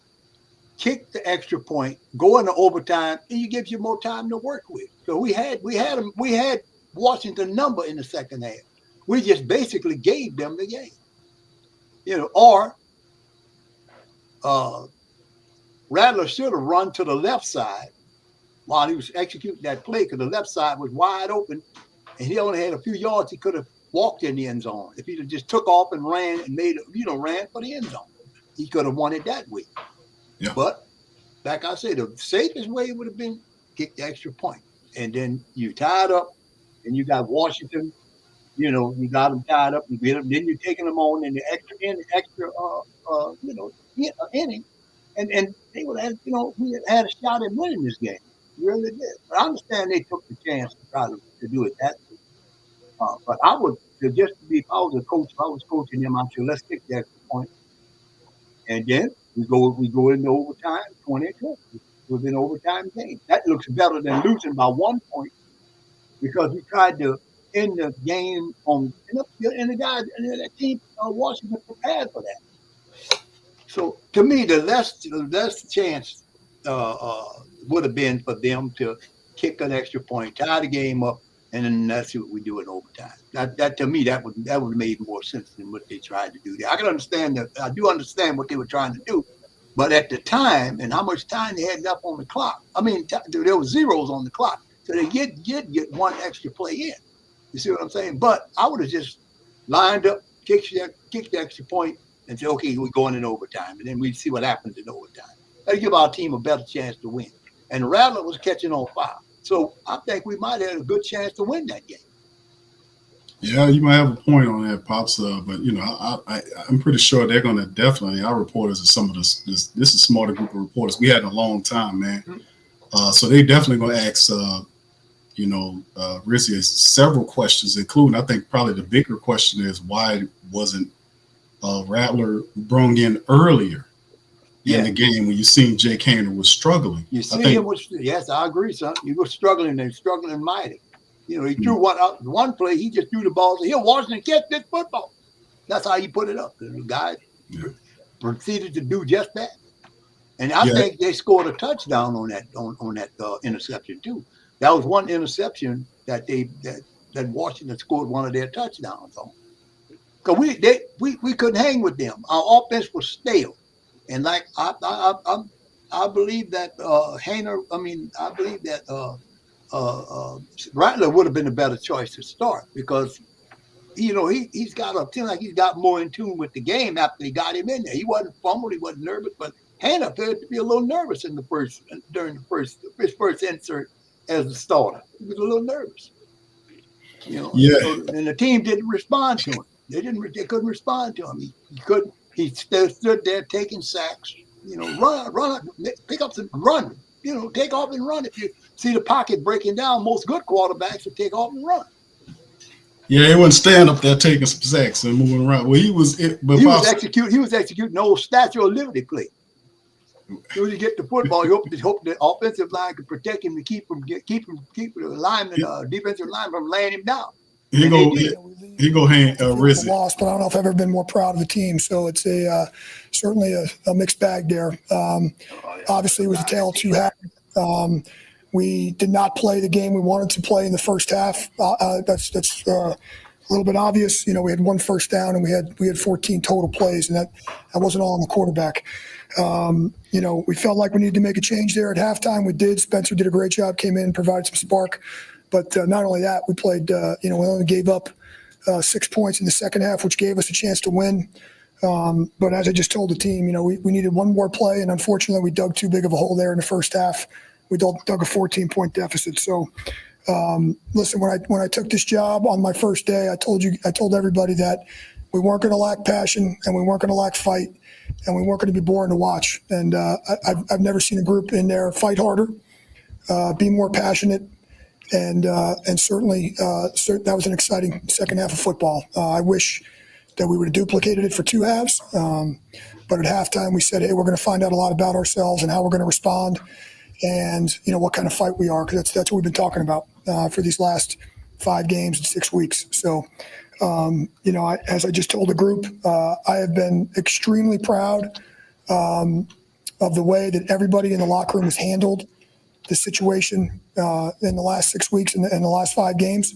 And I didn't think I could be any prouder, but I was as proud as I've ever been walking off the field today because that was just an unbelievable fight to the finish, and we were just one play short. So with that said, I'll take some questions. After watching both of them play, like in hindsight, how do you look at your decision to start Jake over Spencer? Yeah, listen, I think Jake's first half comes down to a couple of plays. One, he completes that third down ball to Cedric for a big play, and we're gonna have really good field position, and he gets called back for holding, and that was a huge swing because we got sacked in the next play. So you guys can look it up, but that's like a 40-yard plus swing in the game, and that might change the whole entire half for Jake. And then he had another great throw to MVS, and listen, MVS had a phenomenal game, but MVS drops that over ball that's kind of on the run, and so you take those 2 plays, and if we don't get a holding call, which was suspect, and then if you don't, and if we complete that ball, we might be having a different conversation. I just felt like, and the offensive coaches felt like, we just needed a spark in the second half, and that's why we made that decision. I'm certainly not down on Jake. Listen, we only had 14 plays. They controlled the clock.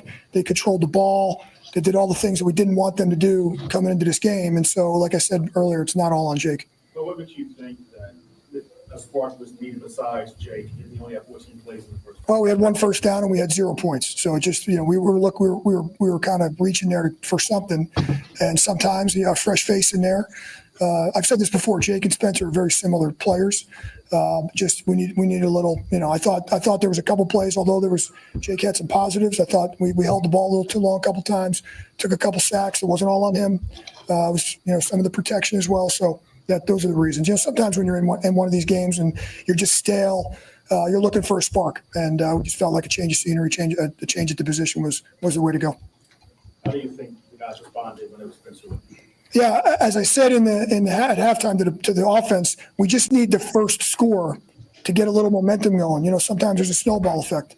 And so I think, if I'm not mistaken, we had one first down in the first half. We had 16 first downs in the second half. Like I said, a tale of 2 halves. So it's just really we needed that initial, scoring drive to get a little confidence. When there's a big fat 0 up on there for a while, there's not a lot of confidence going on. And then so once you get that first score, everybody starts feeling like a little bit like on the sideline, like, yeah, hey, we can do it. So that's kind of where we were. Listen, I'm not going to sit here and tell you it was predetermined before the game. I just felt like the way the game played out. AK had gone out. He was out for the game. MVS got banged up. We started to lose more offensive weapons. You guys felt the momentum shift there at the end. Listen, I don't regret it whatsoever. I don't think the players regret it. They're all in favor of it. And so I just thought it was the right thing. We managed the clock very well there at the end. I thought Kendra, Miller ran the ball really well there in the 2-minute, except for maybe the one play, which we didn't block great. We completed that ball to Foster. We got the ball clocked. We got the touchdown. We left no time on the clock for Washington and Jaden Daniels. That was the plan. And I just felt, we talked during the drive if we liked our 2-point plays and all that. So when we scored, there was no doubt in my mind we were going to go for 2 and go for the win. What do you learn about Spencer's situation like that? Well, it's the same thing that Spencer's been, and part of the reason we drafted him is, Spencer's not the tallest, not the strongest arm, not the most athletic guy, but he is a outstanding. He's a gamer. He's a classic gamer. That's what you put his college film on. That's what he was. He was a gamer, and he just has that natural, leadership ability. He's got some playmaking ability. I know in the 3 games he started, there were some bumps in the road there. He's a rookie, like any rookie, and so I think he learned from that experience. And so it tells me a lot about his character. It tells me a lot about his heart. The guy didn't flinch. He was excited at halftime to go in the game. He took on a leadership position. He never felt like one time in there that he didn't belong. And so all those things, I'm very, very proud of Spencer. Just told him the same thing. How do you think the defense handles Jaden? Yeah, I mean, listen, when I signed up for 20 points before the game, yes. If you told me coming in they were going to have 20, I'm going to tell you we're going to win. And so he made some plays. That's what he does. That's why he won the Heisman Trophy. That's why he was drafted where he was drafted. And that's why he's having the season he's having. He's a phenomenal player. And we knew we had to kind of contain him a little bit. But he made some huge plays, 2 particular huge scrambles. He had the 4th down run for them where he jumped over the top, took a couple more minutes off the clock. He had some great throws. I mean, that's what he's doing. But, I'd be lying to you if I told you before the game, if you told me, hey, defensively, we're going to give up 20 and then we're going to give up 6 points in the second half, would have signed up for that before. So I think overall, a solid performance by the defense.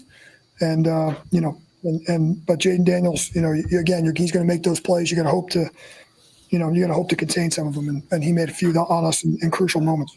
Yeah, I imagine it's even harder for Spencer Rattler to come in a game like that without having appeared in a game since week 8 or taken any first-team reps. What do you think it is that allowed him to get so comfortable so quickly? His preparation.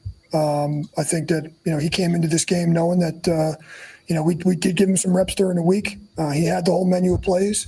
And a lot of times, once we decided that Jake was the starter, Spencer prepared himself like he was going to be. You never ever see, never a bad attitude, never never sulking, anything like that. This guy's a pro at a very young age. He's been through a lot. Obviously, transferred around in college, and he's been in a lot of systems. And it's a credit to him.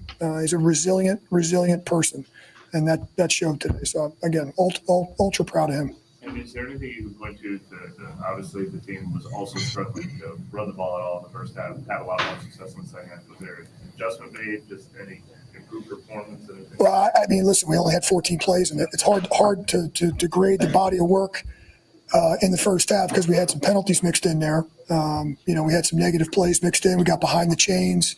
We had third and seemed like third and double sticks a lot of times, and so it's hard to get any. We just got no momentum going there, and so that's kind of where we were in the first half. So, Aaron, at the end of the third quarter, what was the discussion with the officials? The field goal getting missed, and then it got totally mismanaged. So. They had the diving catch. I didn't agree with it at all with the way it was done. So we had the diving catch, and I wasn't sure. I had the challenge flag in my hand, and I was talking to the sideline official, and I'm looking at the clock, and we're discussing it on the headset about, hey, the quarter's going to end here. They're going to take the quarter. And I got the challenge flag in my hand. I'm trying to figure out and communicate with up top whether or not we're going to challenge the catch or not. And I'm talking to the official, and I'm saying to him, hey, I might challenge this. Hey, the quarter's over, the quarter's over, the quarter's over, the quarter's over, the quarter's over for about 4 or 5 seconds. They let the play go. He misses the field goal. So whoever's in charge of shutting the play down, they obviously let the play go on. And so the explanation I got is it's a replay assist situation. The play shouldn't have been run because the clocks were at 0. The clocks were at 0. The clocks were definitely at 0. The quarter was over, but the officials missed that, and that's why the play was allowed to go on. That's where my gripe is. The play should not have been allowed to go on. They gave the field goal kicker basically a freebie. They gave him the miss hit, and so I've been coaching kickers for 30 years. You give a guy a warm-up shot, he's got a pretty good shot of making the second one. The success rate goes through the roof when your guy gets a second chance. So that's where my gripe was, is that it was a game management from the officials, operations. I'll let the league handle it, but I hope that everybody else gets held accountable in this league. I hope that the people that mismanaged it, I could hold accountable too, because it was completely mishandled. Obviously, you disagreed with the call against Peyton Turner as well. Did you ever get another look at the replay? What made you think I did disagree with that? They caught that on camera. Yeah, I disagreed. You guys saw the play, so yeah, I'm skating on thin ice as it is. So I'm gonna bite my tongue, but I disagree with the call. Yeah, but it's a shame that 7 points in the game, because it was a 1 point game. So it's a shame that 7 points in the game come down to a penalty on a field goal block and a quarter that was over, and they let the play go. That's just a shame. So that's not a criticism. It's a shame. What was the penalty that they called? The explanation that I got is that Peyton Turner crossed over the long snapper and his back leg brushed the head of the long snapper. That's the explanation that I got. So, the long snapper is a defenseless player. There's no doubt about that. If anybody is in favor of that, it's me as a special teams background guy. But they said that, they showed the replay briefly. I'm going to have to go watch it. I'll come up with an opinion for myself. But that's on the replay that I saw. That's not really what I saw. So. Just so that we know, with the quarter ending after that missed field goal, were you still able to challenge that play if you wanted to, the catch beforehand? Or No, since that field goal was technically a no play, then I would have been able to challenge it. We saw multiple views, and the feeling I got from the guys that are in charge of that up top is that there was no clear view that was not a catch. So I saw the play on the big board. I didn't really see a great angle, but there was multiple angles, and our guys that handled the game management stuff and the replay stuff felt like there wasn't enough to overturn that. So. Yeah, I'm not going to get into there. Derek's still on the injury list. He obviously was inactive today. He's still out right now, so I'm not going to, he's going to be listed still with the same injuries. Yeah, I'm not going to get into all the details on that. So he didn't have a practice. But that's it. What was the instant review on the 2-point conversion play, the decision to go with that play call, how close it came or whatever it is? Yeah, I mean, every game you have a couple of a few 2-point plays up on the menu. I just felt like the Clint and the offensive staff felt like that was our best call. Listen, it didn't work out. Is what it is. So phenomenal drive getting down there and phenomenal drive getting us in a position to win the game. But unfortunately, we didn't execute that last one. Am I rolling him out? I'm sorry. I think that's where he initially kind of felt something. That's what it sounds like from our medical staff. I'll get more information. He's going to get some imaging done and stuff, so I'll have more on that later. On that 2-point attempt, my role in Spencer out, is that kind of trying to play to his strengths in a situation like that? I think it was more. I think Matt was more the play call that we liked.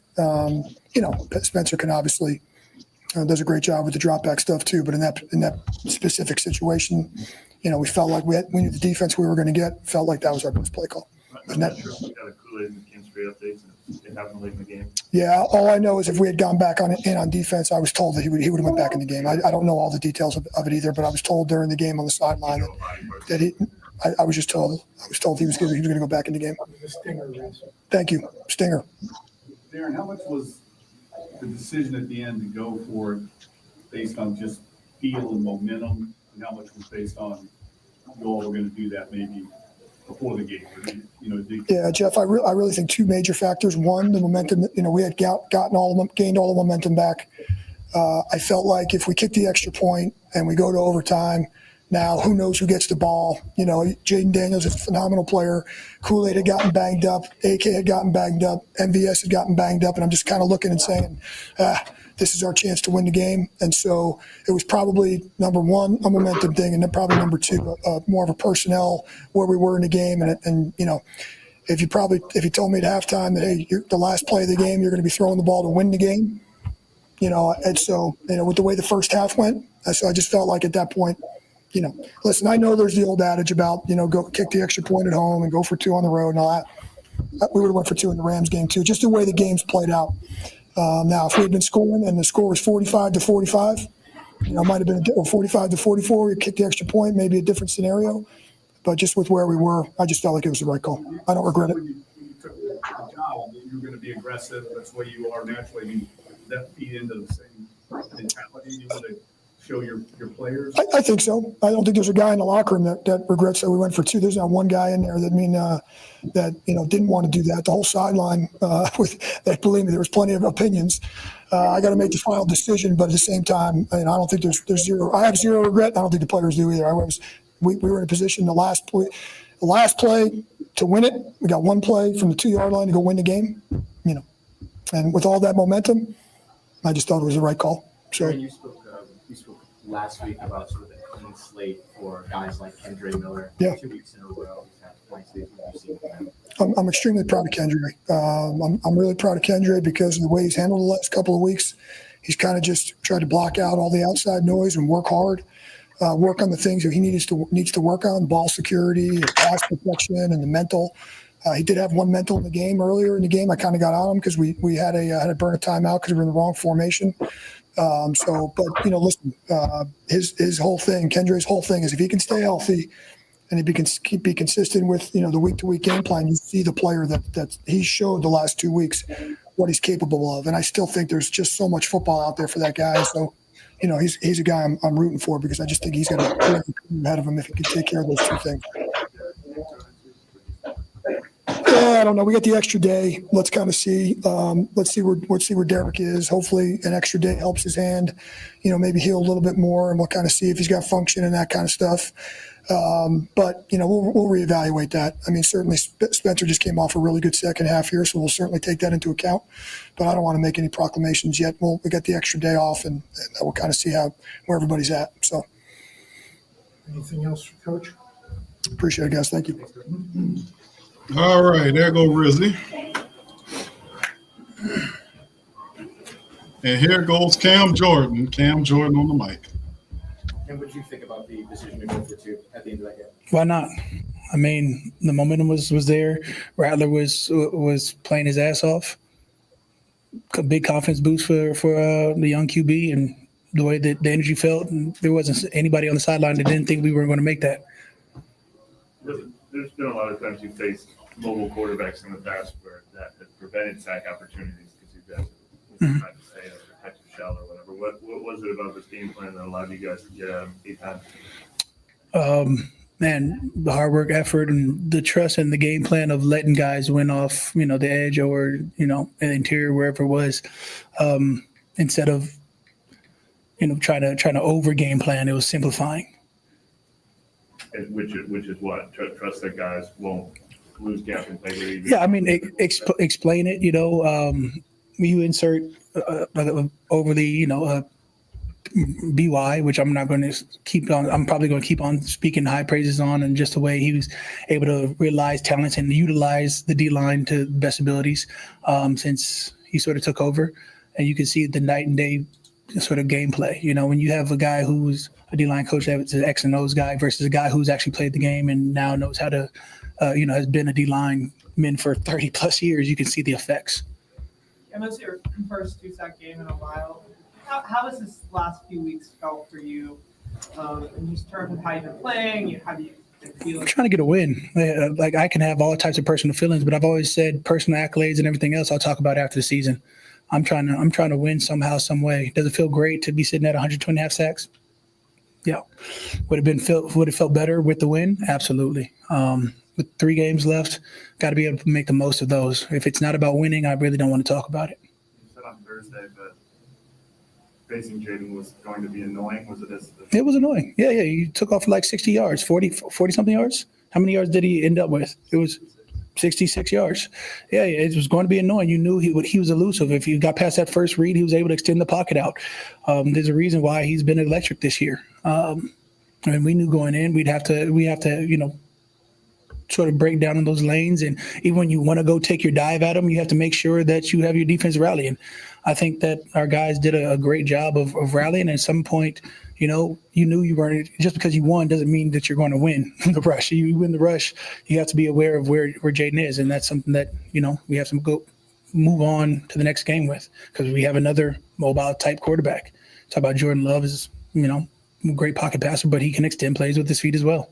Difficult guy to get to the ground around? It seemed like there were several times where it was just wrapped up.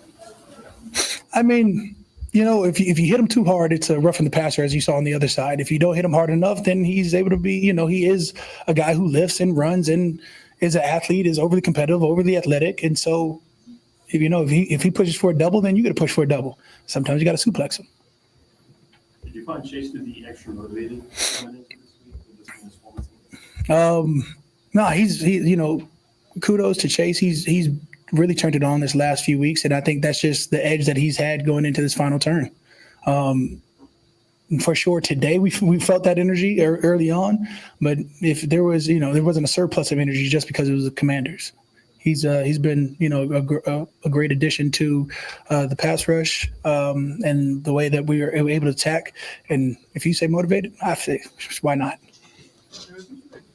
In the line and on your first sack, Chase went around the edge and kind of forced trade in there. Are those the type of plays that just weren't being made early in the season? Have you noticed a difference the way that you guys are going to be coordinating your rushes? Yeah, I mean, more so it was a middle read game. It was between me and Brian, and a lot of sacks this year when you're running between those interior games, it could go one of either way. I'm glad it went my way. Was there more point of emphasis this week to try and make him go more east-west instead of? Yeah, of course. You don't want to have a quarterback going north or south. You definitely want to go lateral rather than towards a goal that you'd rather not let him have. Yes. Was there also a little conversation with him kind of joking on that screen? Yeah, of course. Hey, on the screen, I saw it and preemptively tried to jump it, and I probably was like a foot shy. And I was like, just throw it a little closer this time. Next time, I just want to see who's faster. If I catch one and I take off, can you catch me? I don't think so, but maybe we'll see. But we didn't get to see. You showed speed running down Jaden on that one. I mean, you forced him out. What's new? Are you saying something that you never knew? Come on, Jeff, you've been watching this for 14 years. Am I supposed to slow down? Sure, if that's what up top has told you. Cam. Cool.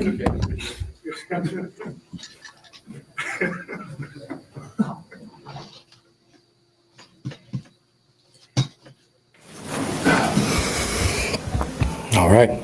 Spencer, Darren said that you were excited about going in for the second half. Can you tell us a little bit about the conversation and just kind of what you felt? Yeah, Janoko told me with about 30 seconds left in the second quarter that I'll be going in, so just have to shift my mindset. But I felt prepared from the start of the game, just in case. So no, I wasn't the emergency third this week. I was the backup, so I had to have my mind right.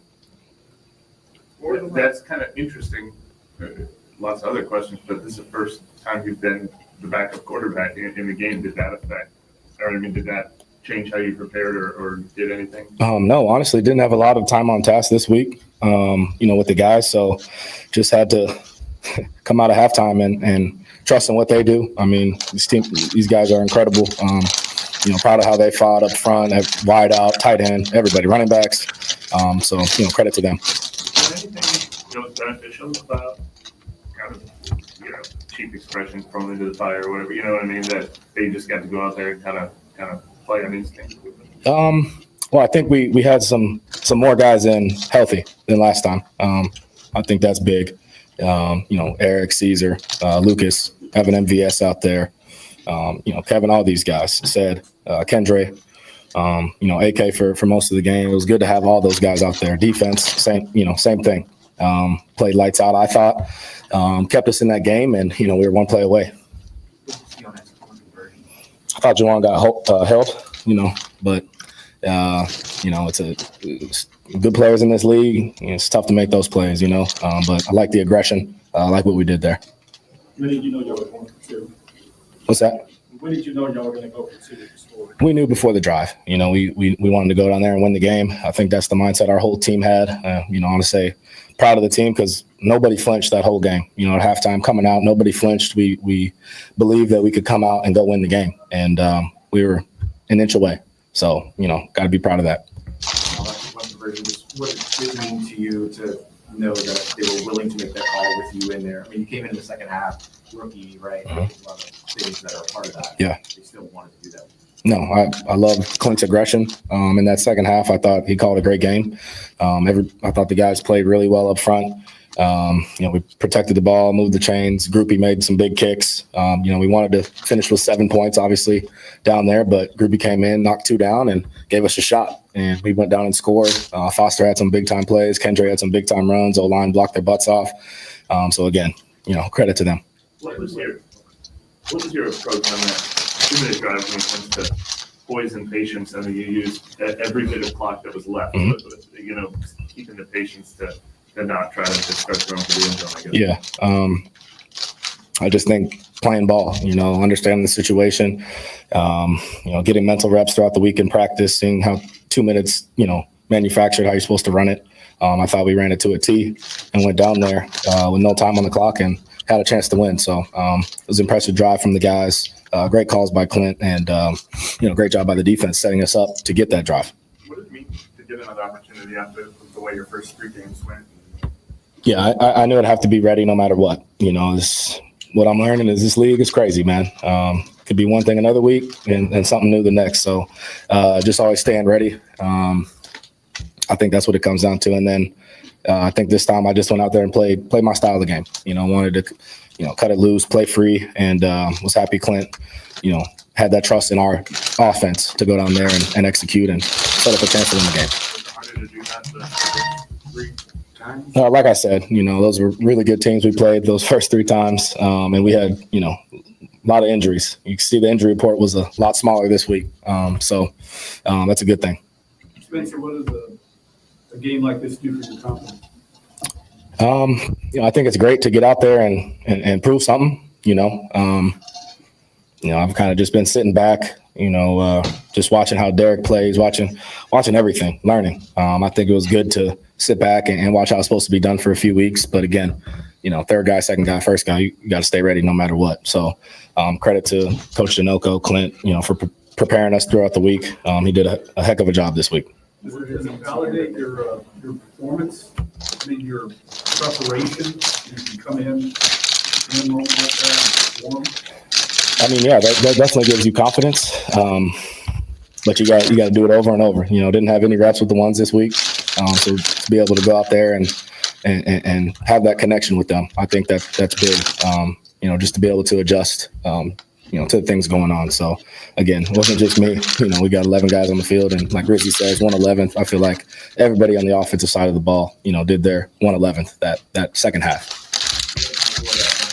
Got another opportunity to go in that it would look a lot different. Is this closer to what you? No doubt. I was confident going in, and felt prepared. I don't think we took any sacks. O-line did a great job. We ran the ball pretty well. Converted when we needed to on third down. I think we were great on third down in the second half. Just got to still finish in the red zone. There were still some plays out there to be made. I think trying to force that one into Juwan up the seam. Lulu, number 4, made a good play on that. Should have put more touch on it. And just thinking of other plays. We could have definitely been better, but we gave ourselves a shot, and that's credit to my guys. How important was the 3rd and 10 pass to Dante on your first drive? That kind of got things going, but I guess maybe how confident were you to make the throw in the first place? Yeah, confident. Coach Dinoco prepares us for that look every week. We have that play. Looking at MVS first deep, they took that away, and we've seen so many clips of them bending that in on the dig. And Dante made a great catch. I actually threw it a little behind him. He made a great catch and got upfield, and it was a big conversion. And then obviously Cedric with the dime to AK, great catch there. Get some juice going, get some sparks going, momentum, and that was great for us coming out of half. What was your reaction when you saw that play come in? I honestly knew it would work. We've been holding that one in the holster for a little bit. Happy Clint called it. It was the perfect time to call it. Spencer, just knowing that Riz was going to go for 2 if y'all scored there, feel like the head coach, the aggressive mindset, and knowing that he's going to go for the win in that situation, you'll appreciate that? 100%. Sitting at, we're sitting at where we're at, we got to go out there and win the game. And I love the aggression. I love the mindset. I think you need that. Well, can you tell us a little bit about what you saw in the big completion to Marquez? Yeah, that was the exact look we repped this week. They did their defense is a really good defense at hiding their shells and holding to the last second and snap of the ball. They got to that too high and knew the middle of the field was going to be there. Honestly, took probably one or two more hitches than I needed to and made it harder on myself, but Quez made a great catch, and O-line blocked just enough. And, that was a big time catch by him. Thank you. Yep.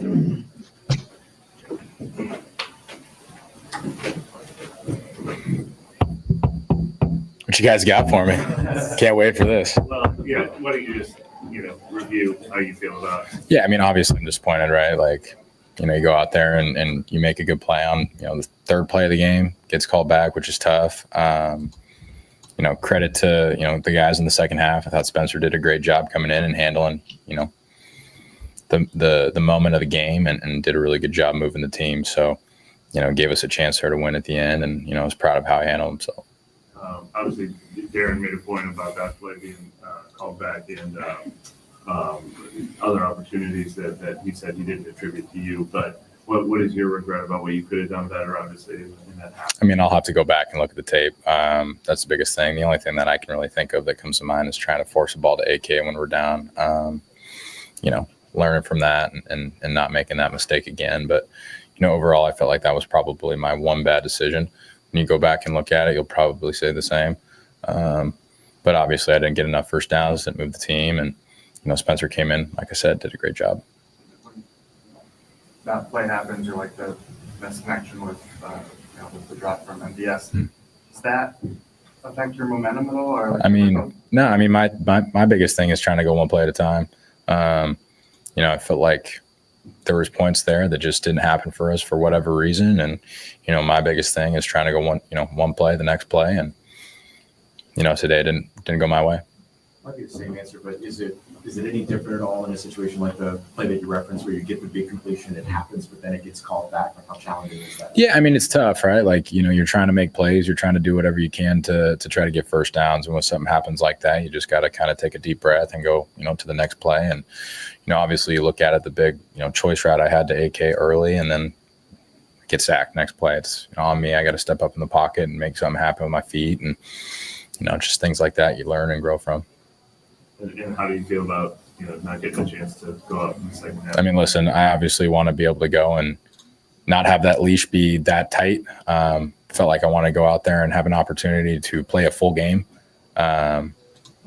But sometimes it's not up to me. I got to do everything I can to prepare each week. And, I feel like my teammates were confident, in me if I got the opportunity to go in the second half. And you guys see how these games go. Sometimes, even when Derek's in there, it's one half looks like this, the next half totally different.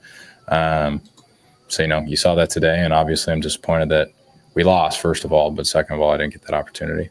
Did the coaches give any indication beforehand that might be the case, that, if you didn't get out to a fast start, they might go with something else? Keep that in-house. But at the end of the day, my job is to go and operate, and I didn't do that. So. Jake, how did you learn you weren't going to start the second half? They just came up to me and told me that Spencer was going to get the first opportunity to go in the second half. And, obviously, like I said, disappointed.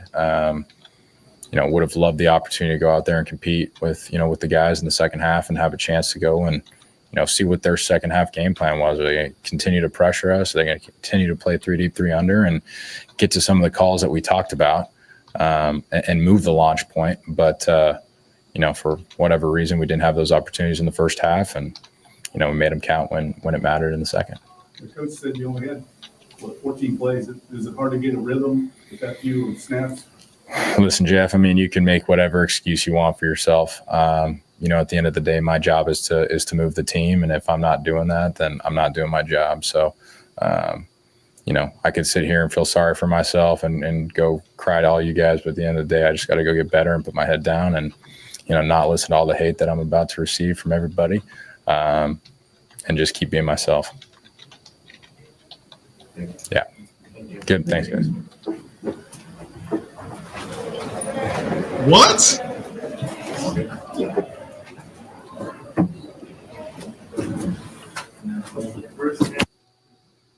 Hold on. What? acknowledge all of the hate from the people he's about to get from. That's a very interesting way to leave that press conference, Mr. Haener. I don't know what to make of that one. That was a pretty interesting way to kind of just acknowledge all of the hate that he's about to get. Really? Oh, wow. That's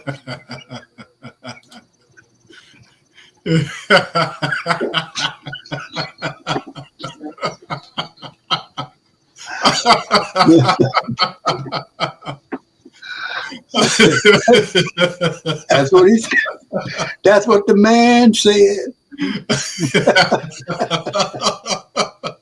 Really? All I'm saying, you about to acknowledge all of the hate that I gotta deal with all that. No. See, you looking at this all wrong, Jake. Bro, listen, dog. What are we talking about here? Acknowledge all of the hate that the people. Really? So it's just they just hating. Listen, it's not hate, man. You set yourself up for this loss. And let me just address the Jake Haener thing. I'm gonna give a shout out to the super chatters in a second. I'm gonna get Pops to give his thoughts on these press conferences before we get ready to the stream. What's really interesting about the Jake Haener thing, right? Jake Haener's been used as a buffer quarterback this entire goddamn season. I've been telling the mighty Who Dat Nation and the great Saint think tank that for the entire season.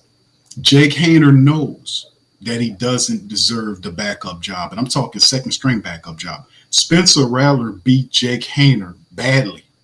It wasn't close during the preseason to earn the backup job. And the only reason why he's entitled to feel entitled to that second string job is because Dennis Allen used him as a buffer quarterback and he didn't do the righteous thing, which was step up and say, you're not going to do that to me.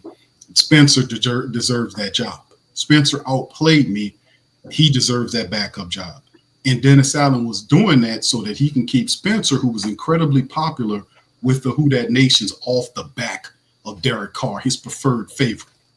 That is the absolute truth in the matter of that QB competition. And Darren Rizzi kept the whole blasted thing going. When he took over the team, he did not fix that situation. He's scared to go over there and tell them offensive people anything. That's why he stays away from it. That's why when they ask him about the offense and players, he get the tap dancing. He get to speak. He gets to, what they doing? Well, listen, we got to sit down and talk to the rest of the people over there in the building. And then after we do that, we're going to come back and go tell y'all what I think. Well, I mean, what we think. I mean, what I think. I don't know what the hell I think. I'm going crazy. He don't know nothing about. He stays away from that side of the ball. And Jake Haener, you deserve everything that you're going to get because you knew you wasn't the true backup. That's the God's truth. And I've been saying that. That's why I said when weeks ago, y'all put one in the chat, if y'all remember me always saying is that I'll be looking at Jake Haener side-eye because he played right on into that. You know that you didn't win that backup job. And it is clear and obvious by how you played in the first half of this game and how the second half of the game, nothing changed. You had the same offensive line. He had the same offensive line, the exact same line that Rattler had. He had the same line. He had the same players. Matter of fact, he had more of Alvin Kamara in the first than Rattler had of him in the second. But some kind of way, Rattler was able to inspire the Saints offense to get going and put 19 points up in the second half, and he did goose eggs, despite the fact that they couldn't get going because the offense still stumbled and bumbled behind him. Even the little trickeration play where Cedric Wilson Jr. threw the ball across field to Alvin Kamara to make that touchdown catch. None of that trickeration stuff happened under Jake Haener. It happened under Spencer Rattler. The same shitty offensive line that was not blocking in the first half of the game and not doing anything came alive for Spencer Rattler. How do you explain that? Same plays, except for the tricky play. Same stuff going on, same people, different result. And the only one that needs to be upset by this is the fact that you are delusional. This guy is delusional. know you didn't deserve that quarterback job, that back job. That's honest truth. Well, he gonna finish the press conferences. He got a brace for the hate. No. A brace for the truth. And a lot of these people are thin-skinned and can't handle the truth. They can't handle it. You tell them the truth, they hate you for the rest of your life. They tell them the truth. I'm telling you, prepare if you telling people the truth that's kind of wavy up here, be prepared to be hated for the rest of your life for telling them something that's true. Because they will rather live with a lie than to live with the truth. They will rather be delusional. This guy is delusional to sit up here and say that. Yeah. Your whole performance showed that you wasn't the best quarterback. I said this all year, and Who That Nation knowed it. That Spencer there was no command of the offense. Those guys didn't galvanize around him, and if it wasn't galvanizing him as a quarterback, you're supposed to get on them guys and blast them for how they was playing. You deserve to. You the leader of the team. It's not Carr. You're the leader of the team. You reprimand them guys. Blast them if you got to. Bro, what I got to do, man, to get some help? Y'all, what's going on here?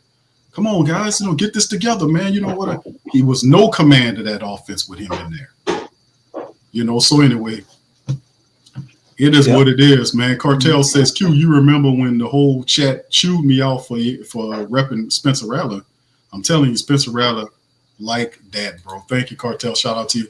Let me do some super chat here, then I'm going to get Pops to give his thoughts on what he thought about it. YO says, Q Rattler is the future, y'all. Thank you, brother. Appreciate you for that. As well, C-Rob says, it is clear who the quarterback of the future is. Even Carr would have given up once the line started having problems. Same team, different quarterback. Thank you, bro. OG to the third degree. Why would Rizzy be on thin ice? He's an interim head coach. The thing is, he took over the team in a really bad position. They were falling through the floor, 7 straight lose streak. And just like the Saints took too long to fire Coach Possum, that's the same thing with Rattler in this game. They took too long to put Rattler in the game. And listen, it's not on Jake Haener. The offensive line was pathetic. They need to be reprimanded and blown back. They were awful. They didn't run block. Getting down on them. But the offensive brain trust, if you won't call them that, did not make adjustments in the first or second. They didn't put that extra blocker in there to help out that stinking offensive line so they can give Jake Haener more time to throw the ball. They made no adjustment. They just let them sink, just let them fall apart. They made no adjustments. They were too slow to do any damn thing to get it right. That's the bottom line. But, Rizzy will be on thin ice because right now, it's a small window to see if he could be the guy to lead the team in the future. And as you can see, after the honeymoon period is obviously over, now, the people are expecting, some results. The Saints are 5-9 right now, not looking too good. But when you hit free agency or when you get into the offseason, you got to go and talk to guys that have more of a head coaching resume than Rizzy. Now, you can interview him. You'll be interviewed for the job. But you got to go out and interview a bunch of other people that have a lot more experience in that position, a grander resume in that position, But in thin ice is if the only way he solidly gets the job is if they win all these games and get into the postseason. That would basically guarantee him the job. Any other way, and that only all postseason play revolves him being in a line, being interviewed with other coaches. So that that's my thinking on that. All right, thank you, bro. Taylor says, thank you, OG. Taylor says, Big Q, the Rattler is rattling. Yes, he is. He did a wonderful job. Thank you, brother Taylor. Barbara says, Rizzy looking like DA at point four.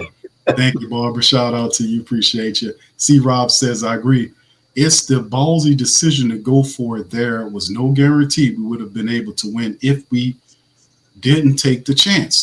Stall Rizzy out. He's dealing with a lot, and players have his back. All right. Thank you, C-Rob. Appreciate you there. M. Dot says he's doing a lot of complaining and finger pointing, Q. I hope KK hearing this sounds like insubordination to me. All right. Yeah, well, KK's in here. I'm pretty sure she heard you. And to all y'all, thank y'all, man. Appreciate y'all for y'all super chats. Thank you.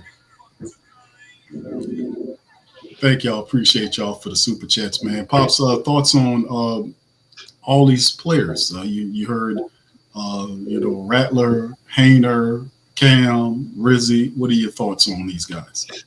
Well, there's a little frustration because they played their butts off and they still lost the game. Like I said, I still stand by my decision that the Saints should have kicked the extra point, went into overtime, and then see if they can finish the Commanders off that way. By them playing to win, wasn't nothing wrong with the decision. I'm just saying, looking at the time they had left on the clock, 3 seconds, kick the extra point, do your thing in overtime, because they had the momentum.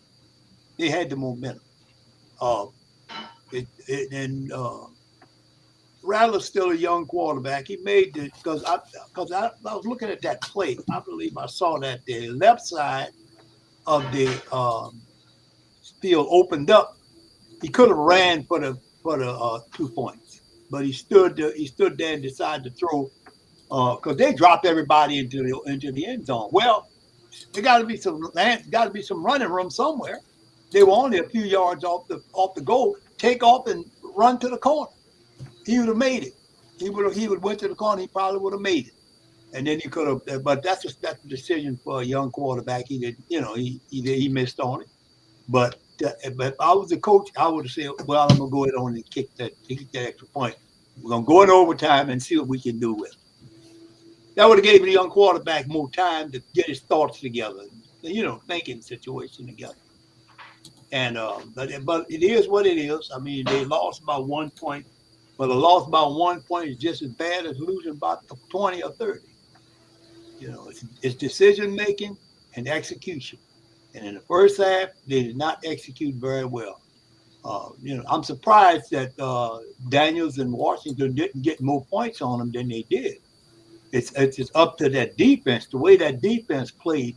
Anytime you get 8 sacks, how in the hell do you lose the game and you got 8 sacks?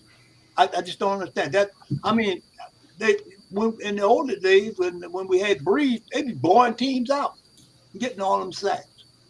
And then you're gonna sack Jaden Daniels 8 times. I'm talking about a stud like Jaden Daniels. You sack him 8 times and you still come out and you lose the game. I do respect that young man Rattler for rallying the team around him. I noticed one thing, he got the ball out quickly. He didn't hold on to the ball too long. See, the quickness, execution has to be quick. It's like 1, 2, 3, ball out. See, 1, 2, 3, 4, ball out. You stand there, anything beyond 5 seconds, they're gonna put you down. Or you're gonna have to run, try to get some yardage. So, I mean, he might be frustrated, but he didn't get the ball out a lot of times as quick as he should have gotten it out. That's why he took a lot of sacks and a lot of hits. That offensive line didn't play worth a crap in the first half, but he still had time to get the ball out. Get the ball out. You got to do your reads. You shouldn't take no more than 3 or 4 seconds to do your reads, and then you see a guy, throw the ball to him, get it out quickly. They didn't do that. This young man didn't do that. So they changed up. They went to the Rattler. On the first plays, 2 plays Rattler made, the ball was gone when they got to it. The ball was out. Catches made. And that's what these guys are looking for. They want to see that ball come out. Everybody wants to see the ball come out so you don't get beat up like that. You don't get sacked. You're going to get sacked. So, you got to make the proper decisions in the right throw.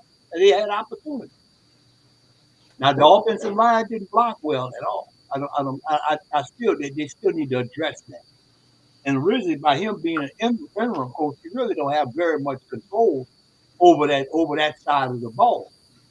But he need to tighten that up. He need to pull his coach in there and tighten up. Who can we put in here? Who's the best run blockers on this team? Who can we get? Who can we bring in to help us with our run game, rather than just losing these games? Now they've been doing better stopping the run, but we can't run the ball on anybody else. And it all has to do with that offensive line. Yeah, you're absolutely right, Pops. The line struggled madly, man. The line was awful, man. In the first quarter of the game, and Jake Haener was, kind of struggling. We made mention of during the game. I'm like, man, Rattler would give them he would look better there because he's more athletically gifted. Like Rizzy was like, they're both 6'7". I'm like, no, they're not the same. You're just saying that. Now he's not saying he ain't gonna tell the truth because he wants to keep it neutral. He don't want to insult another player, but he's saying that they're very similar. Yeah, they're different. Rattler is an athletic quarterback that can move around. He's more decisive. He has a stronger arm in throwing the ball, and he has a better grasp on the offense. They just respect him differently. I mean, you've seen that happen. You've seen how the respect factor was happening for Rattler against Haener. That was nothing. That was nothing in the first half. I mean, they didn't do nothing the whole first half. Nothing. No. They didn't make any adjustments. There was nothing. The offense was horrible. And then Rattler gets in there and tears everything up. He changes the dynamic. So what Haener needs to do is he doesn't need to focus on talking about hate. See, I don't even like that mentality. That right there shows me that you operating from the wrong mindset totally. You don't sit up here and call, waiting for the hate from the people. No, you don't say that. You don't worry. No, your play is, you need to improve your play. And you're delusional. You shouldn't be the second string quarterback. That's them playing games. And you played right into it. You knew you wasn't the guy. You should have told him, hey, man, listen, this other guy won a job. And then you get in there and not handle the business. Now, he was loose in the press conference. I'm like, he could run that offense because he'd been here a little longer than, he had a year under the Carmichael system. He's been here longer. He had more experience in the NFL game. With Clint Kubiak was doing over the last several weeks, he could run that. Nothing was complicated about Clint Kubiak's offense. He can run it. But they just didn't take to him. The first half, they did not take to him. They didn't take to him. The offensive line, there was no synergy or chemistry around them. They didn't run the ball at all well. They didn't do nothing, and then it was a complete change. You understand? If that don't show you everything you need to know, then I don't know what does. So like I said, we've been calling it for a while, and Rizzy don't do nothing on that offense. I've been telling you all that.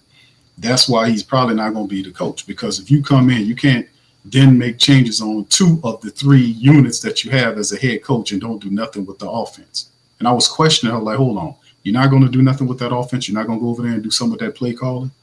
You're not going to try to see if you can go and find some more talent at the wide receiver position? He sat there and smashed his ass the entire bye week. When we had that bye week, we could have been bringing in some more people here, trying out some people. They ain't do none of that. We ain't do none of that. Nothing to the offense. Oh, we good over there.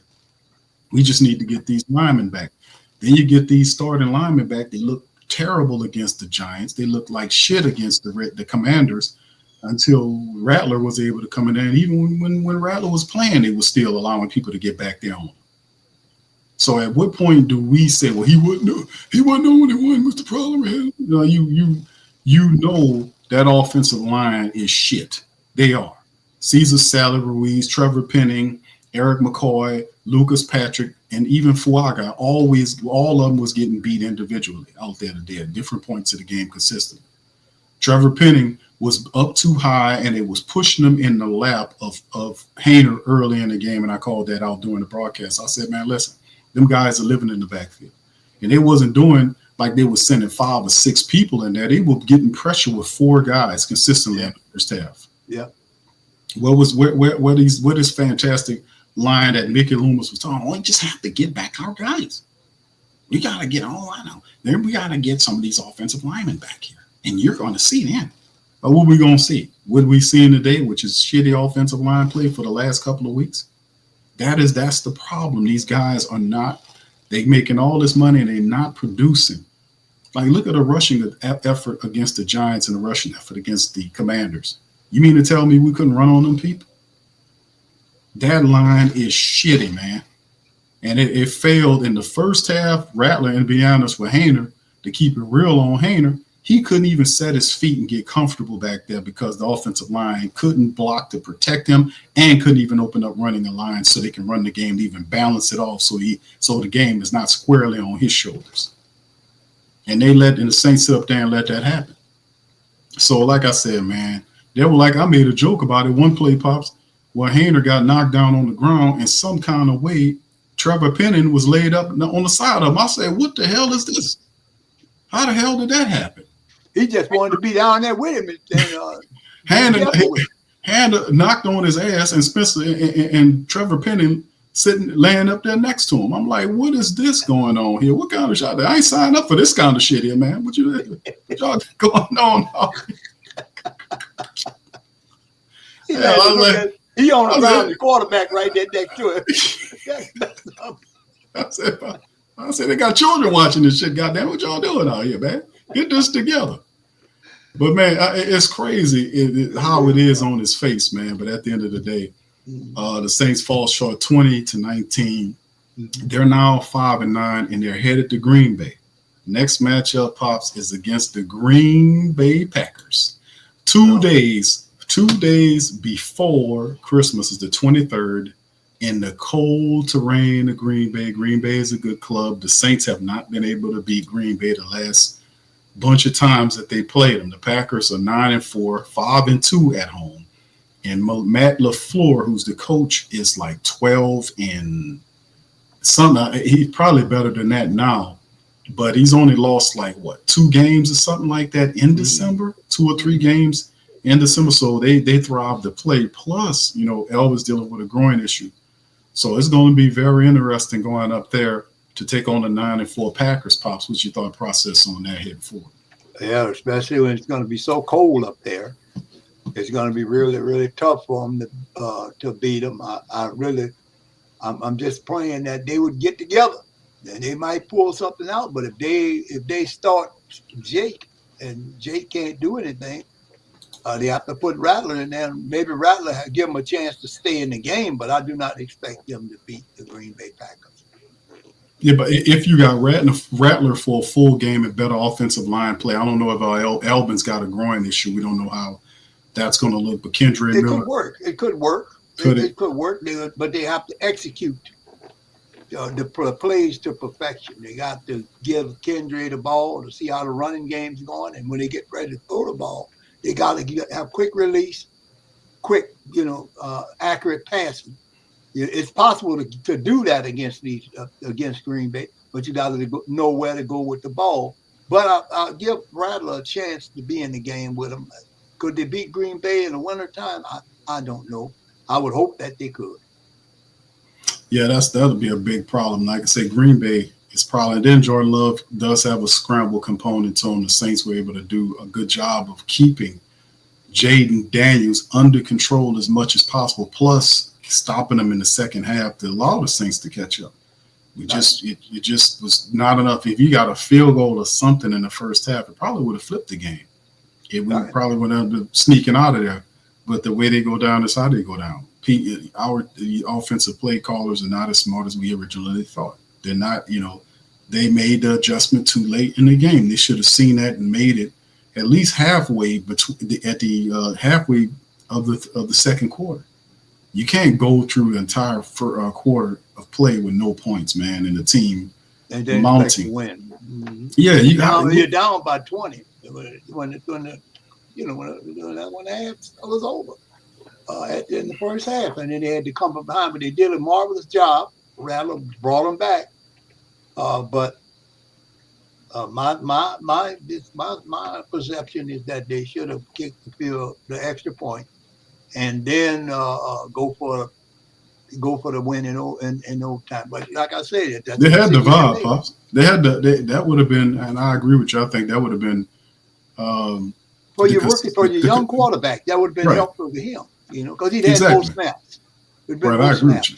Yeah, mm-hmm. I agree with you on that wholeheartedly, man. That would have been a smart thing to do, is to force the overtime. Yeah. Yeah, force the overtime. Yeah. But yeah, we got a tough matchup next week, fam. Green Bay, going to Green Bay in the snow. I guarantee you that Spencer Rattler is going to start. We probably ain't going to hear from Jake Haener for the rest of the year unless injuries occur. But Spencer Rattler, if Derek Carr's game can't go, it'll be Spencer's show for the rest of the year, in my estimation. And there was something, let me see if I can kind of pull this up, that I seen that, you know, somebody shared to me about this. And let me see if I can pull it up. Dealing with the black and gold, basically giving us oh yeah, so I can pull it up. There we go. Yeah, hopefully. But the whole thing is, you know, about the Saints' potentiality at the postseason, and they basically took a chart, you know, a chart offline show there to kind of look at the potential of what the Saints, what could happen if the Saints were able to do this. I don't think I'm gonna be able to find it just because I want to find it.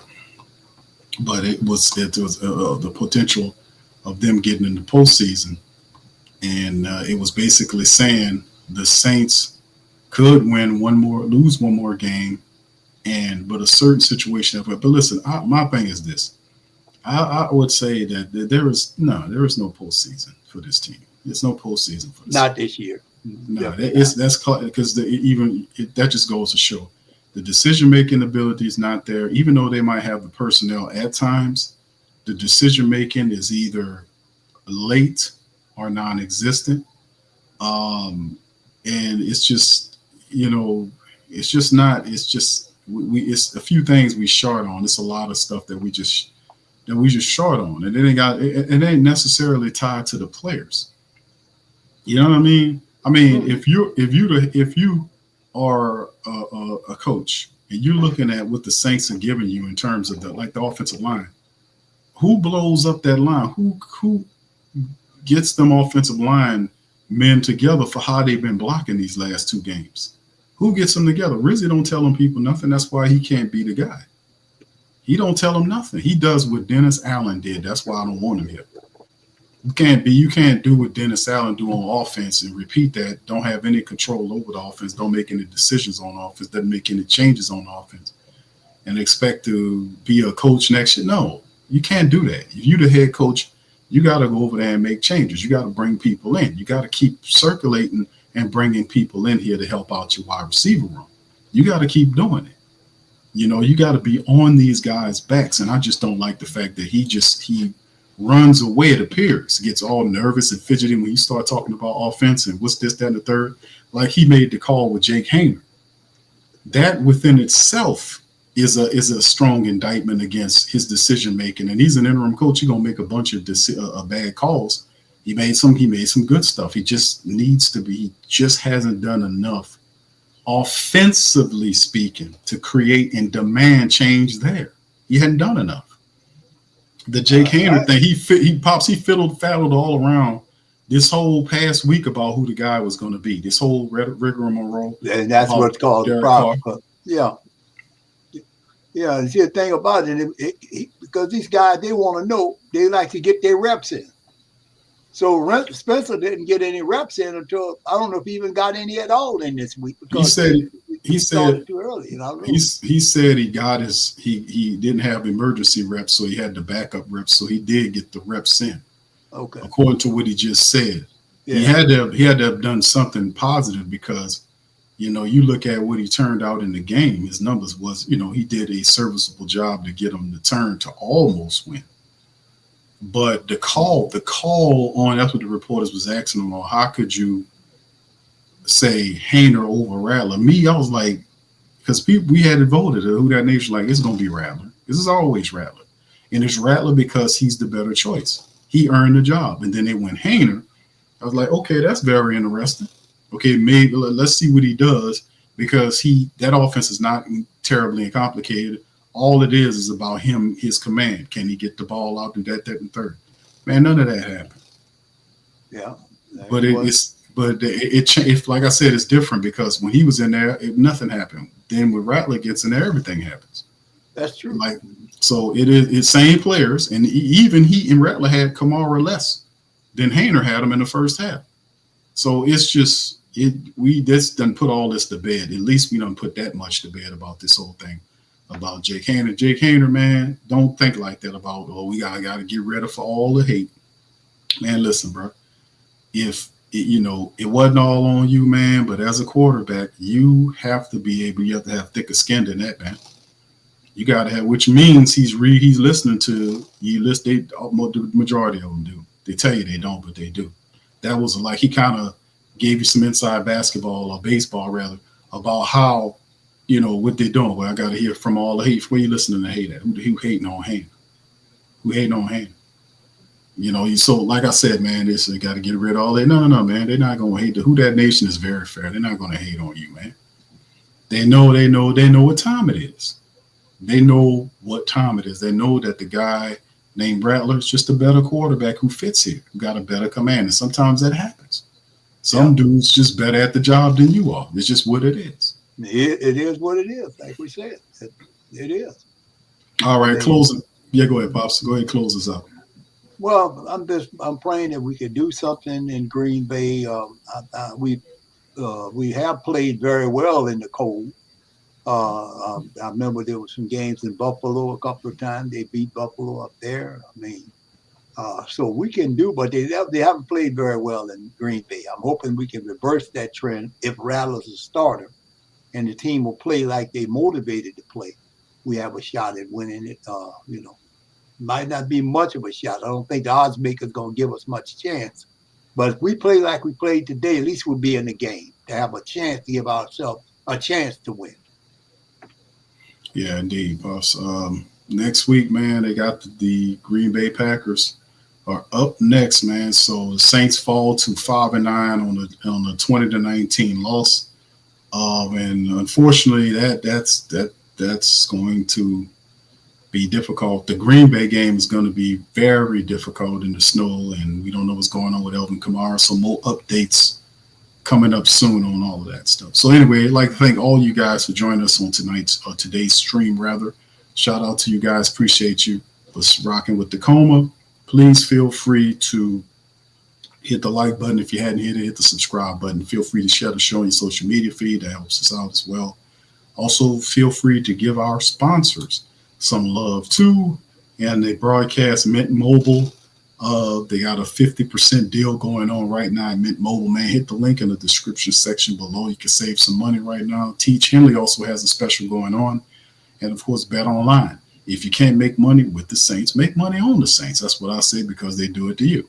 All right. So anyway, with that being said, we're going to get out on that. I'd like to thank all of the super chatters and cash appers. Thank you guys for another great day of football here, man. Listen, and we'll be back on our Monday stream, man, to talk more about it. So much love, and who that tell you, people. Yeah. Boogie like Benson, I'm a who that. I'm a who that. Long as I'm living, I'm a who that. Lose or winning, I'm a who that.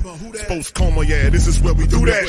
Where we do that, where we do that, where we do that, where we do that, where we do that, Boogie like Benson, I'm a who that. I'm a who that. Sports Coma, this is where we do that. Where we do that. Welcome, welcome, welcome. Somebody please better help. Running this thing like Elf. I thank God every day I'm not a felt. Go to YouTube Live with Big Q and the guys. If you ain't ride or die, the bandwagon get flipped. Been marching in, that was way for the ring. I was yelling out your shame for the championship. Fucking on Tampa, duck down. Falcons, pluck, get shut down. Panthers ain't much touchdown. The vision really belong to us now. So much hate on the Saints, you could probably tell. Ever since Bounty Gate hit the NFL, when things seem fishy, then you probably smell the crooked referees or Roger Goodell. Yeah, probably like this, and I'm a who that. Every day I'm living, I'm a who that. Lose or winning, I'm a who that. It's the Sports Coma, this is where we do that. Where we do that, where we do that, where we do that, where we do that, where we do that. Boogie like Benson, I'm a who that. It's the Sports Coma, this is where we do that. You're listening to the Sports Coma with Big Q and the guys on the PRO Media Network.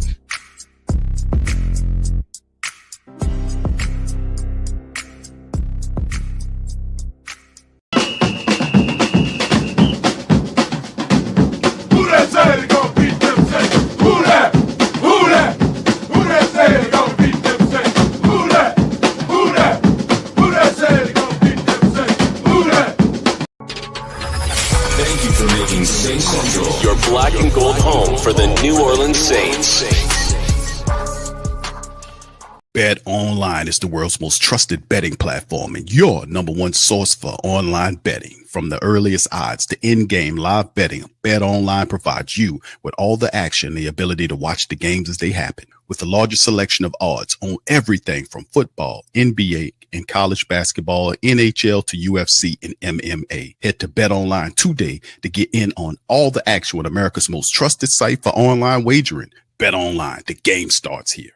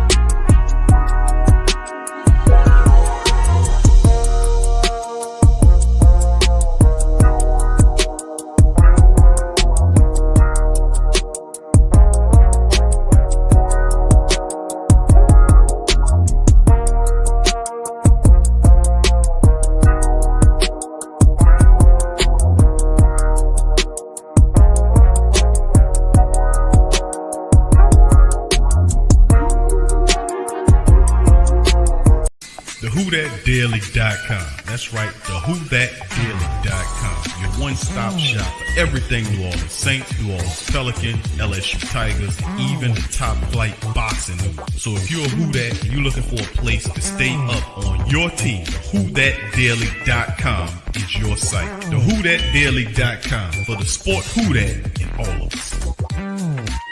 That's right, the Pro Shop is the platform store where you can go and buy all the latest merch to support the platform. Available at the Pro Shops, we have dozens of hundreds of products available for you and your family. Unisex tees for men and women, hoodies and sweatshirts, tank tops, kids and baby items, long sleeve tees, mugs, pillows, wall art, bath bedding, face masks, phone cases, stickers, bags, fanny packs, socks, hats, and many other items. Please feel free to check out the Pro Shops. The link is in the description section below. And remember, it helps the platform continue to grow. Check out the Pro Shop and Who That Too.